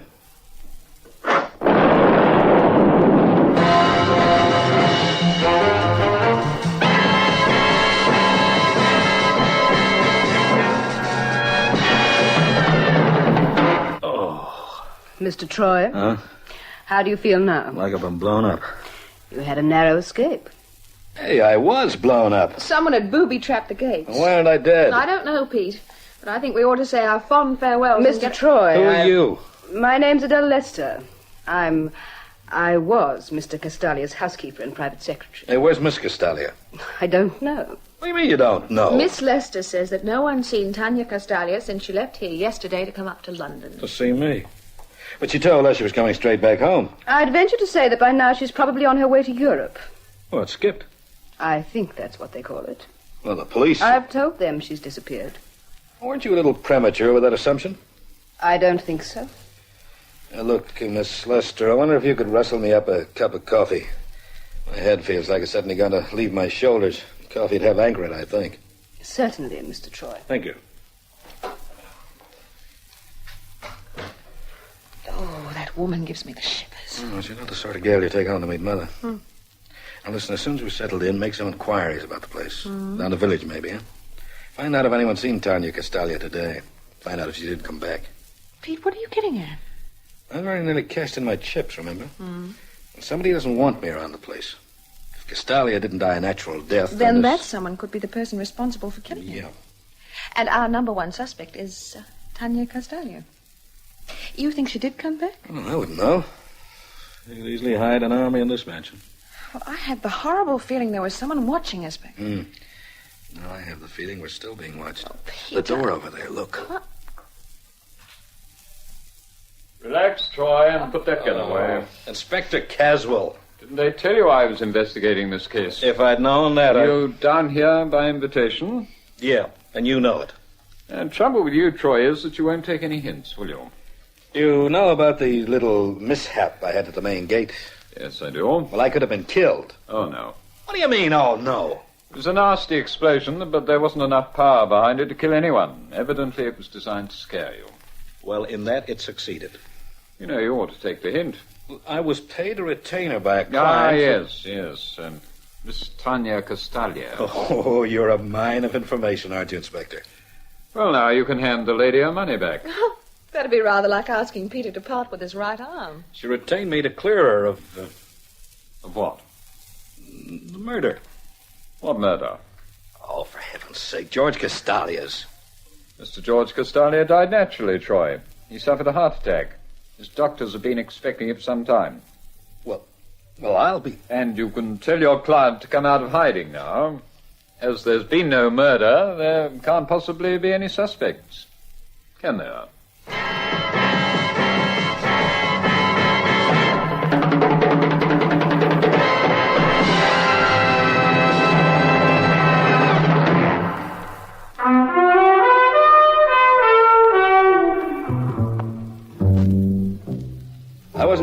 Castalia household, no matter what the inspector would have me believe, until a couple of very important questions were answered to my complete satisfaction.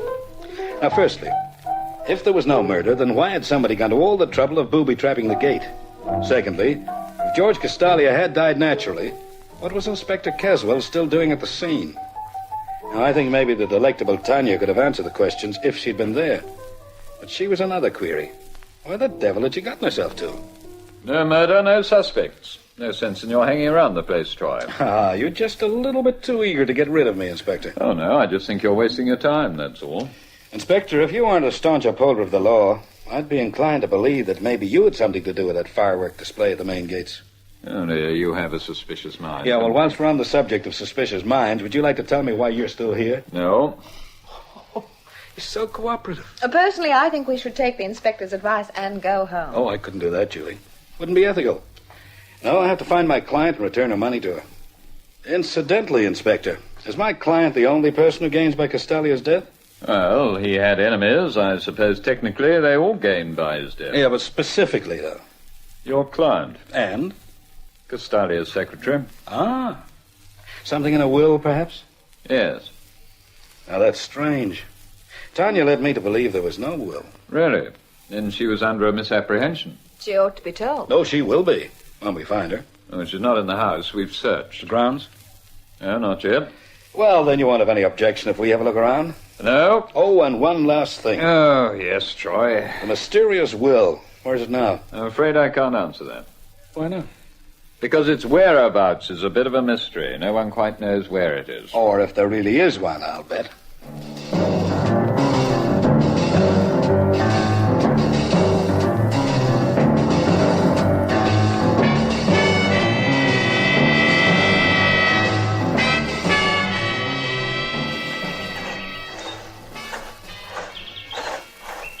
Just exactly what are you looking for, Pete? I'm just trying to figure out whether or not that booby trap was meant for me. Huh?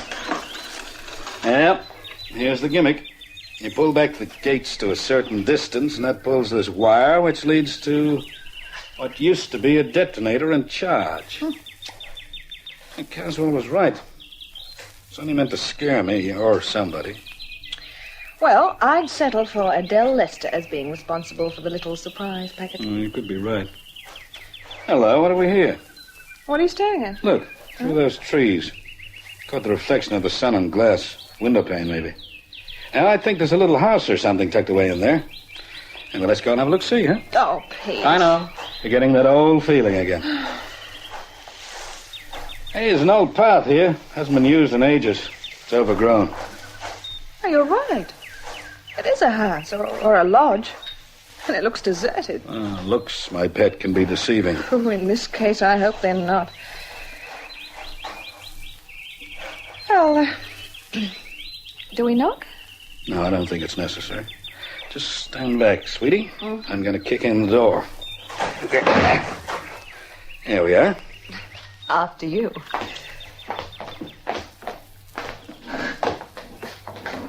It doesn't seem like there's anybody in residence.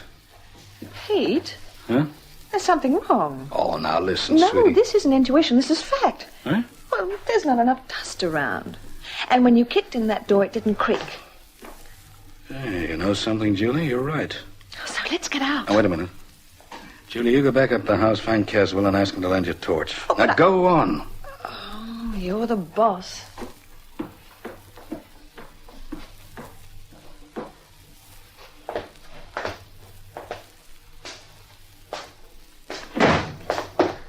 Julie? Julie, is that you? Did you close the front door? Okay. Who is it? Come on now, no games. I know there's somebody there.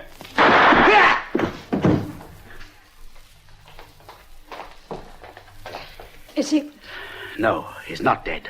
You can't do anything, right, can you? The bullet creased his skull. He's out to it.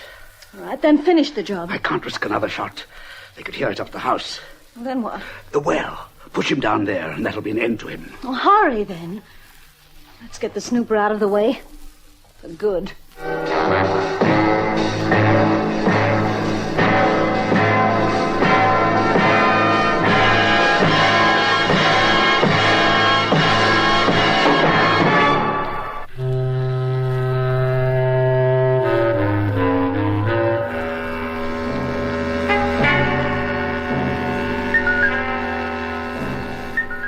lodge house? Yes, we found it near the main gates. It's hidden from the drive. That place is empty. Well, Pete doesn't think it is now. He wants to borrow a torch. Crazy interfering fool. Oh, Inspector, please. Oh, all right, but I'm coming with you. Well, let's hurry. Oh, come on, then.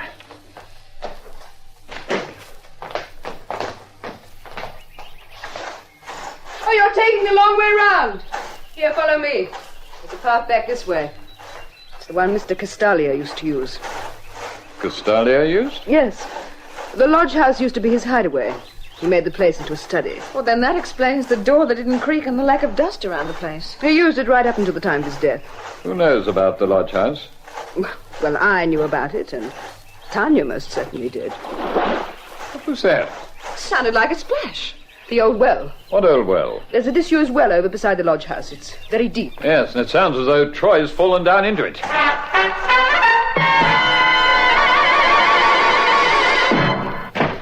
They'll never find his body down there. Vince, I thought I heard someone coming. Your imagination's working overtime. Come on, let's get back to work. I don't think we're ever going to find it, Vince. I don't think there is a will. Oh, of course there is. I witnessed it, remember? It has to be around here somewhere. It has to be destroyed. But he always said he disapproved of wills.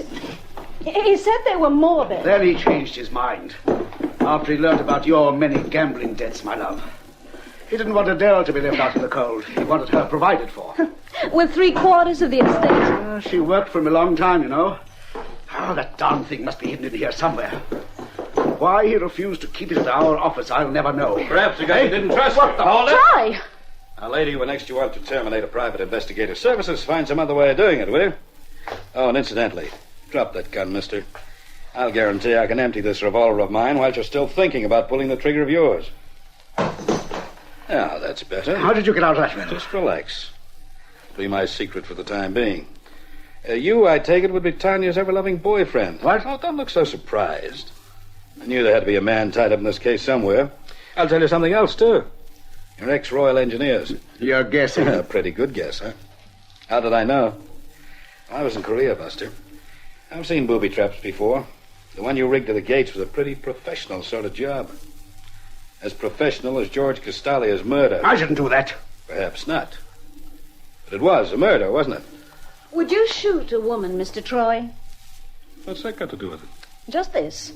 I'm standing right in front of you, and Vince is going to pick up his gun. Now, if you want to stop him, you'll have to shoot me. Get out of the way. Too late, Troy. Get him, Vince. Not on your life, Tanya. I'm getting out. Lady, you've been ditched. He can't get away with this. He just did, and you're left holding the bag. Well, they can't prove anything. I've got him, Sergeant. Well, it would seem that your boyfriend's just run into some trouble. Oh, I did forget to tell you. It was Inspector Caswell who pulled me out of that deep well.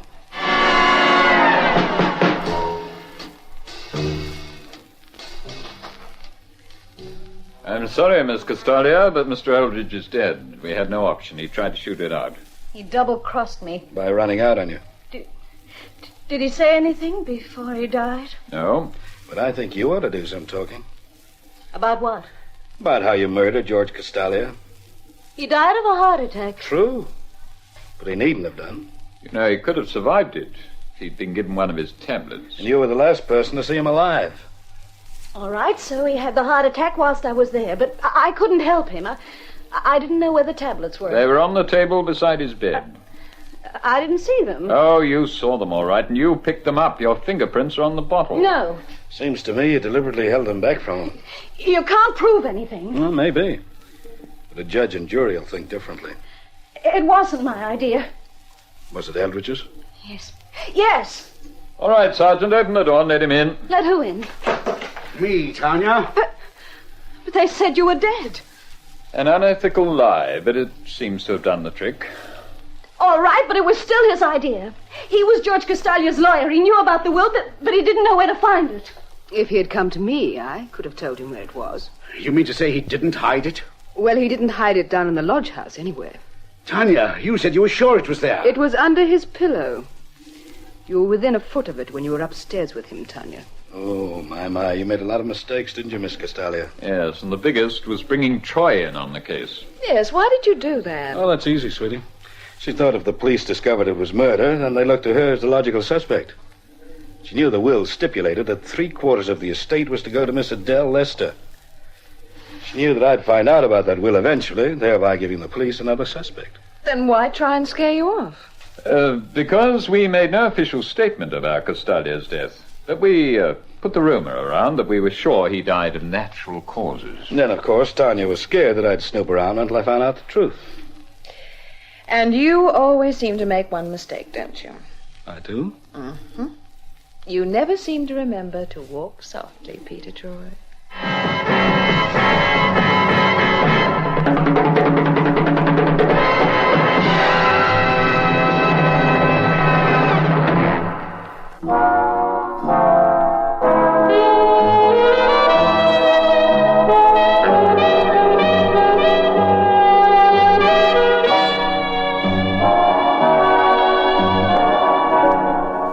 So Tanya and her boyfriend, Vincent Eldridge, had searched the lodge house for nothing. The carefully laid and almost perfect murder plan came unstuck. Oh, I didn't refund a retainer to her. I figure she doesn't need money where she's going. Board and lodgings are on the house. But I did get a nice, handsome check from Adele Lester after that missing will was read.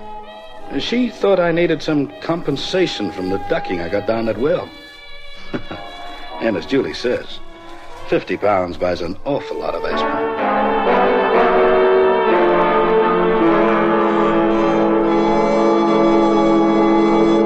In the blazing desert sun, no others dared to do it, so there could be only one. Just one that passed the killing grind of sun and wind and sand. The test that proved this new car wax the finest in the land. Turtle wax, turtle wax, turtle wax. Reader's Digest ad tells the story of the amazing Turtle Wax protective power that kept cars' colors shining bright even in fiery Death Valley sun.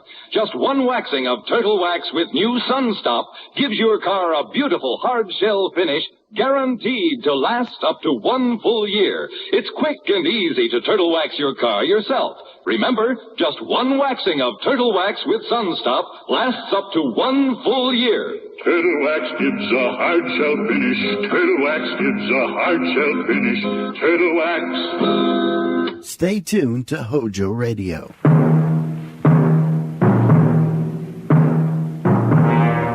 Crime and Peter Chambers. Created by Henry Kane, transcribed and starring Dane Clark. A private investigator, duly licensed and duly sworn. Peter Chambers.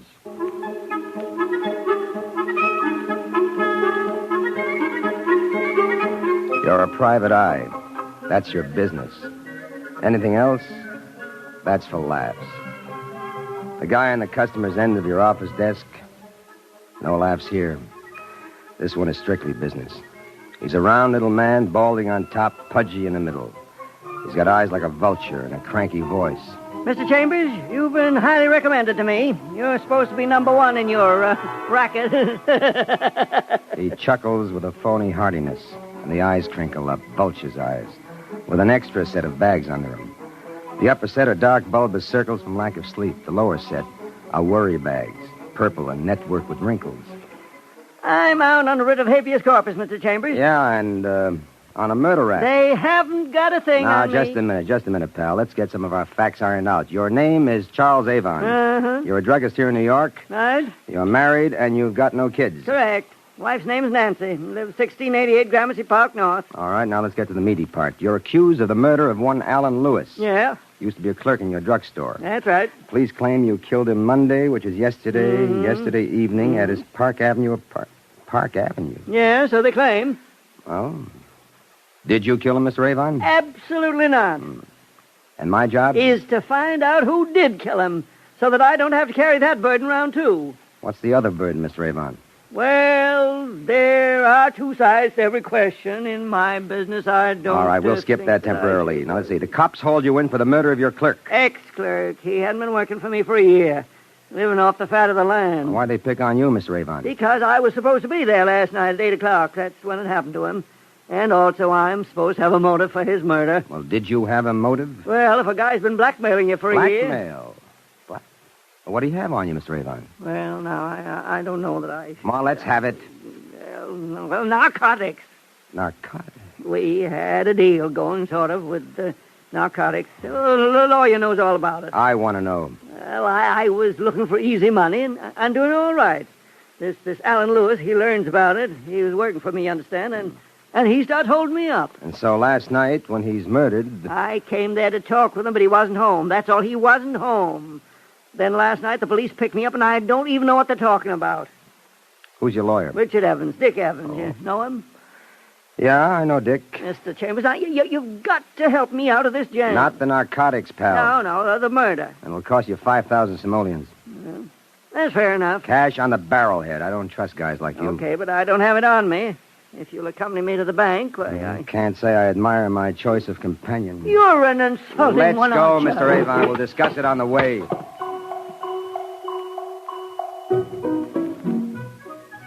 You get to the bank and you're paid, and you kiss him off like you'd kiss off a king cobra that just became a client. But if the guy's not guilty of murder, it's your job to prove it. That's what you're being paid for. So you get rid of him, and you go downtown to the offices of B. Richard Evans, Regal, Legal, Eagle. Hi, honey. Mr. Evans in? I'm all right, Pete. Come on. I've been expecting you. Hi, Dick. How things going? Fine, Petey. Come right on in. Okay. Dick Evans, boy lawyer. Black hair, beak nose, and cyclone cellar voice. A two-tone personality split at 5 o'clock. Tricky as a slippery bath mat before the deadline, but afterward, wide open and roaring. A wielder of martinis, like a good farmer with a pitchfork. What brings you, Mr. Detective? Charles Avon, Dick. How easy was it getting him out on that writ? Easier than getting stepped on in the subway. Because why, Counselor? Because the prosecution doesn't have a thing on him. Well, they got motive. Motive isn't murder, Mr. Chambers. Well, how'd that guy get it, that Alan Lewis? 2 bullets. One ripped through his right shoulder, rather unimportant. The second one pasted in over his right eye. Very important. Prosecution got the gun? No, sir, they don't. All they got is motive, period. They gave him a 9-hour grilling, and all they could come up with was motive. Okay. Now, what about the other charge? What other charge? The narcotics. Well, I'm going to plead him guilty on that. He ought to get a light sentence because without Alan Lewis, they've hardly got a case. Well, here comes motive again for the death of Alan Lewis. Well, the police know all about that. How much good has it done them? By the way, how do they know? Who told them? Frankie Tokers. Frankie Tokers. Male or female? Female, but good and female. You're going to like that when you come to it. I like it already, just from looking at your face. Have another slice of motive, Mr. Chambers. This one's on Frankie. She was engaged to Alan Lewis. That's motive? Not yet, it's not, but this is. She's the beneficiary on his insurance policy for $30,000. Plus, she's the one who informed the police that the Lewis boy was putting the touch on Avon for the blackmail. Well, how'd she know? Her boyfriend confided in her. Oh. Well, how'd she stand suspect-wise? Oh, she's got an alibi, don't they all? Frankie Tokers. A very gorgeous number. Sings at the Rumpus Room with an equally gorgeous blonde partner with whom you will kindly have no truck. Why? Because that one is sort of reserved for me. Do you have this Frankie Toker's phone number, Dick? Got it written down somewhere. Name, address, and phone number. Here you are. Thanks. Mary. Yeah. Cute little trick. That's Frankie.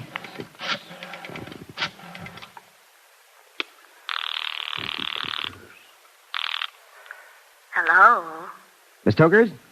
This is Miss Tokers. Collins from the insurance company. There's been a slight complication. May I come to see you? Well, when? Oh, right away. The sooner the better. Well, all right, if you insist. I should be here most of the afternoon. Good. I'll see you shortly then. Bye, Miss Tokers.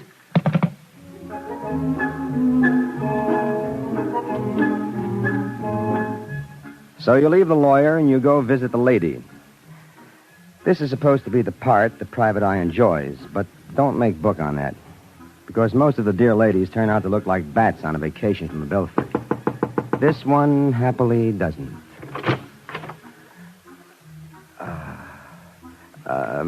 Miss Tokers? Yes, I'm Miss Tokers. Mr. Collins from the insurance company. Oh, yes. Please come in. Frankie Tokers. She's wearing a hostess gown, a metallic number in gold. Imagine that wrapped around a dream bunch figure. Frankie Tokers. tall, with an oval face and wide, dark eyes that glint like brandy bottles under bar lights. You don't fool around with a kid like that. Mr. Collins? I'm sorry. My name's not Collins, Miss Tokers, and I'm not from the insurance company. My name's Chambers, Peter Chambers. I'm a private detective. And they tell me that you're on a spot. Get out. Now, just a minute. Get out, I tell you. Look, lady, I think you've got me pegged wrong. Please, oh, please. You explain the situation, and tears come up in the blackberry brandy eyes. Naturally, you put your arm around her, and just as naturally, she puts her head on your shoulder. A sobbing brunette close in the arms of the private detective. There you have the classic situation. But you've been paid $5,000 to find out who killed Cock Robbins, so reluctantly you break it up. No. I know how you feel, Miss Tokers. You love the guy, but he's dead. Not true. Huh? I hated him. But you were engaged to be married, weren't you? That was going to end when I found out what he was really like. And, whose idea was that $30,000 life policy with you as beneficiary? His, of course. But that was going to be finished, too. Mr. Chambers, I couldn't tell the police, but I will tell you. Why? Because I want you to help me. Look, sister, you didn't kill him, did you? Oh, no. Listen, last night, the night he was killed, I went there. I was going to tell him off and finish it off completely. What time? 9 o'clock. It was between shows. I'm a singer at the Rumpus Room. Yeah, I know. Anyway, when I got there was no answer. I kept ringing, but there was no answer, and I was worried. I went back to the club, and I called on the phone. No answer. Then I called the police and told them that there was trouble there. I didn't say who was calling. Wait a minute. Hold up just for a minute. First, why the police, just because the guy's not home? And second, how did you know there was trouble there? Because I knew that he had an appointment with Mr. Charles Avon for 8 o'clock, and it was going to be a long talk. And I knew what the talk was about. And what was it about? About more money. More blackmail money. Oh, I see. It figured for a trouble party, huh? Yes. And when the guy didn't answer at 9 o'clock, it was your idea that the trouble had exploded. Exactly. And 1 hour after the phone call, the police were at the club, investigating the murder of Alan Lewis. I told them everything I knew about the narcotics that Mr. Avon was dealing in and about Alan's blackmail, and about how he was going to raise the ante at this meeting between them. Well, it answers why Charles Avon was picked up. What about your alibi? I fixed that up with my singing partner. I arranged for her to say that I'd been with her all the time, in our dressing room. But I'm scared, Mr. Chambers. I'm sick scared inside of me. Help me. Please help me. Oh, Miss Tokers, I'd hate it if you did put those slugs into Alan. I didn't. Oh, I didn't.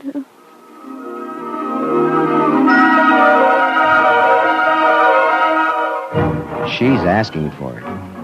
And you answer. You take her face in your hands, put your lips on hers, and you leave them there. With excellent results. But then you quit. You crash out of there, and you're heading for police headquarters. But you detour for Charles Avon's drugstore. Good to see you again, Mr. Chambers. Hi, I was thinking I might want to drop into your home tonight. Would you be there perhaps later on? No, but my wife will. Oh, you don't know her. Oh, she's here right now. I'd very much like to have you meet her. Nancy? Yes? My dear, Peter Chambers, the gentleman I told you about. My wife, Nancy Avon. She's a small blonde, too young and too pretty for Charlie boy. She's wearing gold-rimmed black lens goggles, and you can't see her eyes. She's smooth-skinned and good-looking, but jumpy, nervous as a lion tamer who's lost his whip.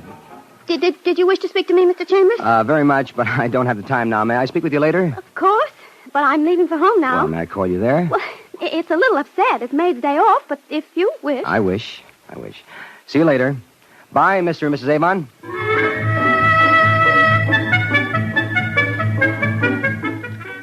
And so you're riding your broom again, making time for police headquarters, and then you're there. Come in. Well, Pete, what do I owe the honor? Charles Avon, Louis, a paid-up client. So, maybe you think you can do more than cops can do, huh? I doubt it, but I can try. Detective Lieutenant Louis Parker, homicide. Thick-set and sturdy like a brand-new refrigerator and just about as enthusiastic. But a good cop, and mostly a good friend. What's the pitch? I'm being paid $5,000 to find out who put the chill on Alan Lewis. Well, $5,000 to do what we do anyway, huh? Brother, yours is one business. Okay, what do you want? Help. That's hot. You're getting 5 G's. What do we get? Well, any information happens to fall my way, and no byline, you get all the credit. You buying? What do you want, kid? Well, I'd like to see the inside of Alan Lewis's apartment. I'll buy that. In fact, I'll go with you. You got a cop staked out there? Nobody's staked out there. I've got better things to do with cops than have them sitting around getting fat. Okay, what else? Well, anything else that's not too terribly confidential? Not this case, Petey. We got us a nice fat group of nothing. Well, then that's it, Lieutenant. Let us go look at apartments.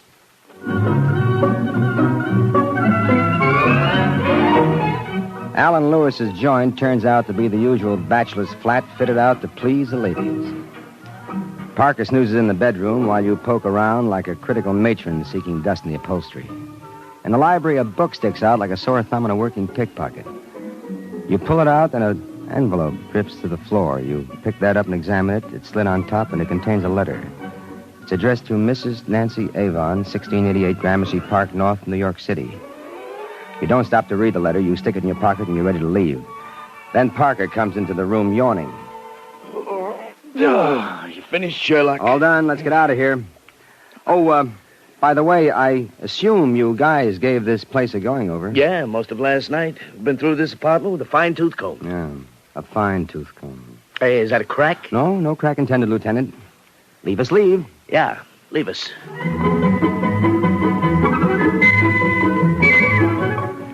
Outside, Parker goes off, and you're left alone. Frankie Toker's place is nearby, and, well, maybe you're looking for an excuse to go back. Hello, Mr. Chambers.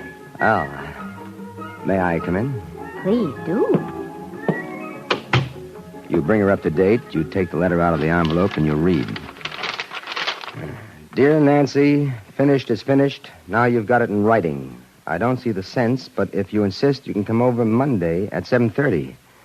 You can't stay long. As it happens, I have a date with Charles for 8 o'clock. Yours, Alan. The date matches. Monday, yesterday. The night he was killed. That letter puts her right in the middle, doesn't it? Say, did you know anything about these two, Nancy Avon and Alan Lewis? She was sweet on him, and he encouraged her. Oh? Charlie Avon didn't even know it was cooking, but she was planning to divorce him. And then Alan Lewis cooled off. You mean, when he met you? He'd have cooled off anyway. That's the kind of guy he was. Real loyal. Shot through with integrity. Well, how'd you take it, you know? He told me. She was plenty worked up over it. Okay, Miss Tokers.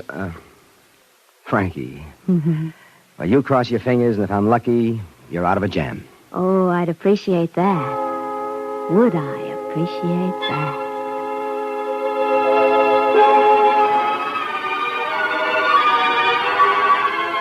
You figure your next stop for your last stop. 1688 Gramercy Park North.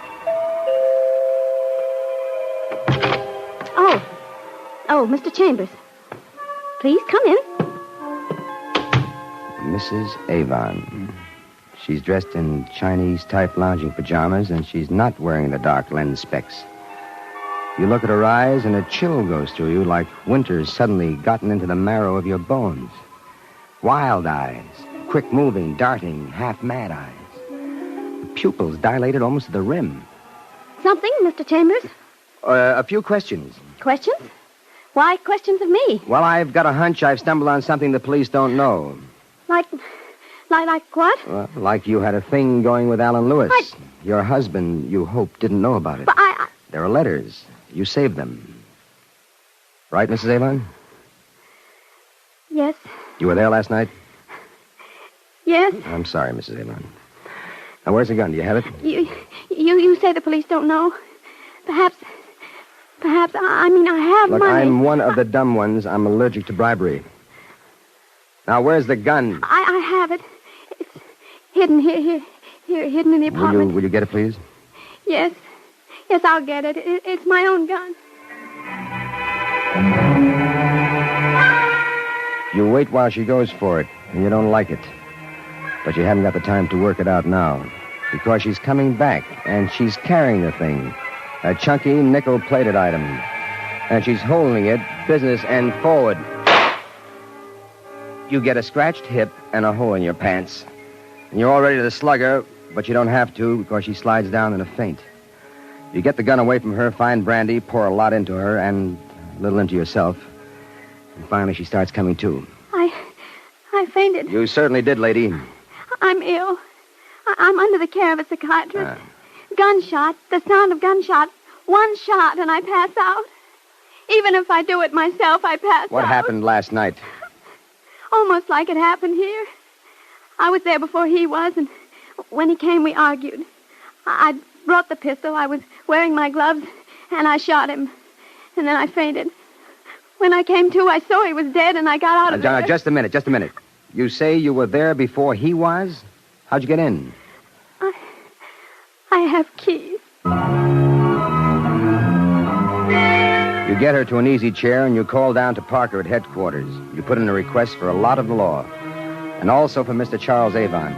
Pretty soon, the place is crawling with cops, and you point a finger, and to Lieutenant Parker, you say, I give you a murderer, Lieutenant. Oh, but you've got it wrong. You're mistaken. No mistake. It's just where my finger's pointing. I give you, Lieutenant, Mr. Charles Avon. This guy's nuts. A lot of things he is. Nuts he ain't. Go on, Pete. Here's a guy who comes in and hires me for $5,000 for something the New York City police can do much better and for nothing. You're stealing my lines, chump. But the guy's not crazy. He's got a purpose. He's wait. also got a large contempt for the thoroughness of the police, which I haven't. Start making sense, Petey boy. Read this.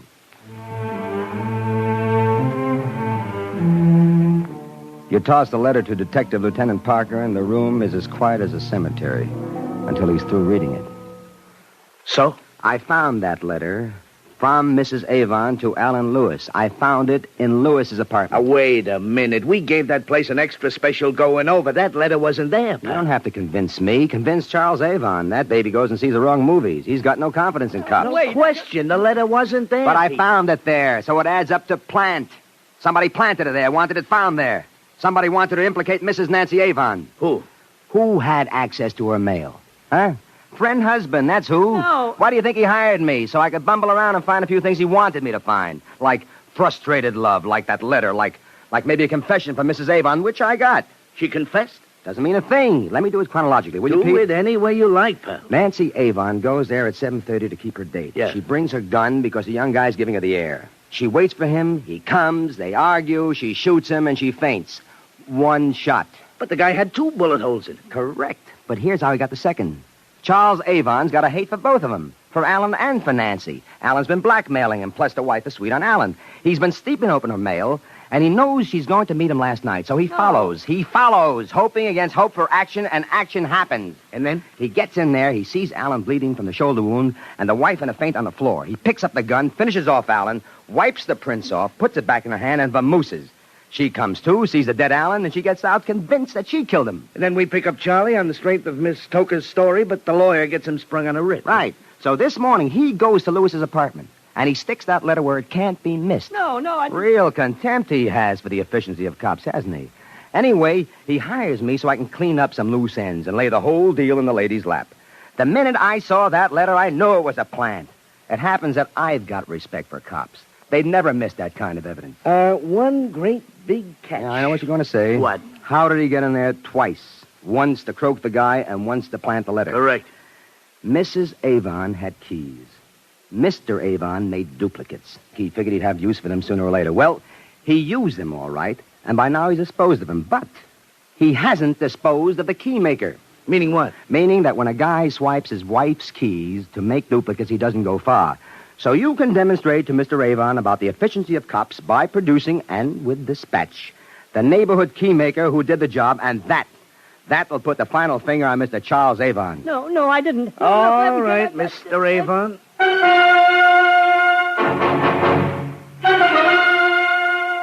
That does it. Charles Avon goes white and topples, and when he gets up, the manacles are around his wrist, and he's babbling his brains out.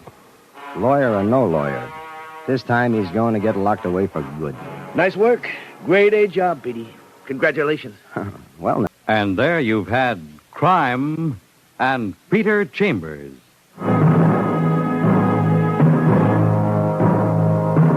Dane Clark was starred as Peter Chambers. Crime and Peter Chambers, transcribed, was created and written by Henry Kane. Bill Zuckert was heard as Lieutenant Parker, with Leslie Woods, Edgar Staley, and Lawson Zerbe. It was directed by Fred Way. This is Fred Collins, inviting you to tune in next week, same time, same station, for Dane Clark in Crime and Peter Chambers. Advice for those of you who suffer from acid indigestion, heartburn, or gas. Do you know about the little white tablet in the little green pocket roll? Just a-waiting for the moment when you need 'em to bring your acid indigestion under control. Tums are the little white tablets in the little green pocket roll. Tums for the tummy, T-U-M-S. Bring relief quicker than you'd ever guess. Best for any kind of acid distress. Keep 'em handy in the pocket roll. Keep your tummy under Tums control. The modern Tums formula has never been surpassed for effectiveness. Always carry Tums, 10 cents. 3-roll pack, a quarter. Or get the new 6-roll Tums pack with free metal carrier, only 49 cents. Keep it tuned right here to HOJO Radio for more classic old-time radio. This episode from the life of Sherlock Holmes will be transmitted to our men and women overseas by shortwave and through the worldwide facilities of the Armed Forces Radio Service. Petri Wine brings you Basil Rathbone and Nigel Bruce in the new adventures of Sherlock Holmes.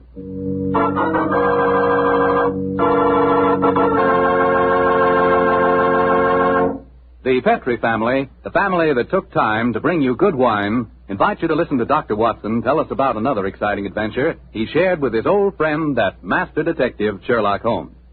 Say, and I've got a little something to tell you myself. I want to tell you that if you haven't sent in for your free recipe calendar, I think we've still got enough on hand to take care of you if you hurry. The requests have been pouring in like mad, literally by the thousands. No wonder. It's really a terrific offer. It's a calendar for 1945 and 46. It's in full color, and it tells you all you have to know about cooking with Petri wine. Write to Petri Wine, P-E-T-R-I, Petri Wine, San Francisco 26, California. San Francisco 26, California. But better hurry so we can get your recipe calendar to you immediately.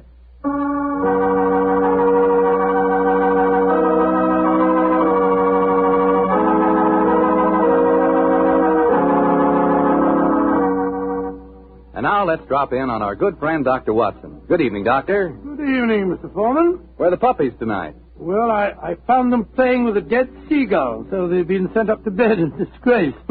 You certainly look comfortable yourself, Doctor. What's that small blue book you're reading, the latest bestseller? No, indeed not.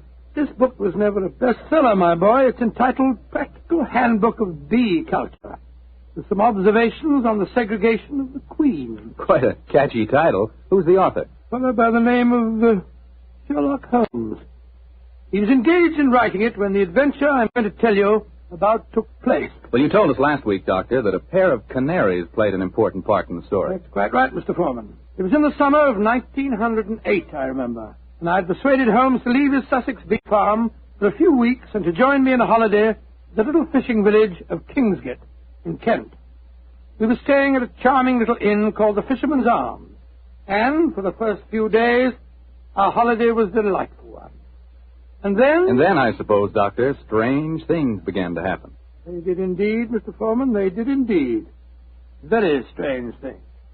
One afternoon, we just finished a late tea, I remember, and were sitting outside on the lawn sunning ourselves and enjoying our pipes.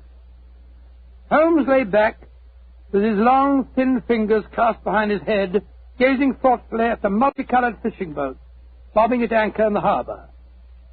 After a moment or two, he spoke to me. Watson, you're really a splendid companion.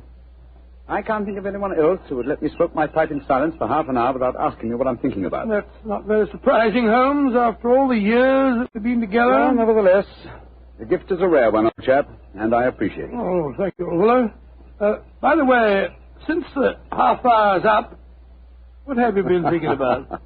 The lack of enterprise of a modern criminal. Audacity and romance seem to have passed forever from the criminal world. Read this note I received this morning, old fellow. See for yourself how low I have sunk. All right, have a look. Mr. Holmes, I am staying in the same inn as yourself, and as I have had a very frightening experience, so to speak, I thought perhaps you would help me. Please do. It's signed Mary Victor. An exciting document, isn't it? Written on lavender notepaper, reeking of perfume, and the handwriting is obviously that of an adolescent girl. You haven't bothered to answer, of course. Oh, yes, I have. I sent a message back by our good landlord that I would be glad to see her. Why, Holmes? You came down here to complete your handbook on bee farming. Oh. Confound it. Those two wretched canaries are getting their sunbath on the windowsill above us. Oh, I think it's rather jolly to hear those fellows chirping away up there. Oh, I find the sound most distracting. Let's go inside. You know, Holmes, those birds are owned by a charming couple, Mr. and Mrs. Wainwright. I was chatting with them on the stairs this morning. I'm afraid their charm will escape me as long as their pets continue to tweet in that irritating manner. You've spoken of the peace and quiet of the country inn, Watson, and yet I find that... Come in. Ah, Miss Mary Victor, I presume. Yes, Mr. Holmes. Please come in. Close the door, won't you? Thank you. This is my old friend, Dr. Watson. You may speak quite freely in front of him. How do you do, Victor? How do you do, Doctor? Now, sit down, young lady, and tell me what's troubling you.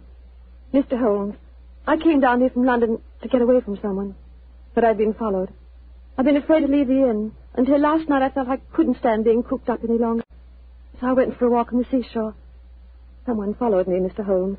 I ran back here as fast as I could, but now he knows where I live, and I'm frightened.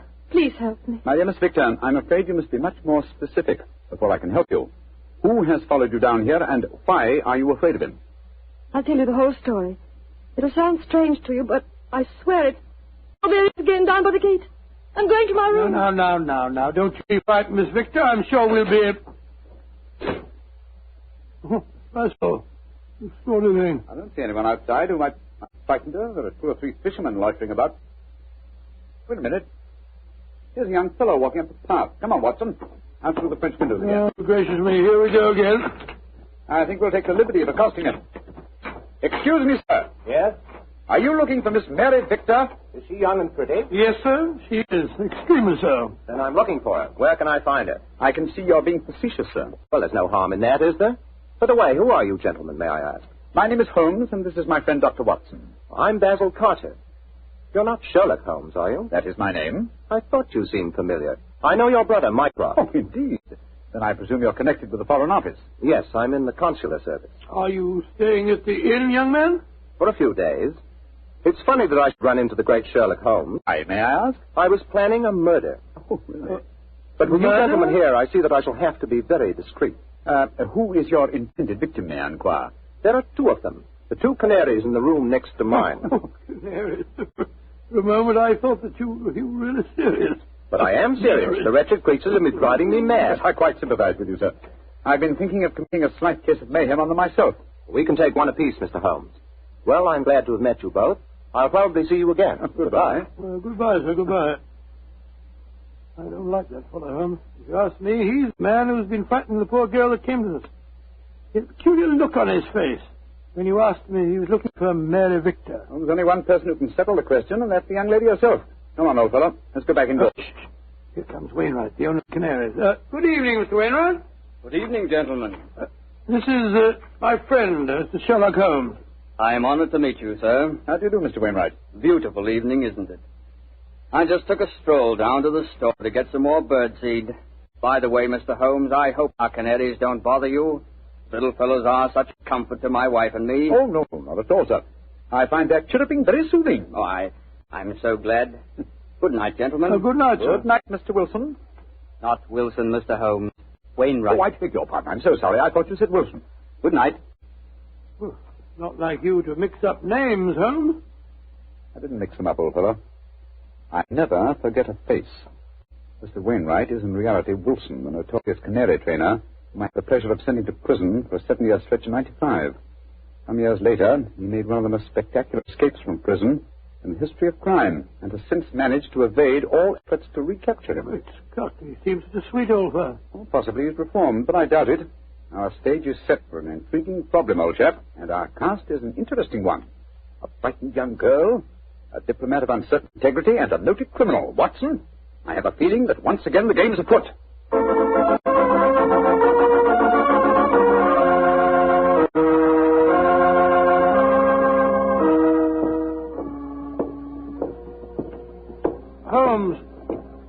merely strolling along the pier instead of staying at the inn. I thought you said that you were expecting trouble. I am, old chap. And I'm sure it will find us out. You know, Holmes, I'm still completely mystified by the behavior of that girl, Mary Victor. I knocked at her door last evening again this morning. I couldn't get any answer. And the landlord told me that she was not seen at dinner last night, nor at breakfast this morning, and yet her room had not been vacated. Curious. Hello, there's the village constable sunning himself at the end of the pier. Good morning, Sergeant Blake. Mr. Holmes, Dr. Watson. How are you, gentlemen? Yes, thank you, Sergeant, and very appreciative of the weather that you've provided for us. Oh, think nothing of it, sir. We always arrange that for our really distinguished visitors. By the way, Mr. Holmes, I was reading one of your friend's stories about you last night. The one called The Adventure of Mysteria Lodge. That was, Wisteria Lodge, you foolish fellow. Well, maybe it was. Anyway, I was reading it aloud to me old woman. And if you don't mind my saying so, Mr. Holmes, we both thought you made a bad mistake. Oh, really? So, of course, you come out all right in the end. Dear me, Sergeant, I stand reproved. Excuse me, Sergeant. Holmes, look. Look at that figure standing by itself right at the end of the pier. Mm-hmm. Our friend Wilson, the canary trainer. He's got a revolver. Here, we don't want any of these goings on in Kingsgate. Come on. Here, you. What are you doing waving that revolver about? Keep back, the three of you. I'm the law here. Don't tell me what to do. Keep back, I say. I'm not afraid to fire. Do as he says, Sergeant. He's no one to trifle with. Just exactly what are you up to, Wilson? You've caught up with me once again, Sherlock Holmes. But this time you're not going to send me back to a prison again, and maybe the gallows. If I can't escape you, then I'll take my own way out with this revolver. Wilson, what in thunder are you talking about? The murder at the inn last night. I did it. Murder? I'm confessing in front of the three of you, or you leave my wife alone. She didn't know anything about it. Now, I hope you're satisfied, Mr. Sherlock Holmes. He's pointing the revolver as he has. Wilson, you fool, stop it! Strike me pink. He done it. Over the pier and into the sea. Get help, Sergeant. It's possible he isn't dead. Right, sir. Come on, Watson. Going back to the inn, I suppose. Of course we are. We've just heard a murder confession, but we don't know who has been murdered.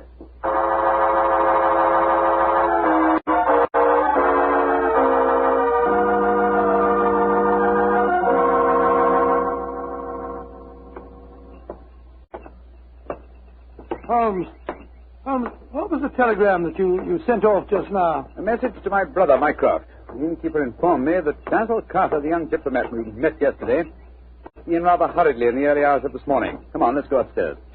Well, we'll have to break the news to Mrs. Wainwright, I suppose. Before we do that, I think we'll see if Miss Victor's in her room. Which one is it? Here, top of the stairs. We'll take the liberty of looking in. Miss Victor has been seen since last night. Uh-huh. Unlocked. Lord, what a mess. Letters strewn all over the place, open suitcases. Yes, it Look looks at as if the young lady had been planning an immediate departure. Where could she be? No one's seen her since last night. Oh, I beg your pardon, gentlemen. I thought I heard Mary Victor come in. I'm Mrs. Wainwright. Mrs. Wainwright, I'm afraid we have some rather bad news for you. Your husband shot himself a quarter of an hour ago at the end of the pier, and his body fell into the sea. Is he dead? We must presume so, madam. I left the police sergeant there searching for him. Sergeant Blake should be back here any moment now. So he did it. After all. You don't seem very surprised, madam. He threatened to do it. Mrs. Wainwright, before your husband shot himself, he confessed to committing a murder in this inn last night. A murder? Whose murder? At the moment, we're not quite sure. Oh, he must have been out of his mind. Mrs. Wainwright, I'm afraid I must ask you some rather painful questions. Are you aware that your husband was a criminal, that he served a prison sentence under the name of Wilson? Yes, I knew that. He told me when we were married 2 years ago. But he said that he'd gone straight ever since he'd come out of prison. That's why he changed his name. He was trying to make a fresh start. You know of no reason for his planning to kill anyone at this inn? None. And unless you find someone murdered, I wouldn't give too much thought to it. Yes, if you'll forgive my saying so, madam, you seem remarkably unmoved by your husband's tragedy. Why should I pretend? We were very unhappy together. This might be the best way out of it for both of us. My husband carried quite a large amount of life insurance. In the event of suicide, would that be payable?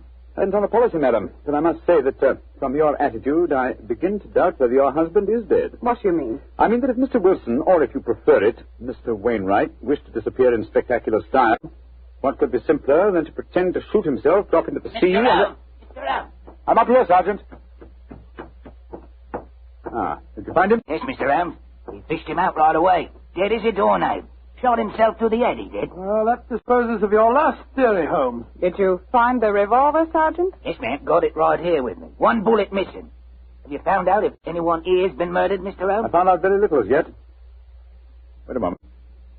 Listen. I don't hear anything. Exactly, you hear nothing. Yet we're within a few feet of the Wainwright's room. What do you mean, Mr. Elm? I mean that there is one sound we should be hearing very clearly at the moment. Why didn't I think of it before? The sound of your canaries chirruping. You've heard little else for days. Come on, Watson. Where are you going? Your room, madam. I'm afraid I must dispense with asking your permission. You're already in my room. It seems a little late even to mention the subject. Here's the bird cage, the windowsill. Oh, the birds are gone. No, old chap. If you look more closely, you'll see them on the bottom of the cage. Let me open this door and get one of them out. By Joe, Holmes. They're dead. And yet when we entered the inn a few minutes ago, they were still chirruping. But who on earth would want to kill a couple of birds? That, my dear fellow, is one of the things we have to find out. So far, I must admit I'm puzzled. We have a self-confessed murderer, and the nearest thing we can find to a corpse is a pair of dead canaries.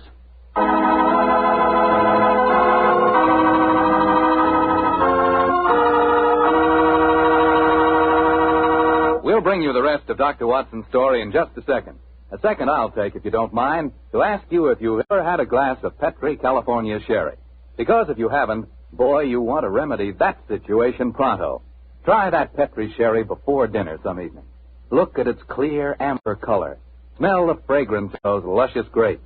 And get a sample of that Petri flavor.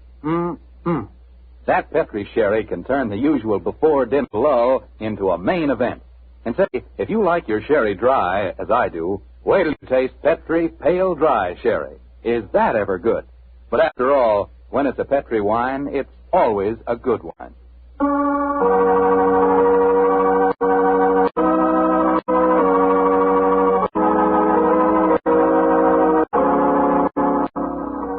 And now, back to tonight's new Sherlock Holmes adventure. Strange events are taking place in the Kentish fishing village of Kingsgate. A self-confessed murderer has committed suicide, but his victim cannot be found. As we rejoin our story, the great detective and his old friend Dr. Watson are once again examining the room of Mary Victor, one of the missing guests. You know, Holmes, the murder that Wilson confessed to before he committed suicide might have been the killing of those two canaries. I think not, old chap. Wilson obviously loved the creatures and kept them in spite of the fact that they were dangerously apt to identify him with his criminal past. Uh-huh. Interesting. Very interesting. Huh? What have you found? This note lying on Miss Victor's dressing table. Here. Let's have a look. You think you can hide from me, Mary, but you can't. Wherever I go, I shall follow you. So why not get wise to yourself and stop running away? Sounds as if the poor girl was in danger, all right. Possibly, but the writer of that note was certainly obliging. Though the letter is unsigned, he at least gives us a clue to his identity. Oh, what clue? The phrase, get wise to yourself, is very un-English. It's American. Come on, old chap. Well, where are we going now? The envelope to this letter has the Kingsgate postmark on it. I should be surprised if that fount of all knowledge, the village postmistress, can't help us find an American visitor.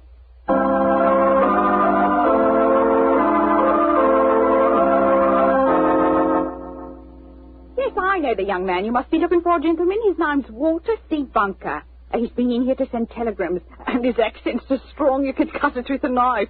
Just like one of the Red Indian fellows you read about, you know. Can you tell me where he lives, madam? Well, better can, sir. He's been rooming at Mrs. Bell's house, 15 Laburnum Grove, down behind the gas works. 15 Laburnum Grove, Mrs. Bell. Thank you. Thank you very much. I'm very much obliged to you.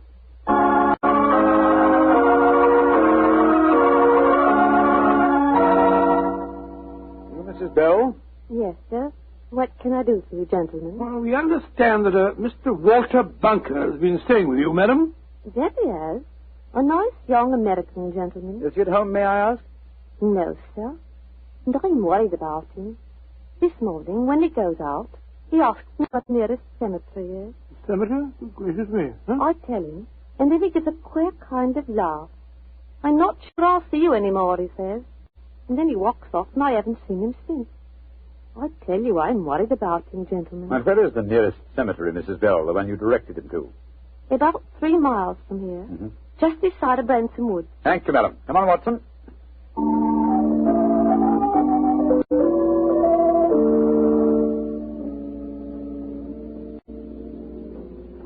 The cemetery seems deserted. There's music coming from the church. Oh, Lord, it's a funeral. Or a wedding. Come on.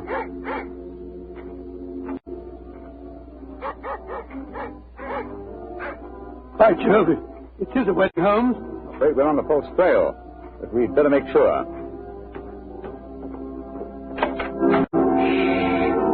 Quiet, gentlemen, please.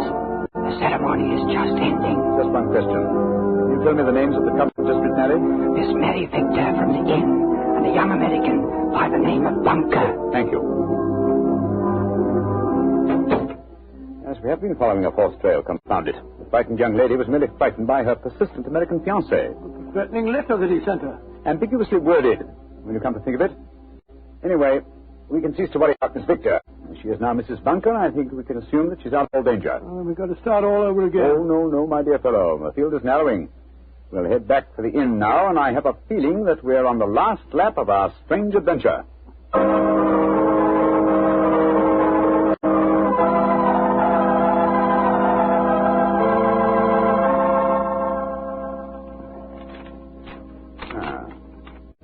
Yes, here's another suspect eliminated.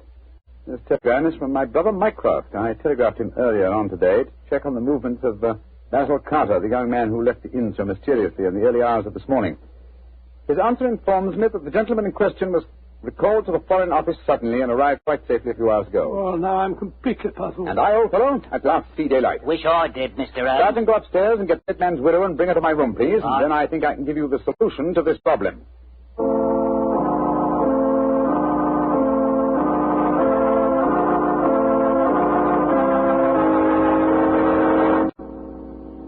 What do you want with me, Mr. Holmes? Madam, you and Sergeant Blake make yourselves comfortable. Now, in the first place, the murder occurred this morning and not last night. I know what you're hinting at. The canaries. I admit I killed them. But you can't do anything to me for that. Why did you kill those birds? I hated them. As much as my husband loved them. And when I knew he was dead, their singing drove me mad. So I killed them. But they must have been already dead when we told you of your husband's suicide. True, Watson, but the lady was fully aware that her husband was dead when we informed her of the fact. You see, she murdered him. You're talking rubbish. Yes, Mr. Holmes. How could she have murdered him? We saw him shoot himself before our eyes. Because when Wilson raised that revolver to his head, he was convinced that it contained blank cartridges. Unfortunately for him, his wife had deliberately replaced the blanks with live cartridges. Oh, great heavens. Why? How? Let me reconstruct the case for you. Wilson, with the connivance of his wife here, had contrived a disappearance plot. He knew that I had spotted his real identity, and so he planned this rather dramatic exit. Confessed to a non-existent murder, and then, well, had his plan materialized, he was to shoot himself with a blank. All from the pier, an apparent suicide. What a fantastic scheme. But how did he plan to get away? Well, he would have swum under the water, safe distance, and so made his escape. Oh, his plan couldn't work possibly. Oh, probably not, not. But at least it was ingenious. He would have destroyed his true identity and have had his revenge on me by making the search for a murder that had never been committed. Unfortunately for him, his wife was his accomplice and saw in the scheme an excellent way of killing her husband. You think you're so very clever, Mr. Holmes, but if it were true, how could you prove it? Observe this revolver, Mrs. Wilson. It's the one your husband shot himself with. What can you prove from that? Ever hear of fingerprint tests? I've heard of them.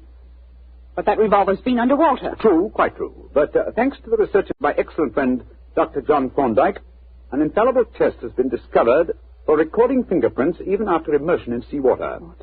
I applied the test to the prints on the revolver and the bullets and compared them with some that we found on the water glass in your room. They are the same, Mrs. Wilson. Now, does a man let his wife load his suicide weapon? Sergeant Blake, I think it's obvious that the time has come for you to take over the case. All right. All right, so I did change the billets. I hated him. I'm glad he's dead. What's more, I'd do it again.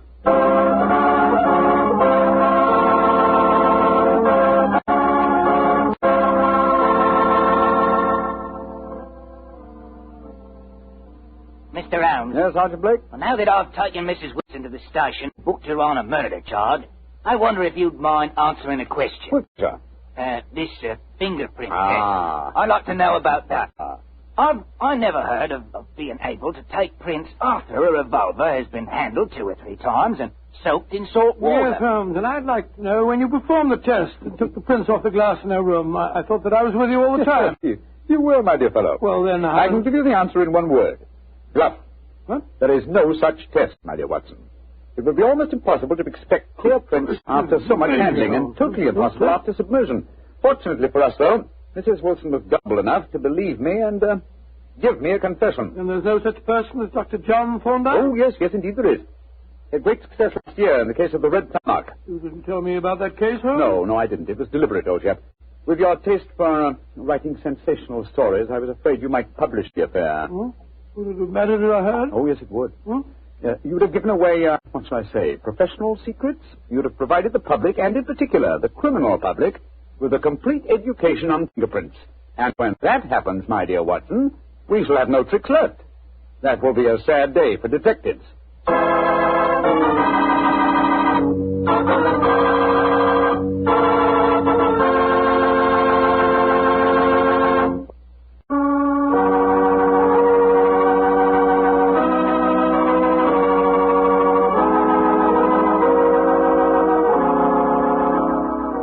Tonight's Sherlock Holmes adventure is written by Dennis Green and Anthony Boucher and is based on an incident in the Sir Arthur Conan Doyle story, The Adventure of Wisteria Lodge. Mr. Rathbone appears through the courtesy of Metro-Goldwyn-Mayer and Mr. Bruce the courtesy of Universal Pictures, where they are now starring in the Sherlock Holmes series.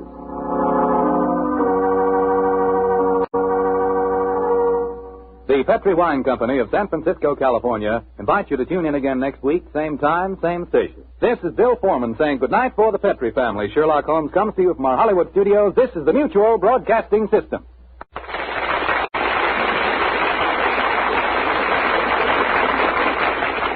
It's Andy Becker saying, keep cooking with Crisco. It's all vegetable. It's digestible. Stay tuned to HOJO Radio.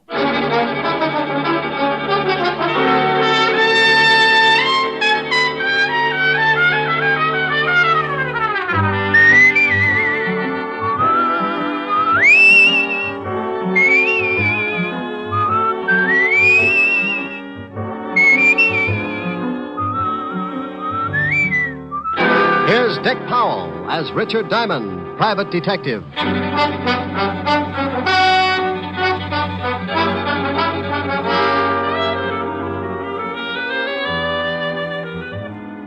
Hello there.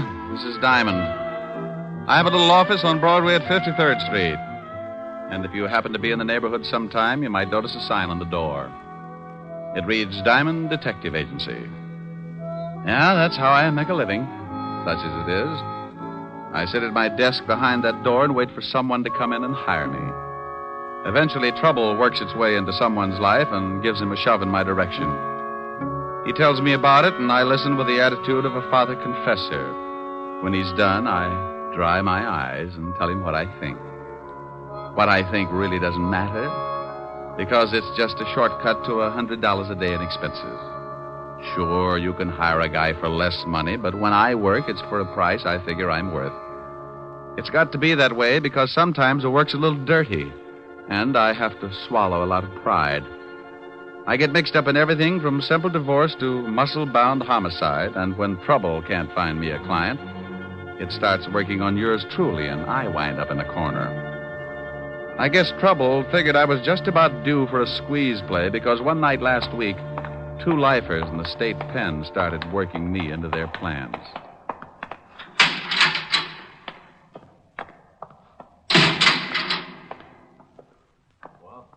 What about it, Walt? Shut up. Wait until the guards pass.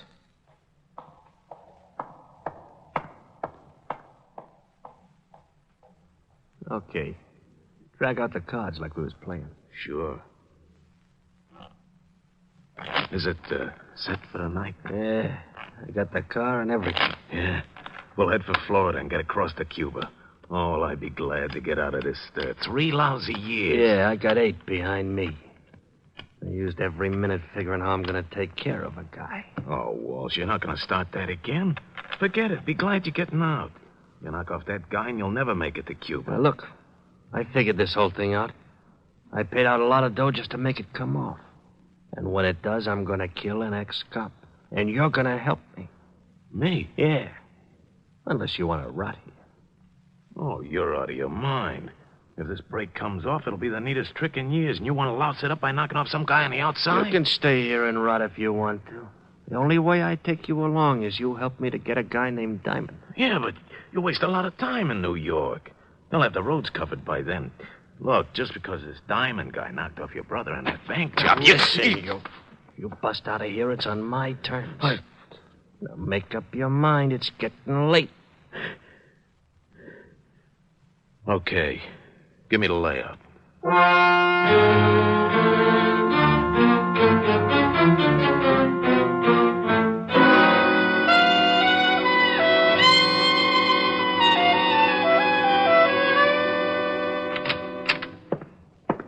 Yeah, what is it, Otis?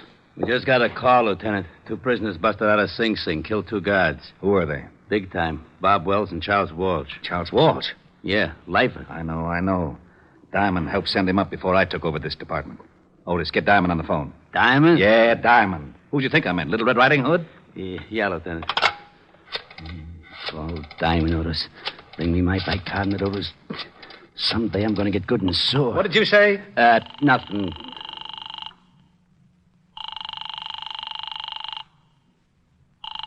Nuts. Now what's the matter? His office don't answer. Give me that phone. We've got to find him before Walsh does. Maybe he's over at Helen Asher's house. All right, Otis, stop standing on one foot. You can leave.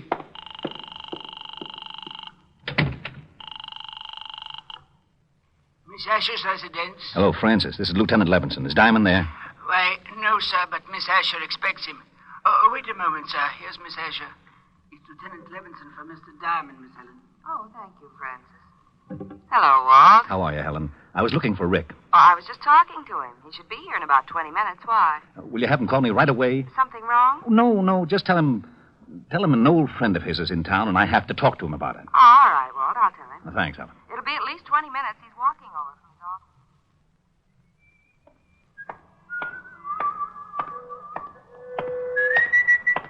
office. Okay, Diamond, hold it right there. Start walking over to that sedan. Don't you know it's not polite to point? Look, laughing boy, I got a big gun in my pocket. Well, I'm proud of you. I thought it was a crossbow. Get moving. Okay. I'd never seen him before. He was a tall guy with a scar in his chin. He walked me over to the sedan and opened the door. He moved in close and shook me down. He relieved me of my .38 and motioned me into the front seat. I slid in, and he started to follow, so I kept one leg out in front of me and kicked him in the face.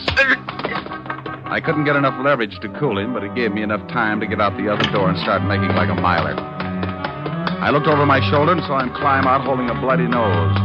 I knew he wouldn't take a shot unless he got close enough to make it count, so when he started after me, I ducked into the subway.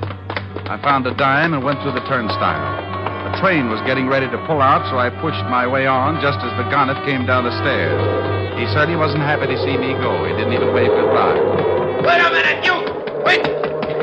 Oh, nuts.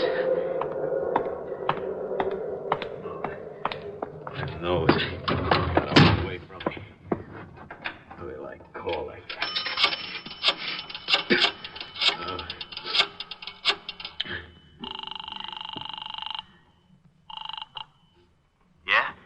Yeah, you and your swell ideas. What's the matter? I waited for Diamond outside his office like you said. I started to hustle him in the car and he kicked me in the face. Oh. I think my nose is broken. You stupid. I told you to be careful. Yeah, sure you did. You think I like getting booted in the nose? Look, if you want Diamond so much, you get him yourself. Maybe you can tell me how you're going to get to Cuba without me. Huh? Oh. What do you want me to do now? I still want Diamond. Yeah, but he jumped the subway train. How am I supposed to find her? I found out he's got a dame over on Park Avenue. Pick her up, bring her over here. Pick her up? I'd give you the chair for kidnapping. I'll use her to get Diamond. Pick her up if you want to get out of the country. Yeah, but a now, snitch... Look, I busted you out of the store. I can bust you right back in. No. Now, pick her up. Her name is Helen Asher. She lives at 975 Park. Well, what if someone else is there? What if there is? You want me to stop over making a fourth for bridge? Get him out of the way and bring the dame to me.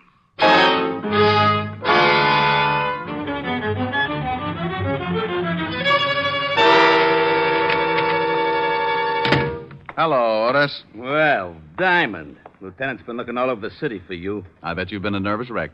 I wouldn't care if you fell off the George Washington Bridge, Shamus. Why, Otis? And after all, we've been to each other. Nuts. You better go on in and see the lieutenant. Sure. Hey, Sergeant. Yeah? When are you going to get some new shoes?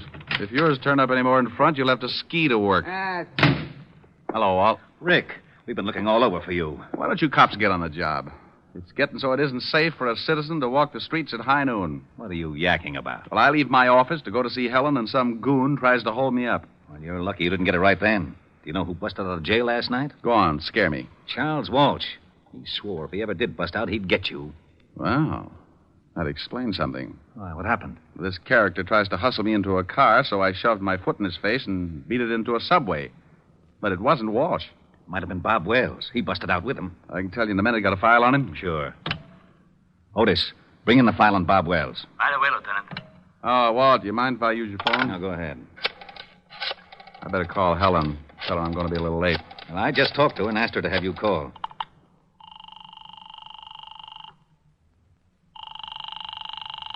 Where is everybody? Yes? Francis? Oh, Mr. Diamond, please hurry over here. Something's happened to Miss Asher. What are you talking about? Miss Asher's been kidnapped. What? Yes, sir. A man came in and made Miss Asher go down to his car at the point of a gun. He also hit me over the head. Was he a tall man with a scar on his chin? Yes, sir. That's right. We'll be right over. Walt, I think the guy that tried to push me around has kidnapped Helen. Oh, no. He pulled a gun on her and slugged Francis. We better get over there. Now, if Charles Walsh is loose and he's trying to get me, then snatching Helen is a sure way to get me to come around. Hey, where's that file on Bob Wells? Wait a minute. Otis. Yeah, Lieutenant. Haven't you got that file on Wells yet? Yes, sir. I was just bringing it in. Well, step on it. Otis is bringing it in. Yeah, Lieutenant. Let me see it. Hey, now, wait a minute. Oh, shut up, Otis. This is the guy, all right. He's the one who tried to pick me up.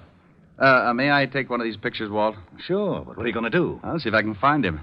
You go on over and talk to Francis. See if this is the same guy who took Helen. I'm going to go down to Skid Row and talk to a wise old owl who knows about things like this.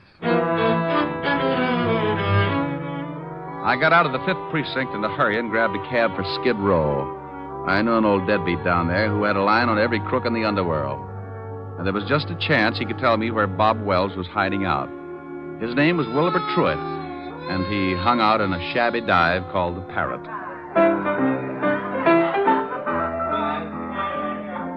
Hello, Wilbur.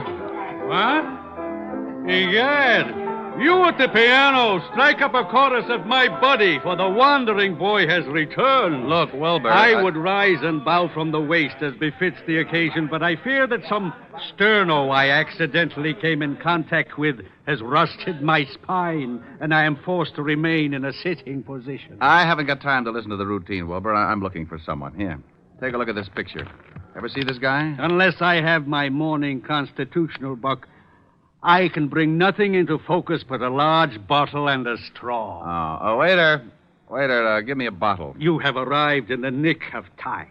I get that wonderful warm glow when you ask for a whole bottle. A snap comparison would be that of a happy mother smiling blissfully at a nursing babe. Okay, Wilbur, now tell me, do you know this man? One sip of strength, and I shall have the eyes of a carrot-stuffed feline.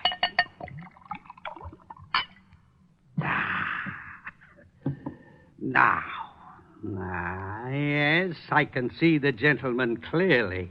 In fact, my vision has so greatly improved it begins to take on the functions of an X-ray. For instance, I can readily perceive that the man in question is addicted to false stimulants. And his low brow and squinty eyes tell me that he is indeed a person of some doubtful character. You're looking in the mirror. Yeah? No, here's this picture. Oh, yeah. Mr. Bobby Wells. The description is flexible. Know where I can find him? Up until yesterday, he was residing at an institution upstate. Sing Sing, I believe. It is very possible that he is hiding out in one of his old haunts on 23rd Street, but I couldn't say for sure. Oh, why not? This bottle you purchased entitles you to one of my best guesses. To be absolutely accurate, I would need further inducement. It's the risk, bucko. Bring me another jug, bartender. Ah, bless you. Try looking in a rooming house at 533 West 23rd Street. Now, if you don't mind, I shall forget the necessity for long conversations and begin to concentrate on the work ahead of me. Goodbye, bucko, and stop in again. Say tomorrow morning if you wake up feeling charitable. I left Wilbur trying to figure the best way to parlay the two bottles and headed for the address he'd given me. It was a typical apartment house of the district, a 4-story building with a high premium insurance policy. I asked the landlady if a Bob Wells lived there, and she told me a man answering his description had taken a room there that morning. She told me he'd gone out a few minutes before, and she'd let me into his room. I told her to keep a lookout and warn me if he showed. Then I started looking. I tore the place apart, but I didn't come up with a thing. I spotted the phone and started to call Walt, and that's when I saw it. A pad lying by the base of the phone with a heavy imprint left from the writing on the top sheet. I pulled an old trick. I took a pencil and rubbed the lead lightly over the imprint, and up came one telephone number. I dialed it and waited. Weinberg's Delicatessen. Oh, is Bob Wells there? Oh? Bob Wells. Never heard of him. Thanks. Well, it's like that. 1 minute you think you got a lead hot enough to melt your change purse, and the next you find yourself looking like a tree surgeon in Death Valley. But in my business, it takes a conventional 3 to strike you out. So I found the address of the delicatessen, and 15 minutes later, I was standing between a smoked herring and a 3-foot salami talking with Mr. Weinberg. What can I do for you, sir? Oh, I talked with you, say 20 minutes ago about a Mr. Bob Wells. Bob Wells? Oh, yes. Never heard of him. Take a look at this picture. Maybe you know the face and not the name. It's familiar. Yes, I think I've seen him somewhere. Think hard now. This is important. Are you a policeman? Detective. Oh. How about it? Oh, yeah. So long as you're a cop, sure, I remember him. He came to my store last night. I remember because I had already closed and he kept pounding on the door. Finally, I let him in. He was very rude. He bought a lot of groceries, but very rude. Have you seen him again? Sure, he came in this morning about lox and bagels. Still rude. Where's your phone? In the back. Has this Mr. Wells done something? He left Sing Sing without saying goodbye to the warden. Now, look, I'm going in the back and use your phone. If Wells happens to come in while I'm back there, stall him and come back and tip me off. I'll do my best. But he better not be rude.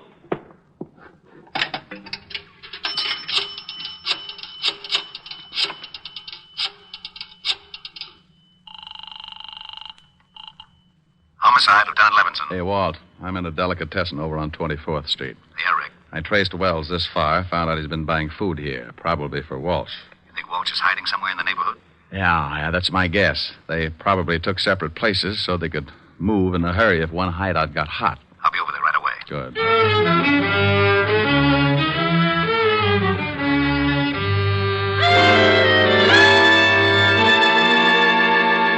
Make yourself comfortable, honey, but no yelling, or I'll have to stuff up that pretty mouth. I don't understand this. Why did you kidnap me? I've been having a hard time getting in touch with your boyfriend, Diamond. Figure if his girl's in trouble, he'll come looking. I don't have a boyfriend. Sure. Play it straight. But you watch. Tonight I call your butler and tell him we got you. If Diamond wants you alive, he comes to a spot I got picked out. And he comes alone. I don't know any Diamond. Ain't she cute, Bobby? Yeah, cute. Want me to fix her so she forgets how to lie? No, I don't care if she claims Diamond's her uncle. Go on down to the delicatessen and get some food. I'm getting hungry. Okay. They still think we ought to be getting out of town. In 1 hour, I call this dame's house. At 12 o'clock, I meet Diamond in the park. Then we get out. Why do you want to see this Diamond? Oh, we're old friends, baby. He sent me up for life. And he shot my kid brother full of holes. I just want to see that Diamond gets everything that's coming to him. You talk too much. You've got some bad habits yourself. Now get that food. And if you're too lazy to walk downstairs, I'll show you a shortcut. 3 floors, straight down. You can jump for it. Okay.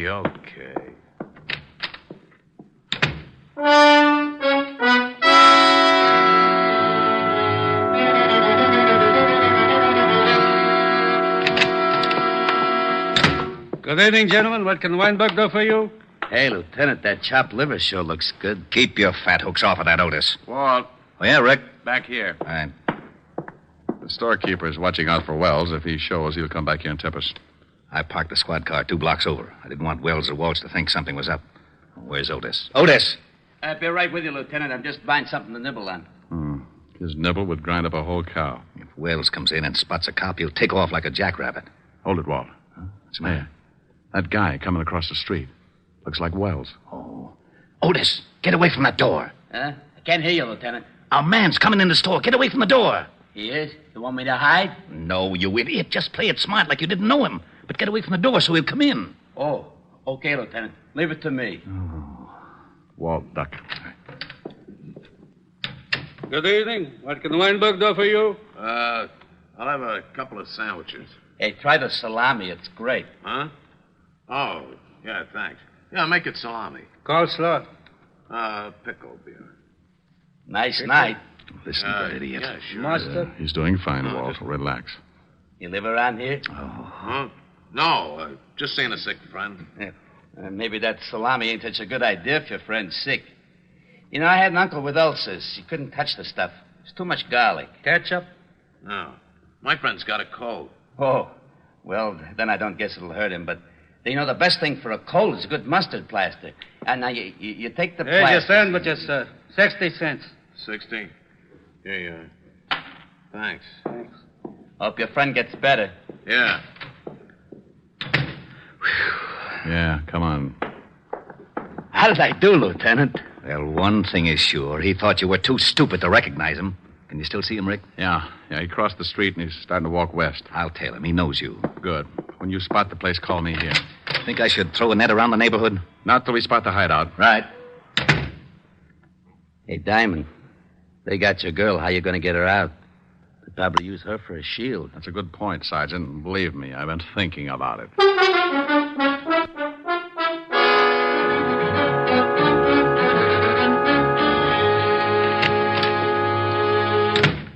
Here's the sandwiches. Swell.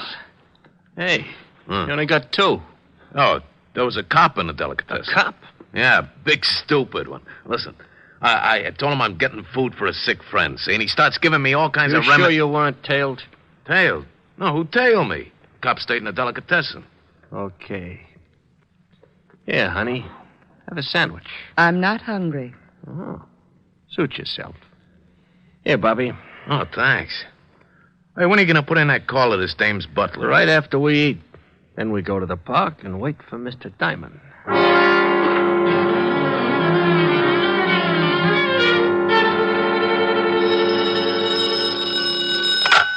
Yeah?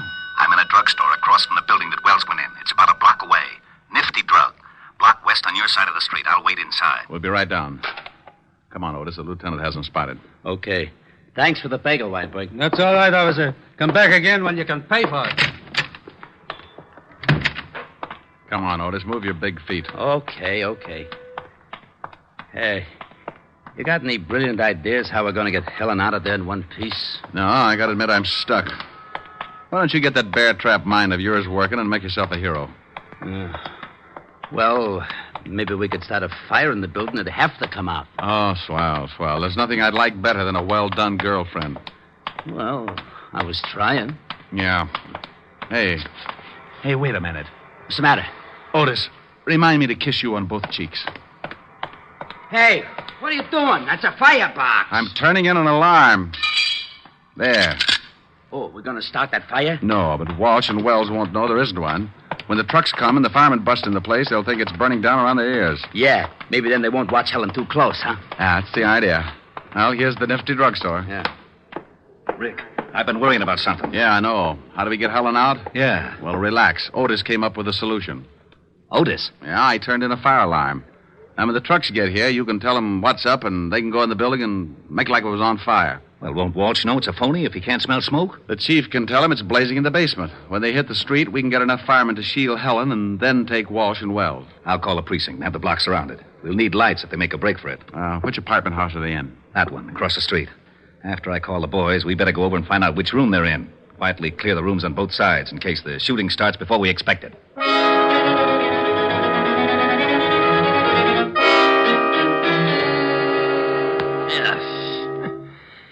Garlic upsets my stomach. How about that claw? Yeah, right.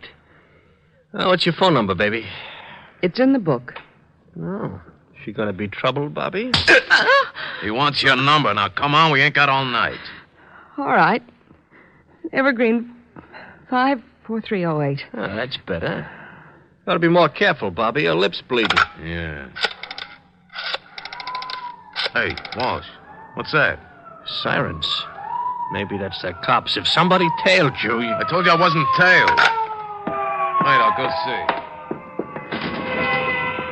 It's fire trucks. They're coming down the block. I don't smell no smoke. Hey, they're pulling up in front of this building. The joint must be on fire. Let's get out of here. Maybe it's the building next to us. No, they're bringing the hoses right in front of the door of this joint. I'm getting out. Sit still. Maybe it ain't a big one. We can't go busting out in the street. Well, maybe it ain't a big one, but if it is, I don't want to end up like a pound of spare ribs. Oh, shut her up. Why, you... All right, now, come on. Hey, what's that? Yeah, what is it? Fire department, we're evacuating the building. What are we going to do with the dame? Shove her in that closet. Just a minute. We'll be right with you. Hurry up. There's a fire in the basement. It's nearing a gas main. The whole place may go up any second. Did you hear that? Yeah, step on it. Okay. You better step on it down these stairs. We can find our way. Hey, there's a couple of prowl cars. Yeah. Separate. We'll meet at the other place. Okay, Walsh, that's far enough. It's the Shamus. Get him, Walsh. Don't reach for it, Walsh. I owe you something, Diamond. You all right, Rick? Yeah, Walt. He's a worse shot than his brother. Where's Wells? He made a break for it, but he won't get through. All right, Wells. You can't get through. Drop your gun. You won't take me, copper! Well, that's that. What about Walsh? He's pretty dead. Come on, I want to find out what happened to Helen.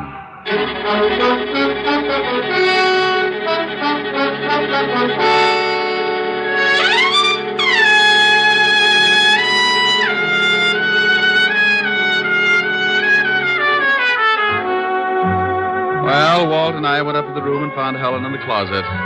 We took her downstairs, and she cried a little on my shoulder. I like that. Makes me feel so protective. Walt cleaned things up and dropped Helen and me off at her place. An hour later, Helen got back to normal, and we relaxed on the couch and forgot about Wells and Walsh. How do you feel now, baby? Better. Want to get Francis to fix some dinner for you? Oh, no, I'm not very hungry. You can have some if you want. No. Want to play some canasta or something? But you always said it was a bad 200 game. Yeah, it is. Well, I forgot my jacks. Silly. Want a neck? Ooh, what you said. Come here. No. Helen. No, I'm mad. Mad? What for? Because those two thugs ruined a wonderful evening. What's the matter? Want me to go? Oh, you idiot, of course not. I had a big surprise planned. You did? Yes. Believe it or not, I had 2 wonderful seats for South Pacific, and now it's too late to go. Oh, no. Oh, yes. Oh, well, I'm sorry, baby. I'd love to have seen it. Me too. Well, I'm not exactly Ezio Pinza, but I'll try to make it up to you. Oh, Rick, that's a wonderful idea. All right. What'll it be? Some enchanted evening? Oh, really? Me. A some enchanted evening. You may see a stranger. You may see a stranger across a crowded room. Rick. What's the matter? I was just trying to make like Pinza. But, honey, it's safer for you to make like Diamond. Oh. And somehow you know even then, that somewhere you'll see her again and again.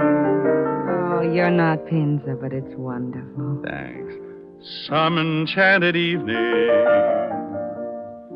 someone may be laughing. You may hear her laughing across a crowded room. Oh, really? And night after night, as strange as it seems, the sound of her laughter will sing in your dreams. Rick. Who can explain it? Who can tell you why? Ricky. Fools give you answers wise men never try. Oh, Rick. Oh, honey, what's the matter? I was just falling in love with myself. Come here. You never let me finish. Do you mind? Oh, no. And I'm sure Mr. Pinza doesn't either.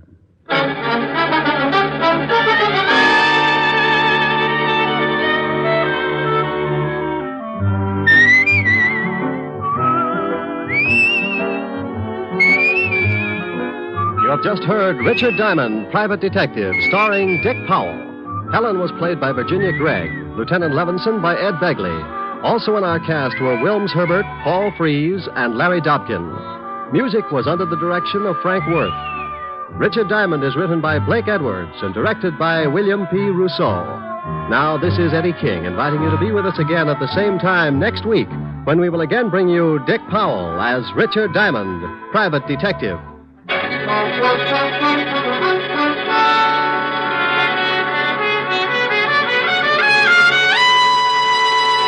This program has come to you from Hollywood. This is NBC, the national broadcasting company. The Spry Treat of the Week.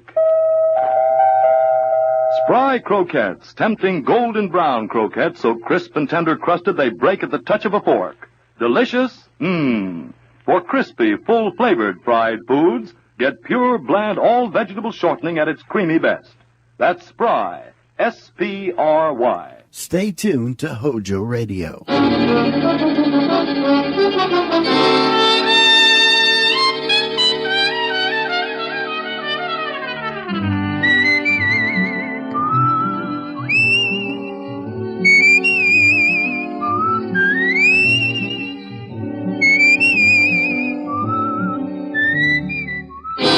Here's Dick Powell as Richard Diamond, Private Detective.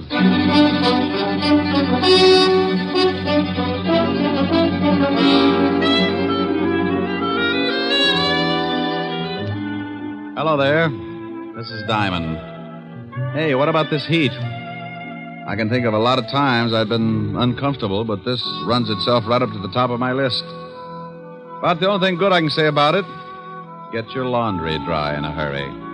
I usually wash a few things out in my office because the soap's free.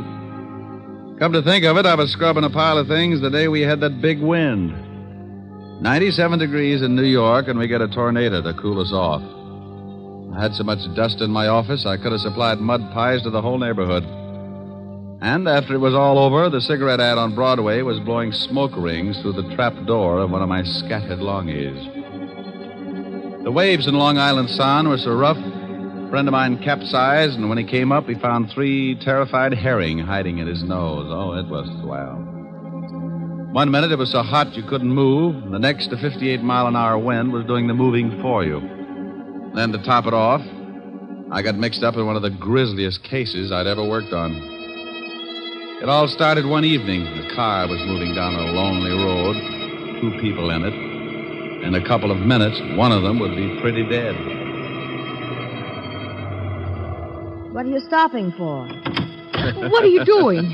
Let me go. Get your hands off me. No, help! Please, please.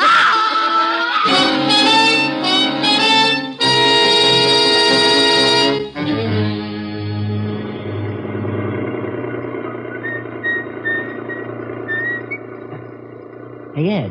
Huh? Stop the car a second. What for? Thought I saw something lying back there on the road. So what? Probably a dead dog. No. Hold it. Too big to be a dog. Oh, for Pete's sake. Back it up about 20 yards.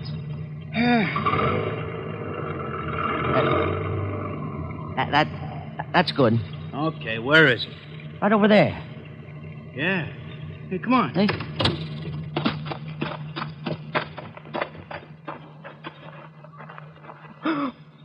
Oh, holy cow. Yeah. She dead? She's wrecked. I think I'm going to be sick. Me too. Let's get to a phone, call the cops.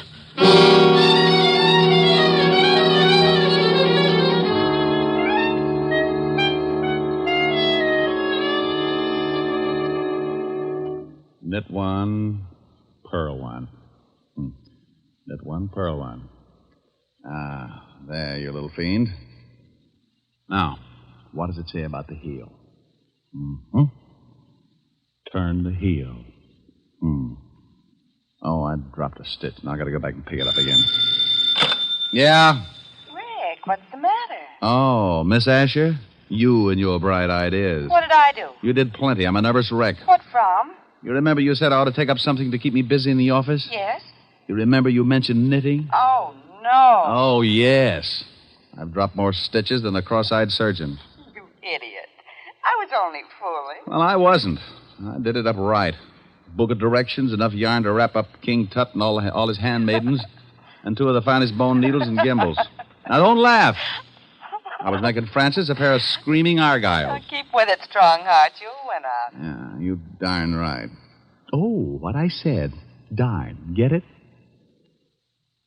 Helen, are you still there? Yes, Rick. Wasn't funny?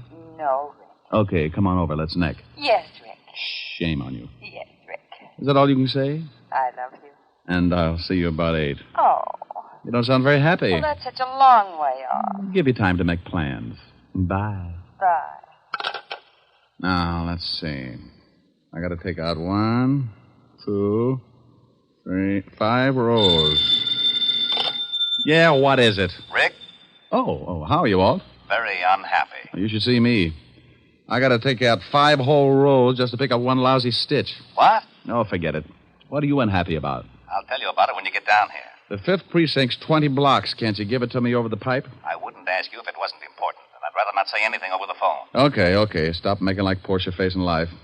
I'll be down as soon as I finish this heel. Heel? Yes, if you must know, I've taken up knitting. Coming from you, I am unmoved. I don't care if you're building Sergeant Otis a fur-lined money belt. Get down here as fast as you can. All right, Walt. But you'll be sorry when it starts getting cold again, and I won't knit you a sweater to cover your little old blue stomach. Oh. Bye, Walt. Getting Walt's goat was a sport with me, and whether he'd admit it or not, he got a kick out of it, too. Sometimes I wouldn't stay on the rib as long as I usually do, but that was only because Walt always starts sounding just a little bit worried. Then I know it's time to lay off and get serious. Don't misunderstand me. I never lay off entirely, and I never get completely serious. Those are 2 habits that don't help find the solution any quicker. They just fit you with a mess of ulcers, and you still end up too worried and too serious. I closed my office and headed for Walt's precinct. When I walked in, I spotted Sergeant Otis leaning back in his chair with his number 12s resting on the desk. Hello, Otis. Well, how's the big private detective today? Just fine, Otis. And how is the flash of the 5th precinct? Don't you worry about me, Diamond. I'll get along. Better go on in and see the lieutenant. He wants to see you. Hey, what's it about, Diamond? You need someone to help you from the police force? You know, Sergeant, you've got a fine head on your shoulders. Well, I'm glad you noticed. The one under your arm isn't so bad either. Hello, Walt. Rick, why don't you leave that poor guy alone? After you leave, he comes running in here and cries all over my desk. Otis? He wouldn't shed a tear if he was standing in an onion warehouse watching his grandmother set fire to herself. Yeah, well, give him a rest for a while. I got a big problem I want to talk to you about. All right, Walt. What's on your mind? Well, I don't know quite how to give it to you. It isn't strictly kosher for the police force to go around asking for help. Now, wait a minute. I don't want any apology routine. If you want a favor, you came to the right boy, and you know that goes without saying. Yeah, I guess I do. But this is a pretty big favor, Rick. The commissioner's on my back. So is everyone else that's got anything to do with this city's government. Sounds rough. What did they do? Find out you were hiding a chimpanzee in a cop's uniform and calling him Sergeant Otis? Oh, now be serious for a second, Rick. Sure, if you'll get to the point. All right. I guess you've been reading about these homicides we've been having for the past 3 weeks. Yeah, pretty messy. Well, the powers that be say solve them or turn in my badge. Oh, well, now, wait a minute. Don't they know that this is the toughest kind of a killing? The killer's obviously got a lot of screws loose, and a maniac doesn't need a motive to kill. Don't those swivel chair bigwigs know that a crime without motive is the toughest job in the world to crack? Sure, they know all that, but the public and the press is yelling its head up, so the pressure is on. Well, what do you want me for? You've got one of the best departments in the state. When you were on the force, it was the best department in the state. Now you stop that. Then stop twisting my arm. What do you want? I want help. I've got to crack this case by next week, or I'm out of my ear. You're the best detective we had on the force, and you're the best private gumshoe in the city. Oh, that's better. Now, what about these killings? Each time they find some dame looking like the last of a hamburger sale. Oh, excuse me a minute, Rick. Yeah? Lieutenant? No, Jack the Ripper. What do you want, Mallet Head?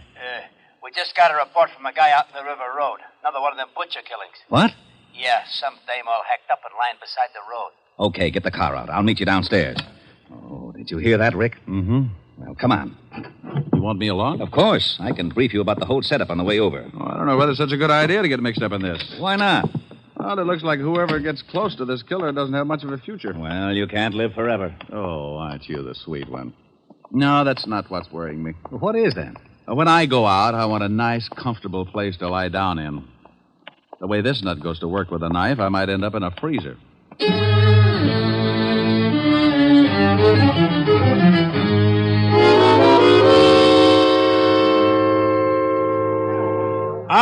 All right, everybody's back. Go on through, Lieutenant. Show him your biceps, Otis. Comic. How did all these people get out here? This is 10 miles from anything. Someone must have heard me call the police. When I left the phone booth, the whole crowd followed me out here. Who are you? My name's Ed Cody. Me and my friend here found the body. Where is it? Right over here, Walt. Oh, how does it look? The way you thought it would. Oh, Otis. Yeah, Lieutenant. Yeah, here's your bicarb. Now you see what I'm up against, Rick. Pardon me.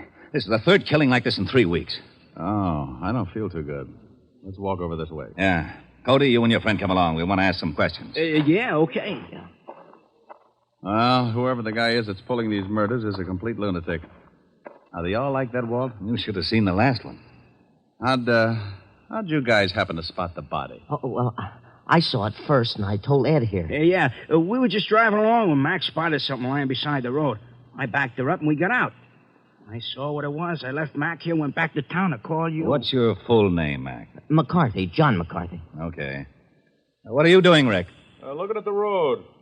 Hey, that's your car up there, Cody? It's Max. I was just driving. You went ahead how far? Oh, I'd say about 20 yards. Then we backed up and left the car where you see it now. You won't find much even if the road is soft. Their car and any other car would have blocked out the killer's tracks. Maybe he didn't use a car. Maybe he walked her out this way and then killed her. No, this place is 10 miles from anything. He drove, all right. This crowd has ruined any footprints for sure. Oh, here come the boys. Come on, Rick. As soon as they start examining things, we can get back to the station. Yeah, I want to go through the whole file on the last 2 killings. You won't find much. Well, a change of reading never hurts anyone. I'm getting tired of reading those dime novels. Too bloody.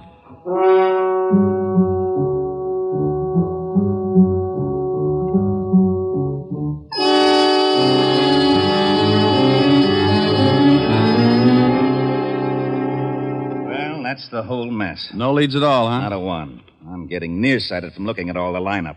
We've picked up everything from drunks to safecrackers. Not a lead. Same type of crime in every case.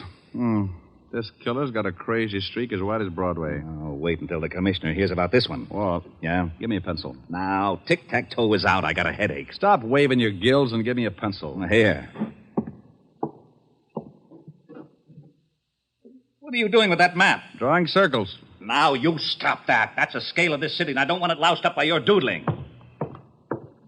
Look at that. So you make a dandy circle. Thanks. What's it for? How should I know? You drew it. Drew what? The circle. Wasn't that a little foolish? Of course it was. That's what I'm yelling about. Well, that's bad for you. What is? Yelling. I know it. I thought you said you didn't know. Know what? About the circle I just drew. What circle? The one on the map. That's what I was yelling about. Why? You didn't draw it. I know I didn't. You did. What for? How should I know? You're a policeman. What in blazes has that got to do with it? You were a rookie, weren't you? Of course I was. You worked your way up to sergeant and then to head of the homicide, didn't you? You know very good and well I did. Wasn't it a little tough? You bet it was. I pounded the beat for 4 long years. Did it by the sweat of my brow. Now, wait a minute. How did we get into this? You asked me about this circle I drew. I did? Yes, Walt, but you didn't know what it was for. Oh, yeah. What is it for? It's for you. I get? Yeah, it's not bad. Oh, I knew it. You lowlife, you conniving, dirty, underhanded louse. You always do this to me. I think you sit around nights and pull the wings off of flies. Moths. All right, moths. Sit around and dream up little monstrosities to pull on the police force and use me as a guinea pig. Right, guinea pig. You call me, Lieutenant? No, get out of here, you idiot. Yeah, Lieutenant. Diamond, for once I'm going to find out what's at the end of this merry-go-round. I want to know about that circle. And I'm going to get it out of you if I have to shove that map down your throat. Huh? This happens to be the commissioner, Anderson. Oh, not you, Commissioner. You have the tab down there? Yes, Commissioner. I'm the selection of this visit case. You understand me? Yes, Commissioner. How did this man there? What have you found there? Well, I just went out and looked at the body. Well, if you don't get selection pretty soon, I'm going to have to put somebody else on because every man you put in it for the Yes, last 4 but... days, But... I can't see any reason. But... Your motor's running. You shut up. No, Commissioner, somebody else. All right. Yes, sir. Get on this right away. Fast. Yes, sir. Now go to it and don't let me see you until you get something. Yes, sir. Oh, who was it? I am not talking to you. Don't you want to know about the circle? No. Fine. When I was looking over the reports on the killings, I noticed something. You don't say. Say what? Okay, if you don't want to play, be a sorehead all your life. Well, I noticed that all of the killings, including the one we looked at this afternoon, were within at least 10 miles of each other. And the first one, this one right here, was exactly in the other direction from the last one. Bully for you. No, it's nothing. Well, using the first and last homicide for the edge of the circle, we find that the other killing also falls within the sphere. Okay, so what? Getting interested? No, I'm not. Well, the girl this afternoon had been dead for about 14 hours, wouldn't you say? Yeah, but the coroner can come closer. Well, about anyway. Now, in the other 2 cases, it says that both girls met their deaths about 3 in the morning. Now, if the last one was dead 14 hours, she comes close to that time, too. Okay. What does that prove? Not a thing, but it's something to go on. This is a wild one, Walt. But let's say that our killer started off with his victim somewhere within that circle. To drive 5 miles, half the distance of the circle, it would take him, about... 15 minutes. Okay, 15 minutes. Now, that means he left his starting point around 2:45.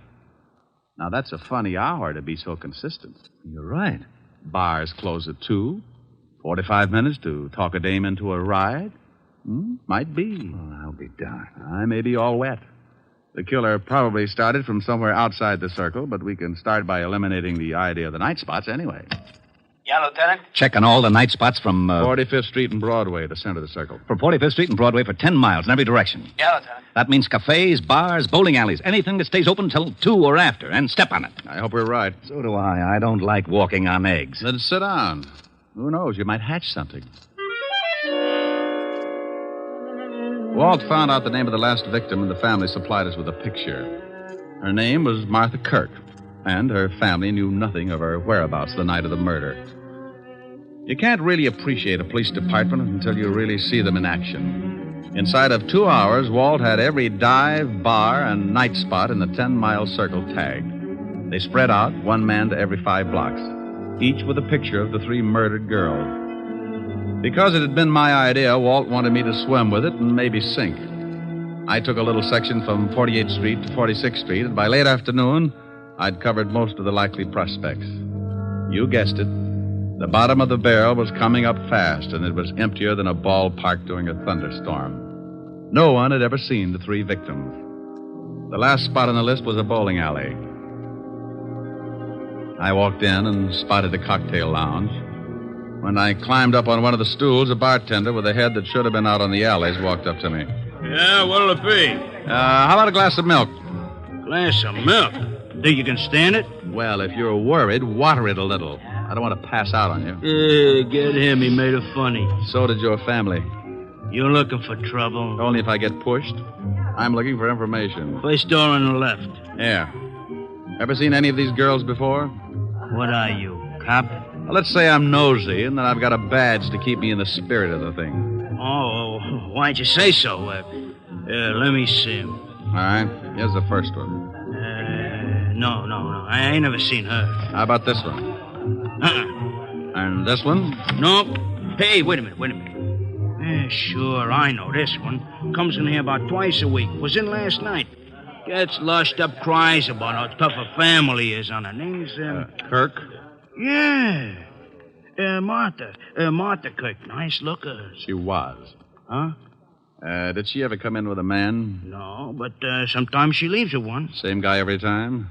No. Do you remember her leaving with a man last night? Yeah. Come to think of it, she did. What time? No, about 2:15. We stopped serving at 2 right on the dot. That we do. That you do, yeah. Okay. Think you'd know the guy if you saw him again? Oh, sure. He comes in a couple times a week, too. I seen him pick up a couple of strays. I guess you call him a wolf. Yeah, with a hatchet. Huh? No, forget it. Where's your phone? Right over there. Hey, here, use a slug. It's on the house, officer. Thanks. Hope nothing's happened to Martha. She was a rotten drunk. What a wonderful kid. She was, huh?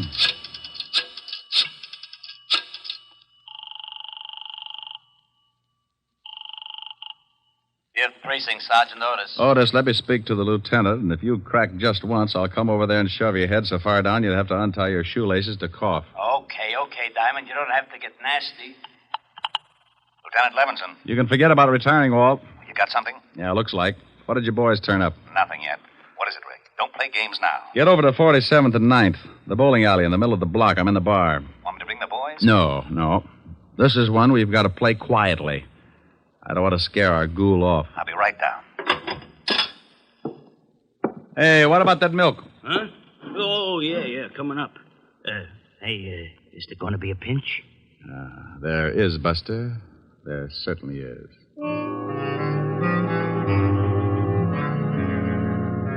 Walt romped in about a half hour later, and he talked with the bartender.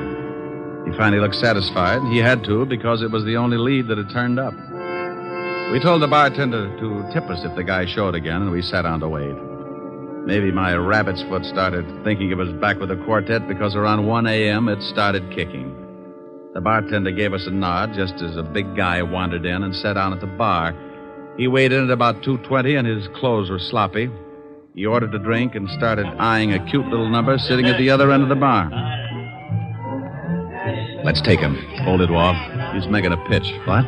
The dame at the end of the bar. So he's making a pitch. What do you want to do? Wait around till he takes her out of here? Maybe you'd like to help him sharpen his axe. Look, you haul him in now, you'll have to beat it out of him. You want him to pick the dame up? Well, is that against the law? Arrest me. Now, you stop clowning. You'd rather catch him with the goods, wouldn't you? Yeah, but... Now, don't start that again. You butted the commissioner to death. Just relax, and maybe you can pick up a few pointers. Our big boy moved all right. Right up to the seat next to the cute little girl. She was under full sail, didn't seem to mind it at all. He landed at 1:15. At 1:30, he'd established a firm beachhead, and by 2 o'clock, there was a flag raising. Okay, he scored. Now, joint's closer.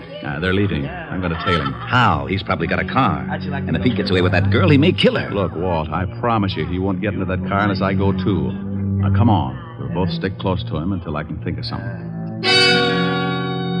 We followed the man and the girl outside and walked a few yards behind, making like we had a little load on. They headed for a big parking lot, and that's when I got the idea. The parking attendant was just walking up to him when I stumbled forward. Hey, boy. Rick, what are you doing? Stay with me, Walt. Yeah? Son, I want my car. Just a minute. I was here first. Sure, honey. Don't let him get away with it. Look, old man, my friend here is late getting home. He's got a wife that's 10 feet tall. You mind if I get my car first? Go ahead. Some nerve. Relax, honey. We're going to take a little drive, huh? Yeah. Okay, let's see your ticket. Well, here's someplace. Come on, we'll walk up. I know where the car is. Okay, but you gotta have a ticket. Rick, what's going on? Keep walking.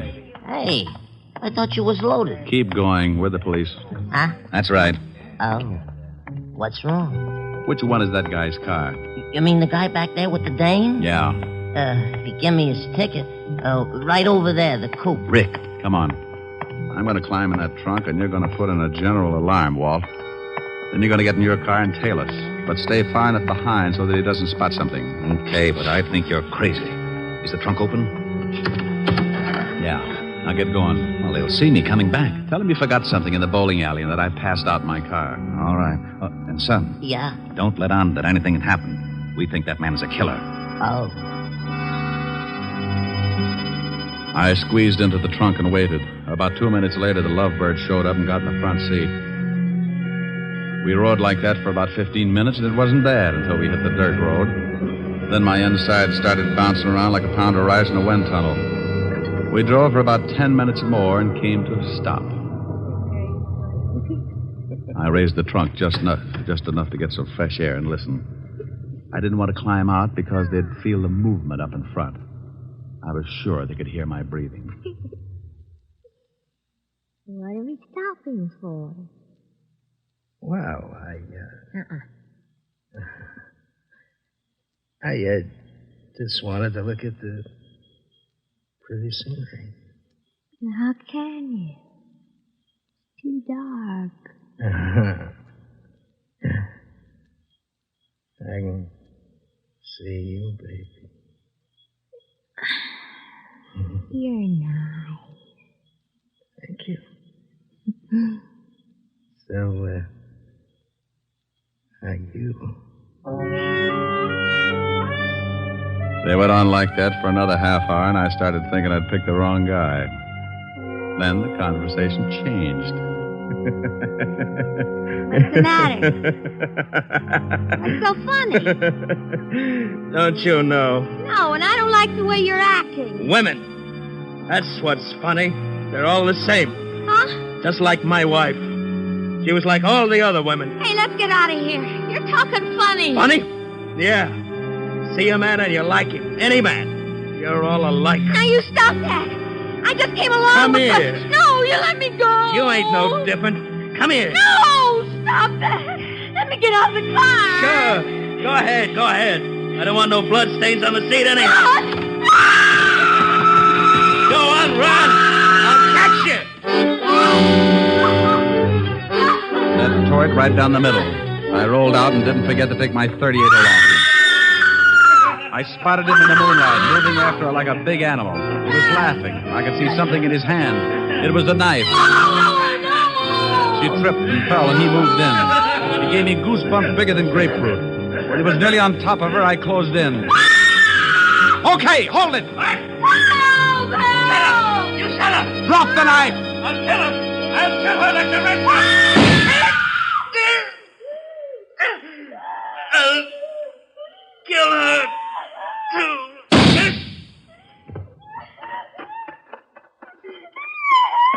You all right, honey? No. Just take it easy. Take it easy. It's all over. I'm so glad you got here. Come on now. Let's get back to the car. Easy. You sure you're all right, dear? You know something? No, what? I think that man was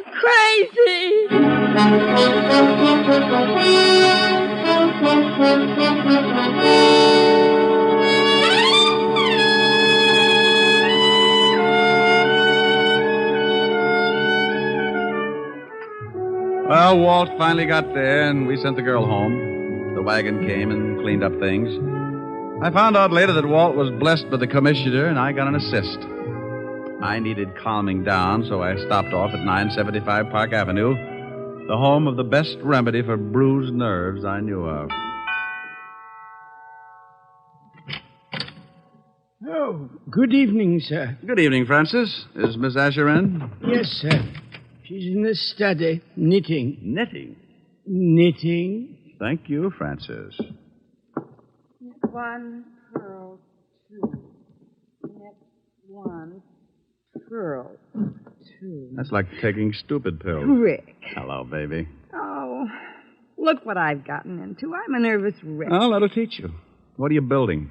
Well, it was going to be a surprise for you. Oh, a whole suit. Oh, silly. Ricky. Yeah? I need relaxing. You need relaxing. Oh, swell. Ricky, Come here. I know just the thing. No, come over here. There's an old spinning wheel in the parlor, spinning dreams of a long, long ago. Ricky! What's the matter, dear? What about this? Cruising down the river on a Sunday afternoon. Ricky. With one you love, the sun above, waiting for the moon. The old accordion playing. Ricky. A sentimental tune. Rick! Oh, honey, what's the matter? You can sing later. Oh. Please. What is it, really, baby? Come here. Oh, you know something? What? I may never sing again. Okay.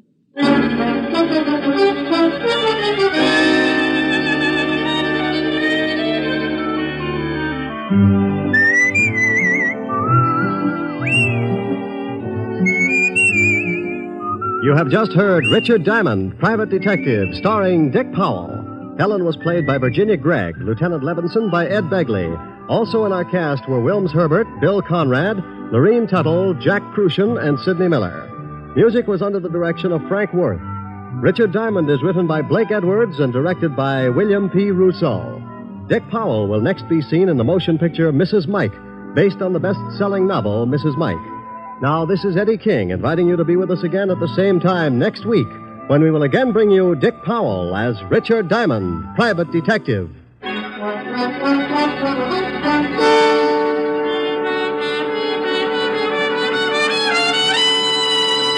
Now, here's just one parting word to you folks. Next time you go to the store, get yourself some Lifebuoy, because you're going to like Lifebuoy's rich, purifying leather the first time you use it. And after you've used it a week, you'll never be without it. That's right. Now stick to Lifebuoy a while, and you'll be joining in with our gang here when you hear them sing... The name of the soap is Lifebuoy. You gotta keep fresh with Lifebuoy. So always insist on Lifebuoy, for Lifebuoy really stops B.O. Yes, Lifebuoy really stops B.O. Thank you, and good night, folks.